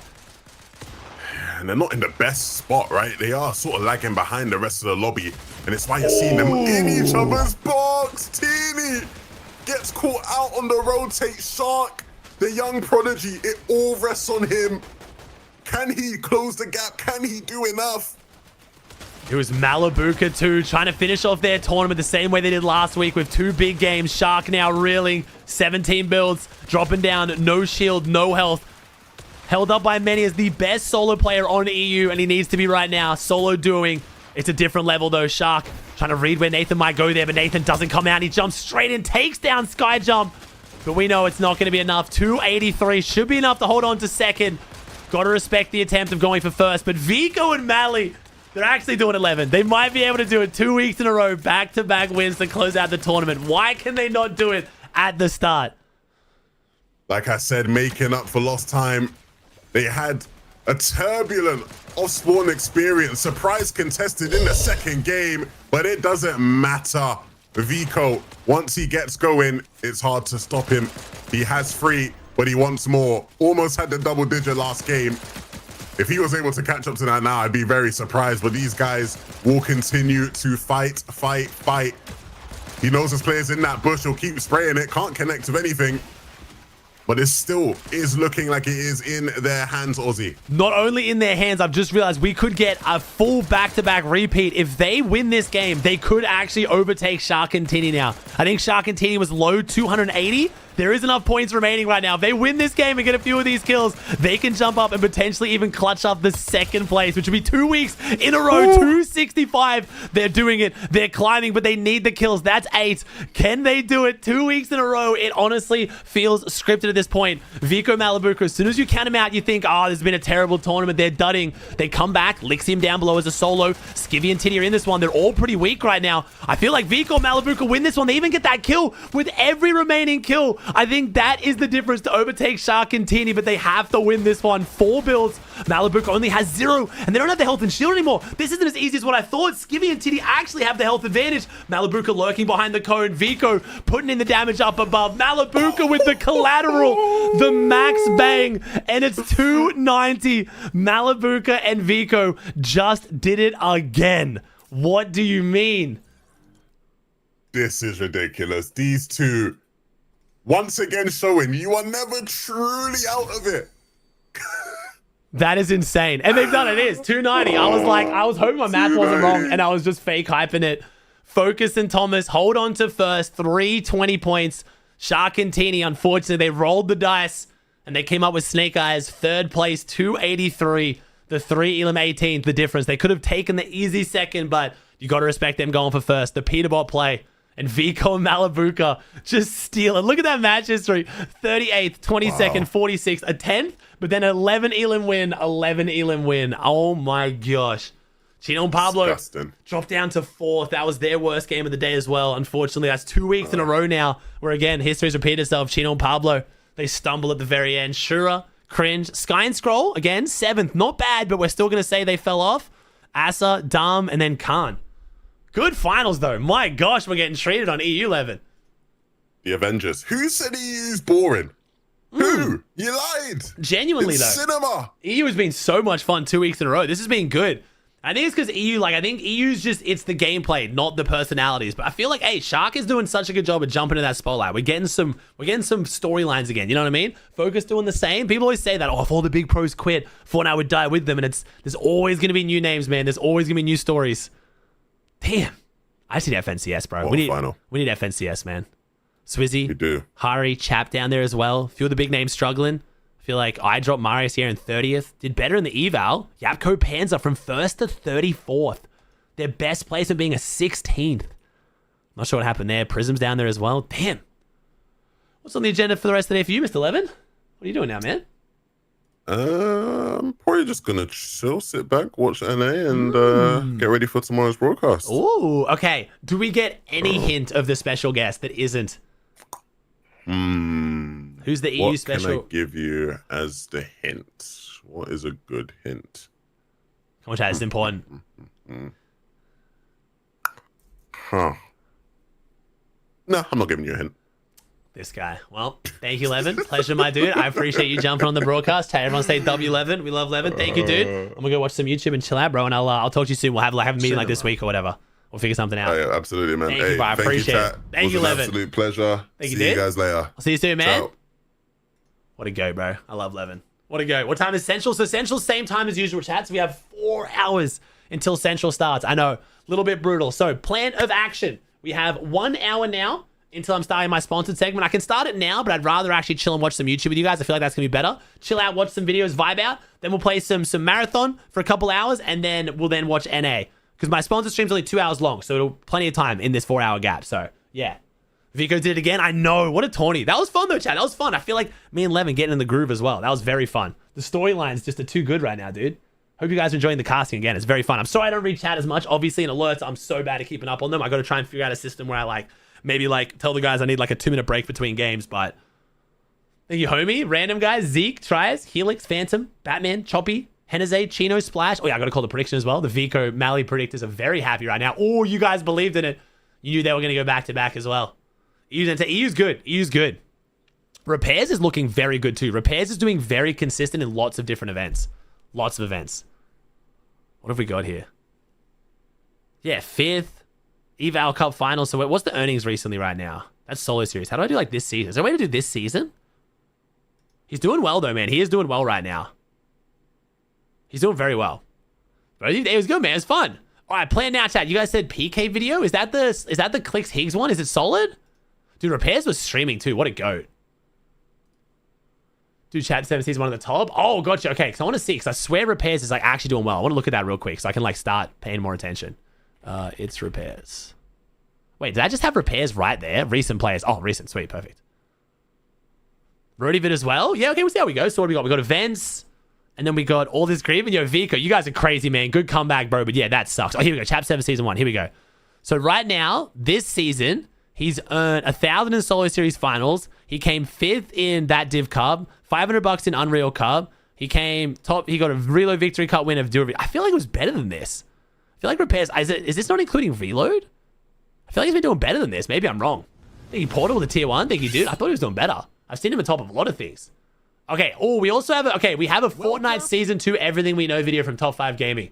We'll watch this one. And then we'll see how much of it starts to kind of go off the rails. If a lot of it's just kind of like theories and stuff, we'll see. But I want to know what's going on because I heard about this Bugs Bunny collab. And I've heard it's like not really Norse themed anymore, I thought. So I don't really know what's going on here. Fortnite Season 2. Our Norse god theme has been revealed. And from multiple new locations to a battle okay, we actually have good info. Okay, wait a second. We have good info. Let's start with Fortnite's new announcement. Because Polar Peak is officially returning in Season 2. Nice. What we're looking at is the Ice King's home planet, the Ice Moon. Pizza! And clearly in this reality, he has his hands on one of the 0-point shards the Dark Voyager has been looking for. Instead of stealing it, it seems like the Voyager is going to be transporting the Ice Moon to Season 2's map, and you can spot a teaser for it in-game at these upcoming portals. Okay. Now, there will be other portals around the island after Season 2's live event, all leading to the remaining pieces of the 0-point. And these will tell us what POIs are showing up next season. Based on the Ice Moon's portal, it looks like it'll replace Clawsy Lodge and expand the Snowy Mountains into a full biome. So this is where, Pete and Clicks' POIs are about to change. So I feel like there's going to be a little spicy finish this season with the Pete versus Clicks storylines. And I wonder how this is going to go with this new biome. The fact that both their biomes are changing though, interesting. Then, as we take a look at the portal near Classified Canyon, this whole area will soon be replaced by this reality, transforming the forest into a tropical area. But as we view the final portal at Bumpy Bay, you can see a new beach POI that has a lighthouse and a small pool of water. Some fans think this is Chrome, which we'll have to wait and see. The reason these portals are appearing is because of Season 2's official live event. Fortnite's laid down all of the pieces, the teaser video confirming the return of the Foundation. We've talked about it a lot. But these dates reveal everything you need to know about the build-up to the new season. On March 7th, it says Ordnance... Is there a leaked map? I've seen some tweets, but I feel like it's just bait, no? Like, what are those tweets? Like, Tayson tweeted something and then deleted it. So people saying that, like, he knows the new map, but I don't think that makes any sense. Like, pros never get given information with stuff like that, so I don't know. And that refers to the Dark Voyager leaving our island to retrieve the 3rd shard. Nice portal, appreciate that, one day later, as you can see, and on the 12th, you'll have enough power to reactivate the 0-point's core. This will open up portals to the Season 2 realities, and then the final date says March 18th, mission recap. And that is when the trailer should be dropping. The best announcement of all is March 19th will bring the official launch of Season 2, and its priority is to locate the Foundation. Okay. Next season, we'll continue the reboot of Fortnite's storyline in the coolest way, and that's why Classified Canyon will become the Seven's headquarters. Oh, so this shot's about to get buffed. We've already seen the Visitor land here in his rocket, while Jones and the Order have been expanding the place. What did TD say?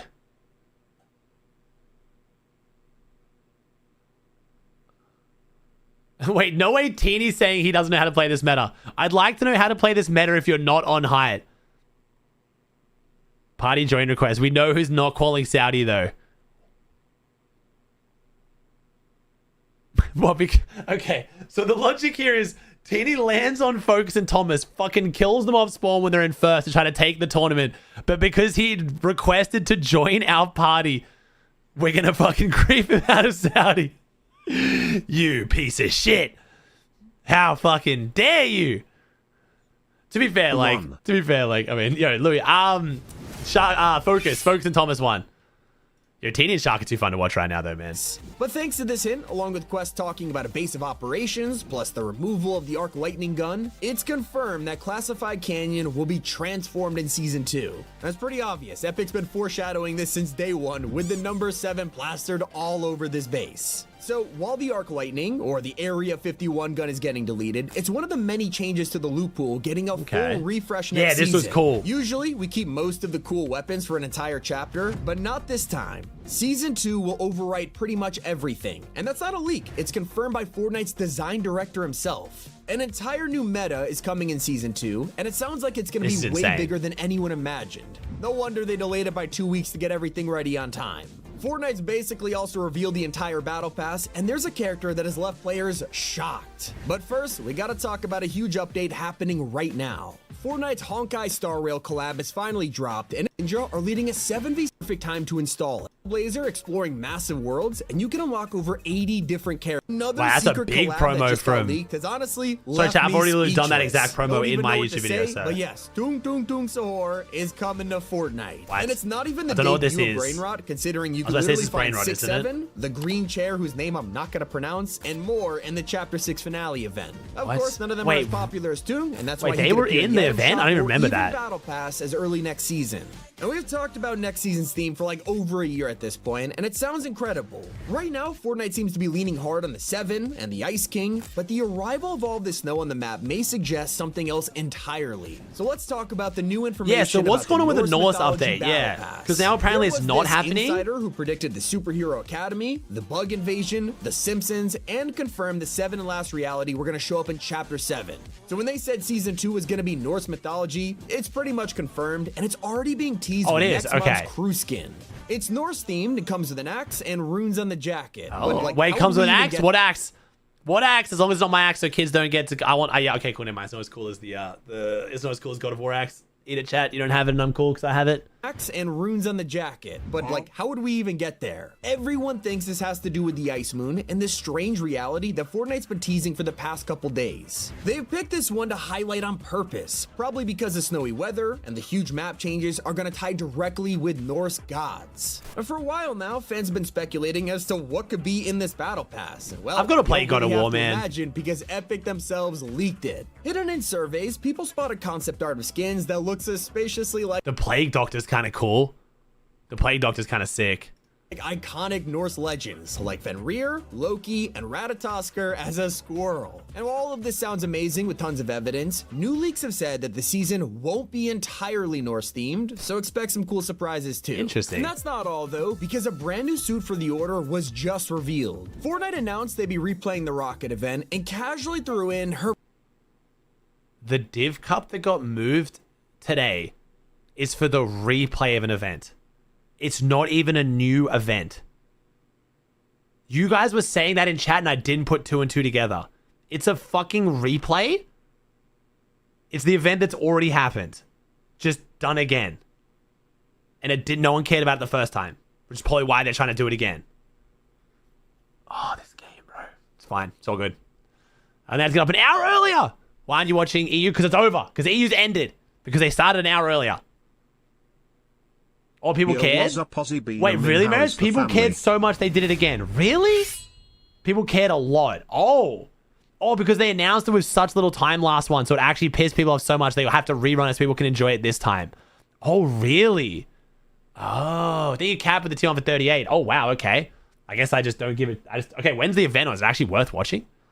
brand new skin. Not only is it a different design with a brand new suit, hairstyle, and even swords, but the best part is her image was codenamed for Season 2, meaning we're likely gonna get her in the Battle Pass. And Fortnite's design director even gave us one word to describe the new season, and it's a vague one, which is bearer. Well, this could mean all kinds of things. It definitely points to there being some kind of axe in Season 2, potentially even the return of Kratos. Nope. And it's not just new weapons, because Season 2 has confirmed a ton of Oh, this upcoming action is okay. I'm gonna feed my with the fish real director quick. himself revealing that the loop will focus think around Red? items that support This has moving me together as a team.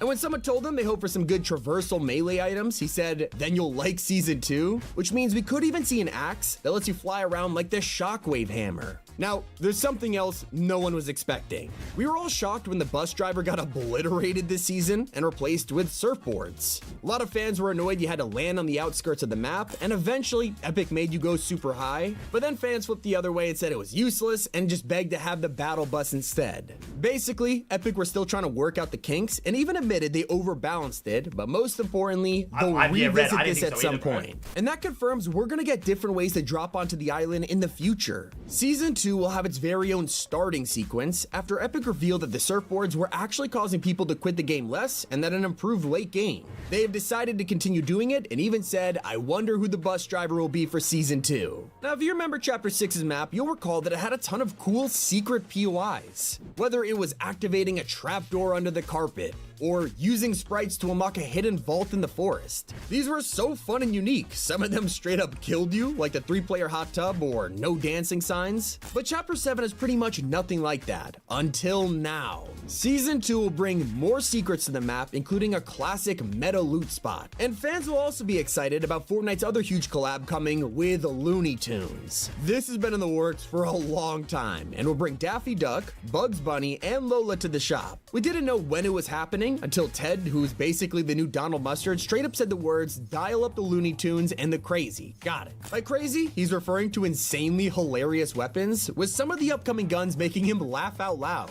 Players have always loved goofy items, whether it's the inflatable, boogie bombs, or the bush item, and we'll be getting a whole lot more of these in just a few weeks. One of the most interesting leaks is that Season 2 is going to bring a brand new mode outside of Battle Royale. As we speak, pro players are being invited to Epic to test this mysterious game mode, and personally, I think it may be the long-awaited extraction shooter that Fortnite's been working on for years. With the success of Arc Raiders in 2025, I can totally see Epic wanting to get this in our hands as soon as possible. And with creators testing it, you can only imagine it is finished baking and ready to drop any day now. Ooh. And with this news, we've also learned that Season 2's gameplay is going to be way less basic than what Jada we've with been Prime dealing with for 15? the past couple months. A lot of fans complained about how Chapter 7 has felt kinda simple and boring. Ted revealed it's been his first season in charge, and he wanted to take it back to the simple OG Battle Royale roots. Now, they have learned a ton, and for Season 2, they're gonna go back to the complex and rewarding gameplay that we're more familiar with. And so this explains why he was teasing an all-new meta earlier this week. If you're wondering what exactly that means, we have got confirmed changes that sound incredible. Season 2 will be revamping how XP works in some kind of experiment, and is also gonna bring— Is Kim Kardashian's skin the only skin with cleavage? Am I just noticing that now? Like, why did that catch me so off guard? Then I can't fuck. Is it the only skin that actually has its tits out? Like, even some Epic employees don't even know how to get into it. Considering Fortnite's usually exciting at the start and end of a match, we really need ways New to make Marvel the Rival midpoint skin has too. Of course, the new Marvel Rival skin has. You gotta have Goon in the video game. You know, so you gotta go kind of as close as you can get to the Marvel Rival skins in Fortnite. more engaging. And according to Ted, Season 2's mid-game will be leaps ahead of what we have right now. We'll also be getting some quality of life updates, and while we have no idea what to expect, we already got our first taste of them in last week's update. Just take a look at the death screen that breaks down all of the XP you earned. Then a fan told Ted that they hope to see more ripped This anomalies. is concerning? That shake up What, the this game, stuff? like a friendship bubbles. I've already talked about along this in with my a videos like big a week ago. mid-season collab event like South Park, and Ted simply replied, "Same." Am I watching the event? When is the event happening? Teasing Looney Tunes, it would make a lot of sense. Or Overwatch. Is the event soon? These are two gigantic franchises that could easily get their own mini pass and challenges, especially 14 minutes? I'll watch it, sure. I'll watch It's the event. You have to confirmed watch the they're bringing chat. 4 classic heroes to the game, which is Tracer, Diva, Genji, and Mercy. Let's be honest, whenever Fortnite's drop 4 characters in a go, it's a big deal, like Teenage Mutant Ninja Turtles, South Park, and Futurama. It also usually means we get a mini pass and themed items, whether it was the Turtles melee weapons, or the Stick of Truth, even Bender's ray gun. This means we could see Overwatch mythics in Season 2, like Genji's Blade, or even a revivability for Mercy. If they really wanted to lean into the Norse mythology theme and go for a more gritty mid-season collab, Game of Thrones wouldn't be a bad pick. This recently got confirmed by leakers as something Epic is working on, and with the huge success of the new Dunk and Egg show, it'd make a lot of sense to drop a collab while the iron is hot. They may decide to go a more family-friendly route with Sonic the Hedgehog. They are redoing this one because the shoes were straight up trash, so now we're officially getting a skin for Sonic, and I would love to see a mythic. They could also go with a Ben 10 pass. Oh my god, he's Ben 10 for Chapter 7 and is one of the only huge Cartoon Network collabs that hasn't been added yet. With Ted's constant teasers of wacky and complicated gameplay next season, what would fit the bill 2 hours, better Ron, than 2 a hours. Ben 10 transformation mythic? And let me just say, the leak collabs list, it just gets longer and longer. I'm struggling to keep up because thank you, homie. I appreciate it, bro. I'm glad you guys are liking the casting. Me and Levin kind of finding I think me and Jacob have like the rhythm down, but that's because me and Jacob is a lot more like fast, swap, talk, swap. Like, because Jacob does these streams himself, but I think Levin's picking it up quick, man. He's obviously usually doing analysis, and then when he's casting, it's usually been like casting, doing the kind of like chill talk cast stuff. Like, yeah, Levin's killing it, man. We're getting there, but I'm glad you guys are enjoying it. It's very fun. Crypto is finally getting his own sidekick for the upcoming Supergirl movie, or Stitch is even becoming one of the first Disney sidekicks in the game. On the other end, we have David Beckham joining the Icon series for whatever reason, and IShowSpeed is finally fixing his disappointing emotes with a second wave. Thank God, because that emote sucked confirmed last year that Ninjago is coming back, and we'll be getting Master Lloyd, Wu, and Nia as outfits. Oh my God, Master Wu, Lloyd, and I don't know this. I've never watched Ninjago, but you guys love this shit apparently. You guys think it's gassed.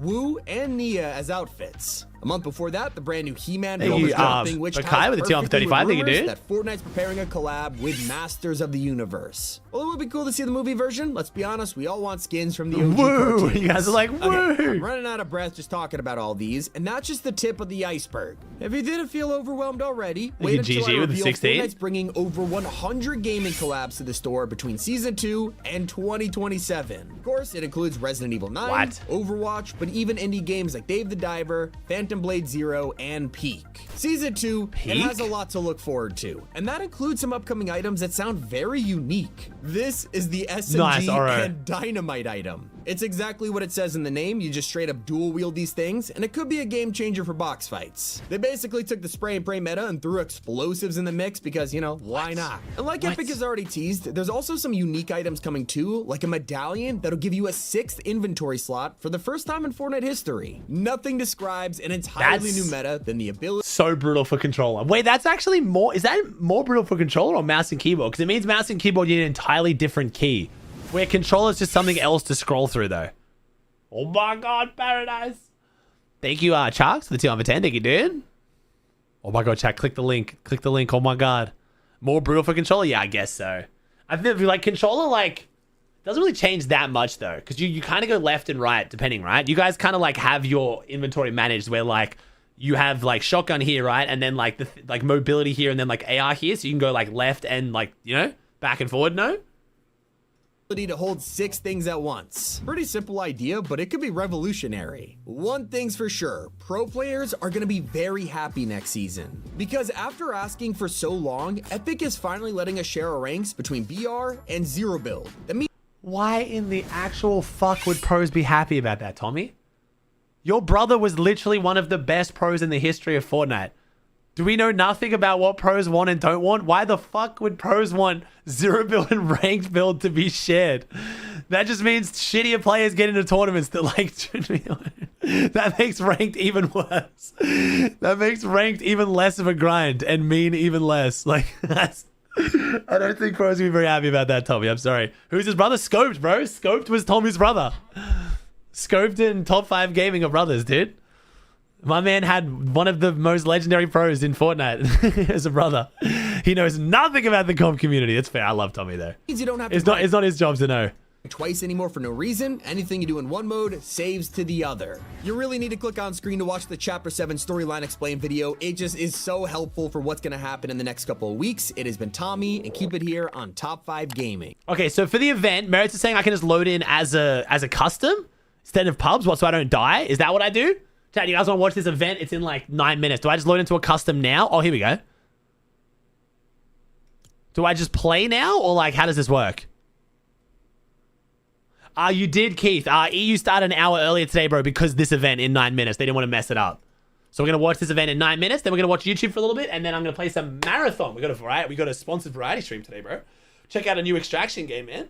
Gonna jump in on the server slam.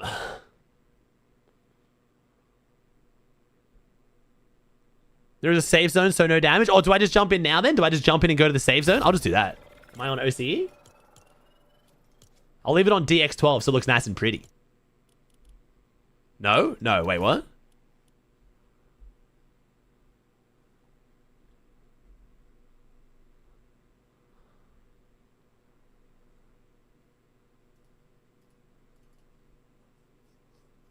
Huh?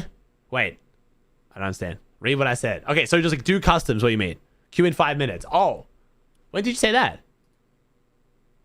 Oh, sorry, you did say that. I would queue in like 5 minutes. Okay, cool. Gotcha. So it's Faxity and Blood versus... So wait, it's Faxity and Blood versus Clicks in a 2v1? Okay, I'll watch this. This will be good. The memes are going to be hilarious. We'll watch the event end this. We'll do the event end this. This will be interesting. Is it Zone Wars? Let me stop trolling. Let's go. Because if you queue early, Storm comes in and it's shit. Okay, gotcha. It's Zone Wars. 2v1 Zone Wars. Your order in, boys. Yummy, yummy in my tummy. Oh my god. Yes, sir. 2v. I want one of those so bad right now. Oh yeah, bro. Papa John's is the greatest, man. Stand still, bro. So is this 2v1? Actually, lock in like deadass. Wait, 2v1 Zone Wars against... Oh, it's Reels. Sorry, I didn't see the pro Reels. It counts still. Wait, what? Oh, shit on there. Holy shit. Everyone got the Papa John sponsor? Oh yeah, oh yeah. Oh, he's joining in a sec. Bro, who the fuck is playing then? It's gotta be Theo. It's gotta be Booga. Booyah, I'm not gonna lie. Yeah, it looks like Booga. What is happening? It looks like What is happening? What is this? Let's pickaxe him. Wait, genuinely, what's happening? Is this not clicks? Oh shit.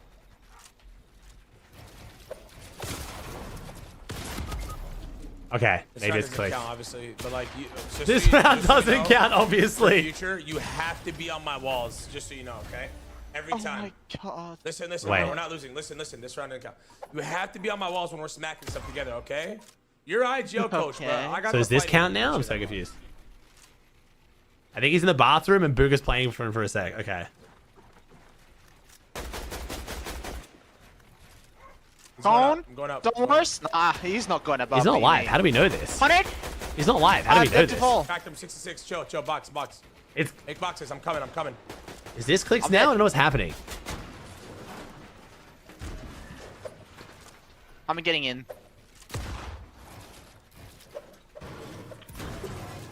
I need to heal Fax. Fax said it, nobody... But it sounded like it was a joke. We lost.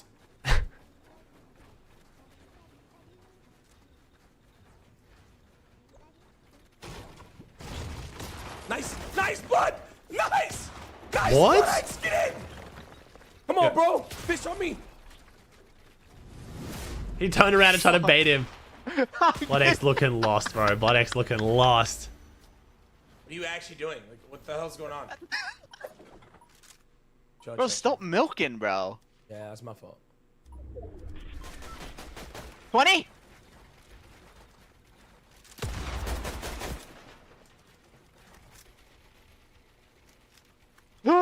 Almost got... Fax, are you with me or? 24 on him? Yeah. Finals ended, bro. Finals ended half an hour ago. You missed a good one, though, bro. I'd recommend watching the VOD. Is this clicks? I'm so confused what's happening. Calm down. And it's when I say it's Booger, it's not because I'm flaming Booger. It's because it looks like someone playing not on their setup. Like, not on their settings. There's no way... Is this clicks? Where are you? I'm ready. Good. See, I was about to say, there's no way that was clicks. Bro, I was in like this tech check shit. They're like testing my OBS. I'm ready though. Y'all, how much do I play for? 100? 250? 1,000? 500? 1250 each, so 25. Are you gonna come up next or? This round doesn't count, bro. Yeah, it does. Alright, does the last round count? Alright, so I load into the event now for the rocket event. Alright, let's see. Okay, if this doesn't count, then just let me kill you. It doesn't count, you said? No. Alright. How much you want to play for? How much money? Well, 25. Bloodix doesn't want to put more than that, so we'll split it. 25. That's it? Yes, bro. Alright, good luck. No, facts. Do 50. That's the rule. We do 50. No, bro, stop. One kill lead, 50. This is a fun. One kill We lead, get a one kill lead. kill lead? Are we that bad? Wait, hold on. Oh my god. Blood, you down to split that? 25 each or no? Bro, yes, play, bro. Hey, Joe. Alright, 25 each for me and Blood. Alright, no kill lead or one kill lead? No, one kill, bro. Give us one. I like that, bro. Is Leon playing or is it Blood? Why are you saying that? Say hi. Hi. That was very loud. We're very excited this morning. Did you sleep good? So ass. Like, You sleep good, did you? Who'd you sleep with? And then Blood's mother. Nobody! So what? Get in fix! Yeah. 20! Shit on! 1-0, 2-0, 2-0, 2-0, 2-0. Wait, am I gonna not get a queue? I'm gonna have to go into customs chat because OC is so dead. Even with an event on, I still can't get into a game. No. I'm at 200. I'm at 200. Yeah, this has got to be bugged too, by the way. It's I'm at obvious. 200. Box him! Let's go! Hey, keep trolling, buddy. Hey, I'm gonna let you. No, we're good. No, we're good. We're good. You're going down the bag, by the that way. you can own waterways in Australia like 3-0, stocks. 3-0. If so, do you own any? I don't own any, and I think that is true, but I don't know. I'm pretty sure it gets pretty shady from what I've heard, man. But yeah. Box him again. What is happening? Is Clicks like? It genuinely looks like Clicks is like trying to like finesse them. What's finessing? What's it called, chat? What do you do again? 187. Is it hustling like with Pool? Like what do you do with Pool? You like deliberately lose? Why does it look like that? Oh, don't die, you die, we died. Blood. Popovich. I'm on top. I'm here. Alright, chill. Bud.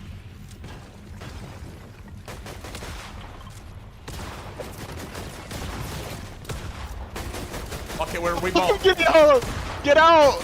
Ow! I need fish! It is hustling? Oh my god. She just stole my thing. Alright, chat, watch this event real quick as well, because that's gonna go for a while. So is this the event that's already happened? Is this the rocket event? Is there anything crazy? Is it actually good? So wait, where am I landing? I forgot Maris. Let me take you a photo. Where did Maris tell me to land? Maris told me to land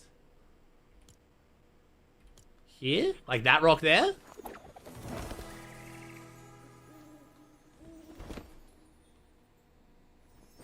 That one? Okay. Blood cutting me.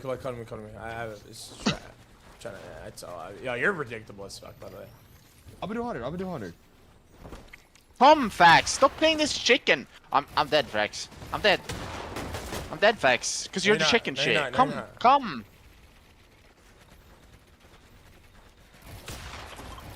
Box them. Yeah. That's 150? I dropped my gun, bro. My gun is auto-shooting. Hello? Hello? My gun is shooting. Flight, yeah. Teaching you flight reactors. Nice. That was great. I'm healing. Fax. I'm healing. I hit him like, I don't even know how much I hit him. 60 white. Why does this look like way too easy? Don't let him now. Don't let him now. Is Click trying to get them to like win so then they go more so then they I don't know. Nice. Why does this not look like Click? Fake. Get again. This looks like not like how Clicks would normally play. Event? Why No, I nervous, don't Clicks? know if I care about the event if it's just the rocket thing. I was kind of gonna watch it. There's nothing else to watch. I'd honestly rather watch this. Fucking crazy. Shit on. Why are you nervous? Thank you, Chaka, with the Prime for 19. Did you just? How did you just turn the volume down? Yo, me and Eric are crazy. 1-0. Run it. Put more online. No, bro, this is enough, dude. You're losing. What do you mean? Put more. Clicks is actually trying to finesse him. You can tell. 100% he's trying to finesse him. Distracting, bro. Can you not talk? That's whatever. Yeah, alright. You're biggest pussy. How do you not like more when? Drop to me, blood. Drop to me, Yeah, blood. literally, Clicks was just trying to finesse him. We're up, bro. It's his legacy. Yeah, Clicks is 100% trying to finesse him. I'm on his head. Oh, Charlie. We can't press that right now. We can't press that right now. Sorry. Later. We can play with them later. 50? I'm fucking. Play with the buttons later. I need to make her a scene. I need to make an OB. I need to make a stream deck buttons that don't do anything and she just click them. Have we played that wrong? Bro. It's fine. It's my fault, bro. He's distracting us. And now Clicks is try harding. Suck. And now Clicks is try harding. Yeah, Clicks was 100% trying to hustle them, bro. You could see. Dirty little fucking cheater. Blood, you're Lock more. Blood, blood. Listen. Yeah, now he's trying. You're my Polo to my P. I'm P. You're Polo. Play support. No, both you guys are fucking garbage. Hi. Who's that? Hello. I'll P. No. Hello. Oh shit! I died to full effects. That's beautiful. Hey, chill. I could win. Give me everything. Yeah, now he's fast, chilling. Fast. Drop. No. Oh shit. The event didn't even work? No way the event didn't even work. Oh. You want to take it down to mom? 200 him. I believe in you, Facts. Facts, I believe in you. 200 pump him. A nice goal. Bye.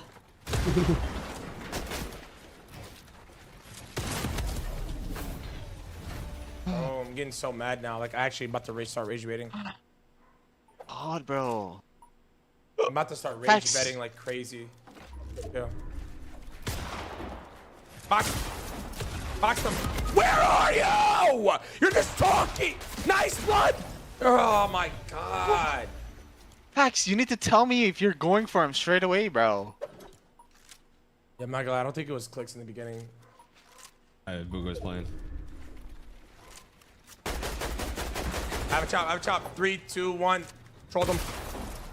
Like W sick troll, dude. I'm so fucked. Yeah, like.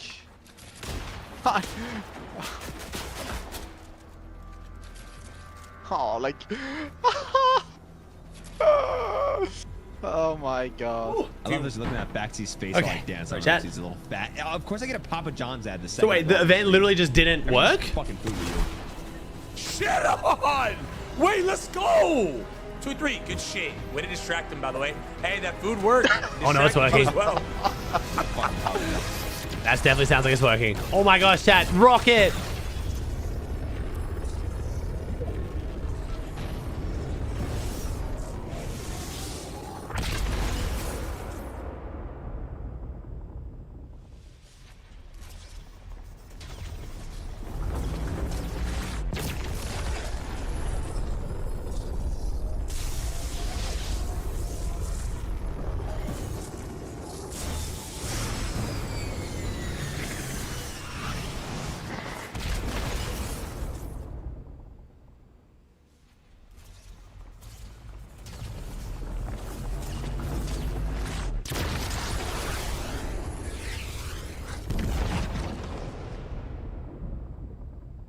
You like that? See, well, I already saw that. There's no way they just delayed a div cup for this.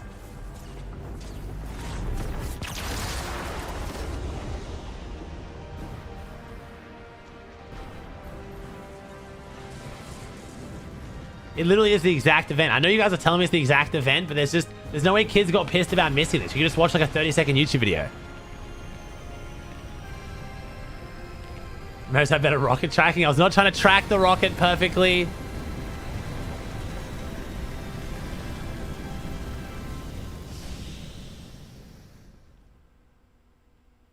Huh.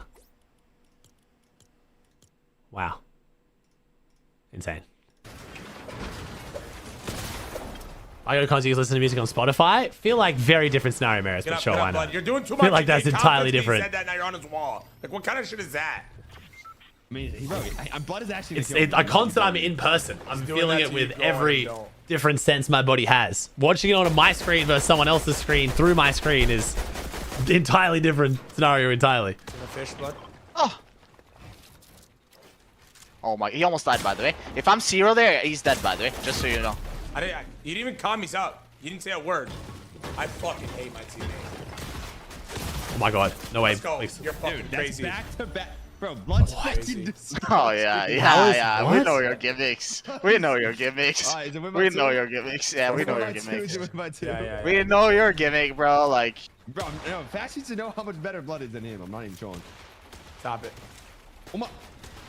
Yo! No, please, blood, actually. What do you mean, please, blood, actually? Where the fuck are you, Fax? What do you mean, please, blood, actually? He's winning you the rounds. Why is Fax, like, begging blood to not win?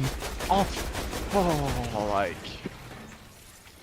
Bro, like, Fax. What are we doing? Did you fall down? You took fall damage, Vex, or? This fat ass out of the ground, like sink to the ground. All right, Facts. He beat me in a 1v1 3 times in a row. You're telling me you can't even get me once? Are we dead ass, Facts? Watch this. Oh, Vex. He's literally stuck in a wall. How is that possible? I didn't even know that was possible to get stuck in that wall. Getting stuck in the wall. All my life, I'm cursed, bro. Like what? How is that even possible? Size, to be honest. I'm glad you guys liked it though. That's definitely, I don't know. Maybe I just don't care about the storyline at all anymore. Some of the events I like, but that one feels. Rerunning that seems interesting. Like I'm just a better fighter mechanically than everyone in this lobby. Sorry, Cody.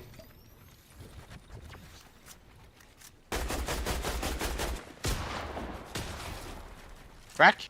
Like, look at that, bro. You're just beast.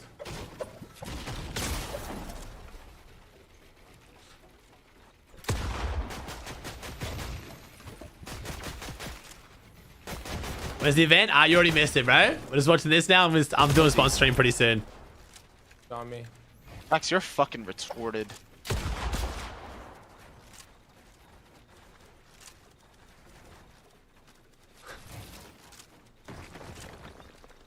Me You heals. need heals or what, Vex?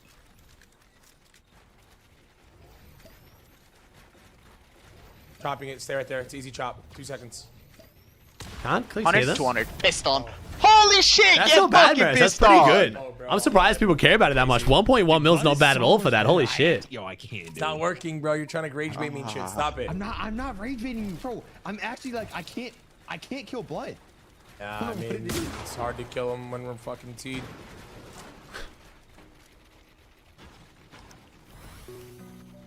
It does show what I've been saying about next season, though, chat. People love Fortnite. That's why they're so mad right now. Trust me. From someone who's been here through the ups and downs of this game, if people are mad at the game, that's a good thing. Because they care enough to be mad. When they're indifferent, that's when it's bad. Chapter 3 became like indifference. People were like, I just don't fucking care anymore. Like, you know? But people are mad about this season because they want Fortnite to be good. Next season, will go crazy. Fucking. Eric! Wait, Blood's actually doing really well. Blood's put in some serious damage. Oh. Garrick Carson, how the fuck are you losing that? You know my biggest regret's not 1v1ing you when I was in Dallas? I genuinely Bro, think I beat you. I can't build now. I genuinely think Am I delusional? I genuinely think I beat you. 4 Q to 5 in West. I genuinely think I win. 4 Q to 5 in West. 4 kill lead in reels? Whatever you want. I'm down. I'm down to play it in West, yeah. Blood in the US? No, Blood is on my EU biggest ping. That's regret why is he's not doing playing so when I was well. Dead zero. I literally feel like I smack him around. He's 100 HP. Look, I got him one shot, Eric.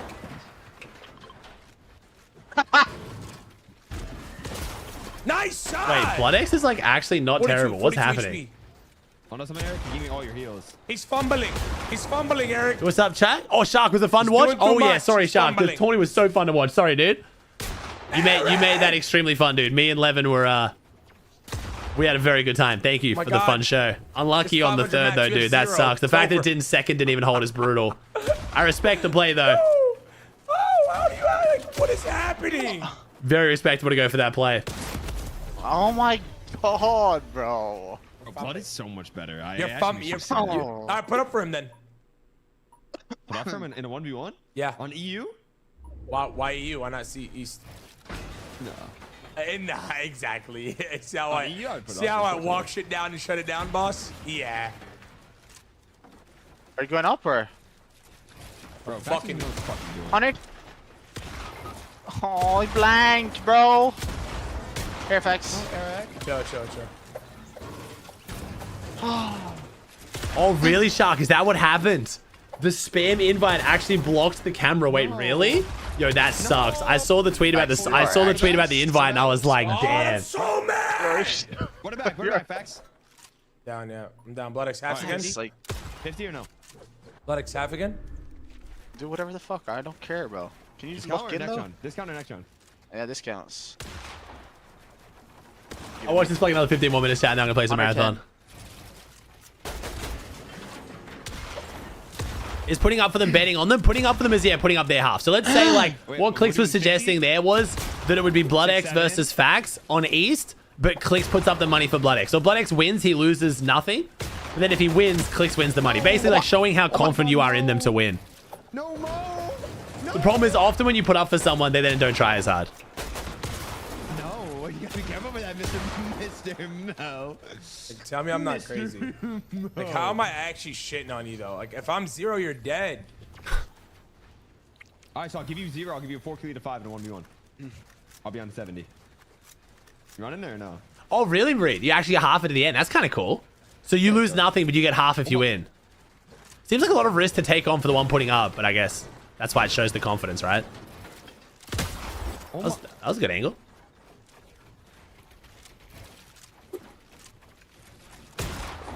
Fax is holding on to 0, bro. How fucking slow are you? How much better Fax looked on 0, bro? I knew he'd be holding on to that forever. Because to be fair, Fax literally looks like a different player on 0.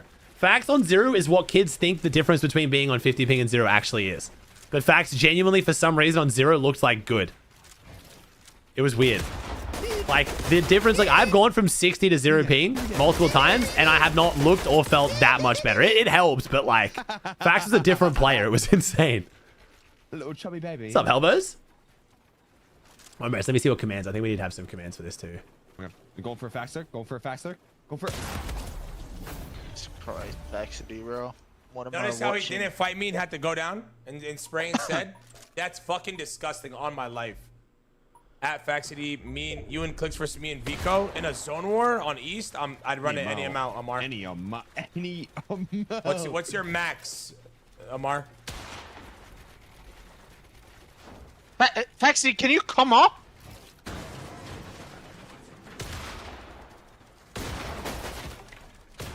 Fax, can you come? Coming right all over you. Holy fuck, Fax. Like, what the fuck?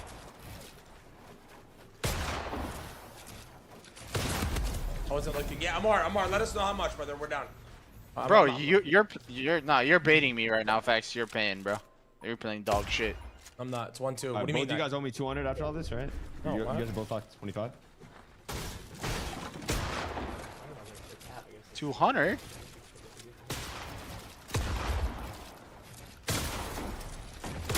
$189. I need you. Yeah, what do you want me to do? Be there. Like, what do you want me to do? He's lying, bro. Like, just be there.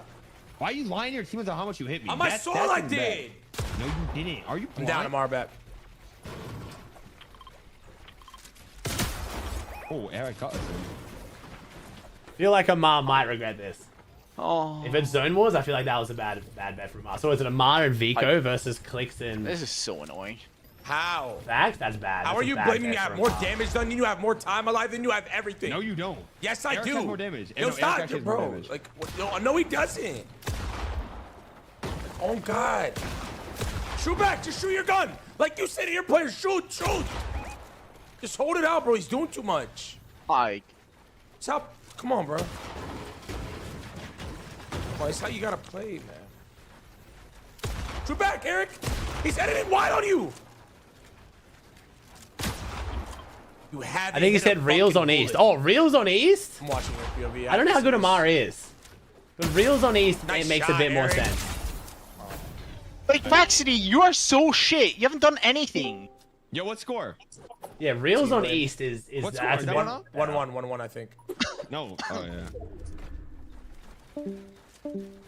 Alright, cool. I think I'm done. Yeah, nice.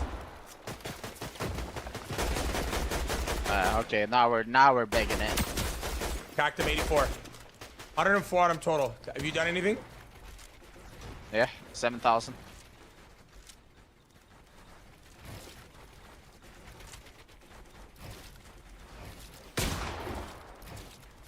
Yeah, and I've just fell. Chill, Fax, chill.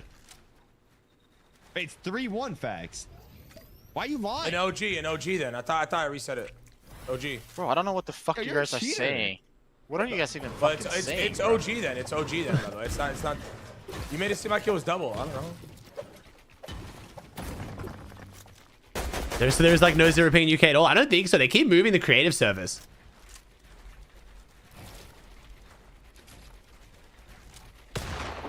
Vex. Nah, Mo, you're doing a big one with this. Brother, I have 153 damage. Have you touched him yet? Give me a fish. Give me a fish. I don't have fish, bro. Oh my god. Give me what do you have? Oh my god, you're fucking. Through the column. Done. Through the column, Done, by the way. done. Through the column. Yeah, you're. Bro, I had 0 build, by the way.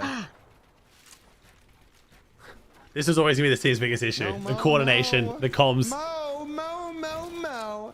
Mo, Mo, Mo, Mo, Mo. I'm done. I'm actually. Bro, Bloodex, are you just content farming? I'm so confused. What are we doing right now? You're literally content farming me, like. I'm content farming you, and I have the most damage ever, and you're blaming me. Okay, that sounds right. It's like oil and water. It always was gonna be, bro. This is always gonna be bad. Is he on you or what? Oh, box. Mo. Tomorrow's gonna be sick though, chat. We start for a big stream tomorrow. I think we do EU in the morning. I think we watch Brazil as well. I think Brazil will be worth watching tomorrow because it's finals. Like no broadcast, but it should still be sick. And then we watch NA after that. My boy's holding up pretty well. I think NA cast with Jacob should be good. So actually, I'll double check with him.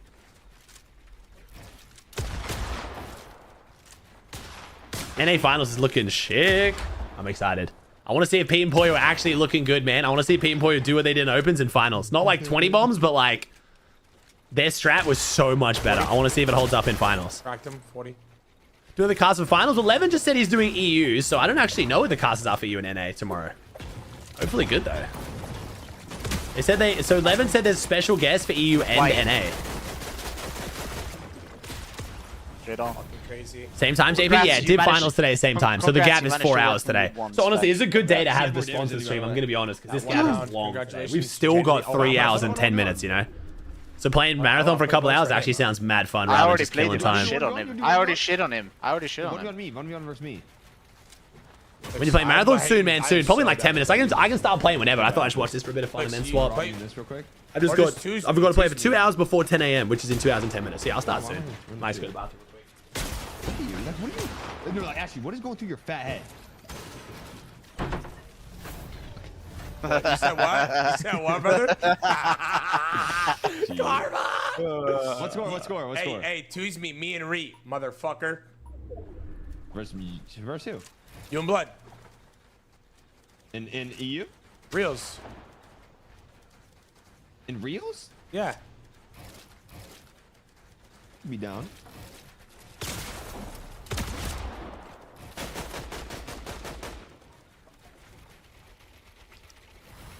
I hit him for 99.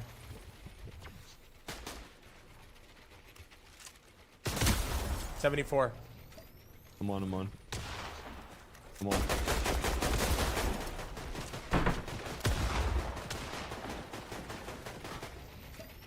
Dad 1 HP. Yeah? Are you need a fish or what? Yeah, take a fish, fatty. Gobble that. Yo, he hates seeing this right now. I'm using all the heals.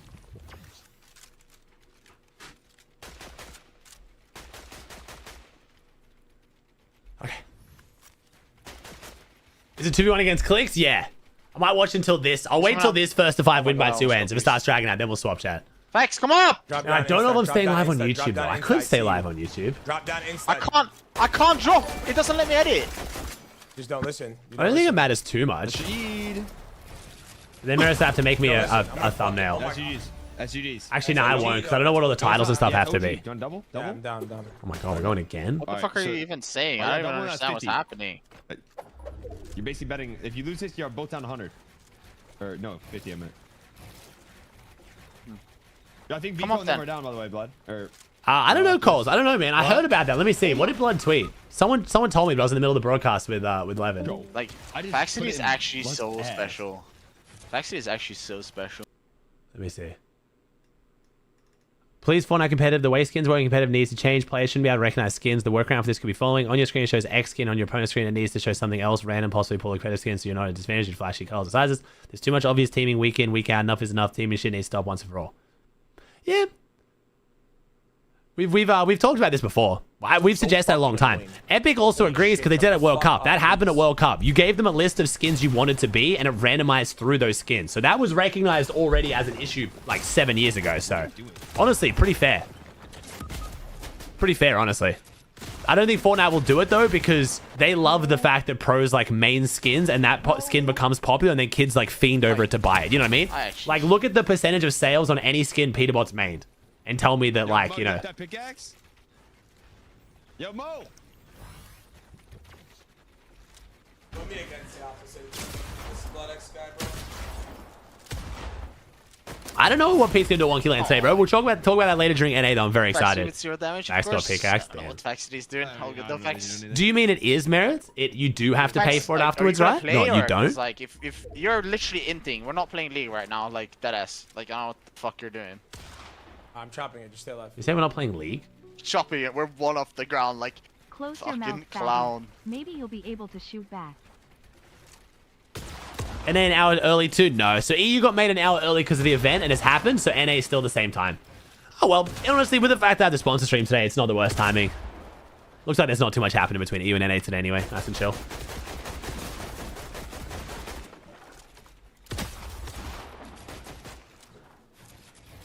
There was an event? Yeah, the rocket event, bro. That was me, Charles. I'm plugging my joystick. I don't want to mess up. 134 on him. Do I have my hand cam working? Where is he? No idea, Do bro. I even have it plugged in? I don't have it plugged in. I'm not going to risk that. Because last time I've done that before, it's messed up my stream PC.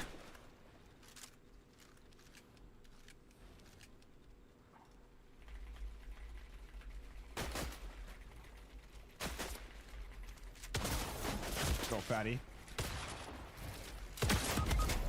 No. No. I don't get it. I don't. No. We have 0 damage to him. It's actually disgusting, bro. A little bit, V. Me and Fax have watched a bit together before, man. We've watched like a tournament before, and it's kind of vibey. But I don't think Fax's community particularly likes the vibes of me in the call, from what I've gathered. Damaged? Because usually it's me and Fax just like talking about, like, we have a good conversation, but it's like a lot more chill and a lot less like toxic and a lot less content farming, which I think his comm doesn't like. So they just kind of like don't like it, which just kind of gives me the vibes of like, you know, I'll just do my own thing then, you know? But I do that a bit in the calls anyway. Like, if all these guys are vibing in a call, yelling at each other and like having fun and shit, I kind of just tend to not join the calls, because then the same thing. Everyone kind of, they don't clam up. It's just everyone behaves differently around me, which it's more of like I have a different relationship with the guys than what Fax does. Have him boxed. So in certain conversations it's good, but sometimes it's not so good, especially like if you're in Fax's audience and you want like the rage bait clip yelling, screaming, shit like that. As soon as I'm around, it happens a lot less, and I think that pisses them off. So it's like, you know, I just do my own thing, man. It's just easier that way. Oh. That's because I'm on 200 ping! Yeah, and you're brain dead. Fax, I don't know what you're doing. Fax, why are you trolling? I'm about to get he's trolling. Yeah, he's trolling. Yeah, you're shit. You're trolling. Who are they fighting? This is Blood X and Fax versus Clicks, and it's not going well. In the start, you were actually trying. Now you're not. No, Jovi, no. 200, literally. 200, spray. 200, legit. Push me in then. Thank you, Nate, with the T1 for 5. You gotta be genuinely the What's up, worst Yuz? of all time. How's the heat of doom, Yuz? How'd you go, bro? We watched it, but...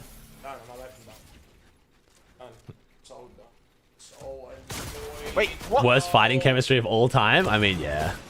It was just... Clicks did a very good job of giving him, like, a false sense of security, though. Like, Clicks really, like, for a second, they had him feeling like they could do it, you know? Like, we could all tell there was something, like, it just didn't... Like, Clicks just wasn't playing properly. He was trying to finesse him, bro. He was trying to finesse him way too hard. All right. If you guys are in the YouTube stream, you are going to have to swing by the Twitch stream if you want to watch me play some Marathon. But if you guys don't, I get it. It's all good. Variety vibes, not for everyone. It will be very fun. This game looks sick. But I'll be live again on YouTube in 3 hours, less than 3 hours, like 2.5 hours for NA. So I will go live again on YouTube. But for now, I'm going to end just because like it's kind of like a little bit, I don't know how it works with, I didn't agree to do the stream on YouTube. So I don't know if that'd be funny if I don't have the right title and stuff. So peace out, chat. I love y'all. Swing by the YouTube, Twitch stream. I'll see you guys on YouTube later.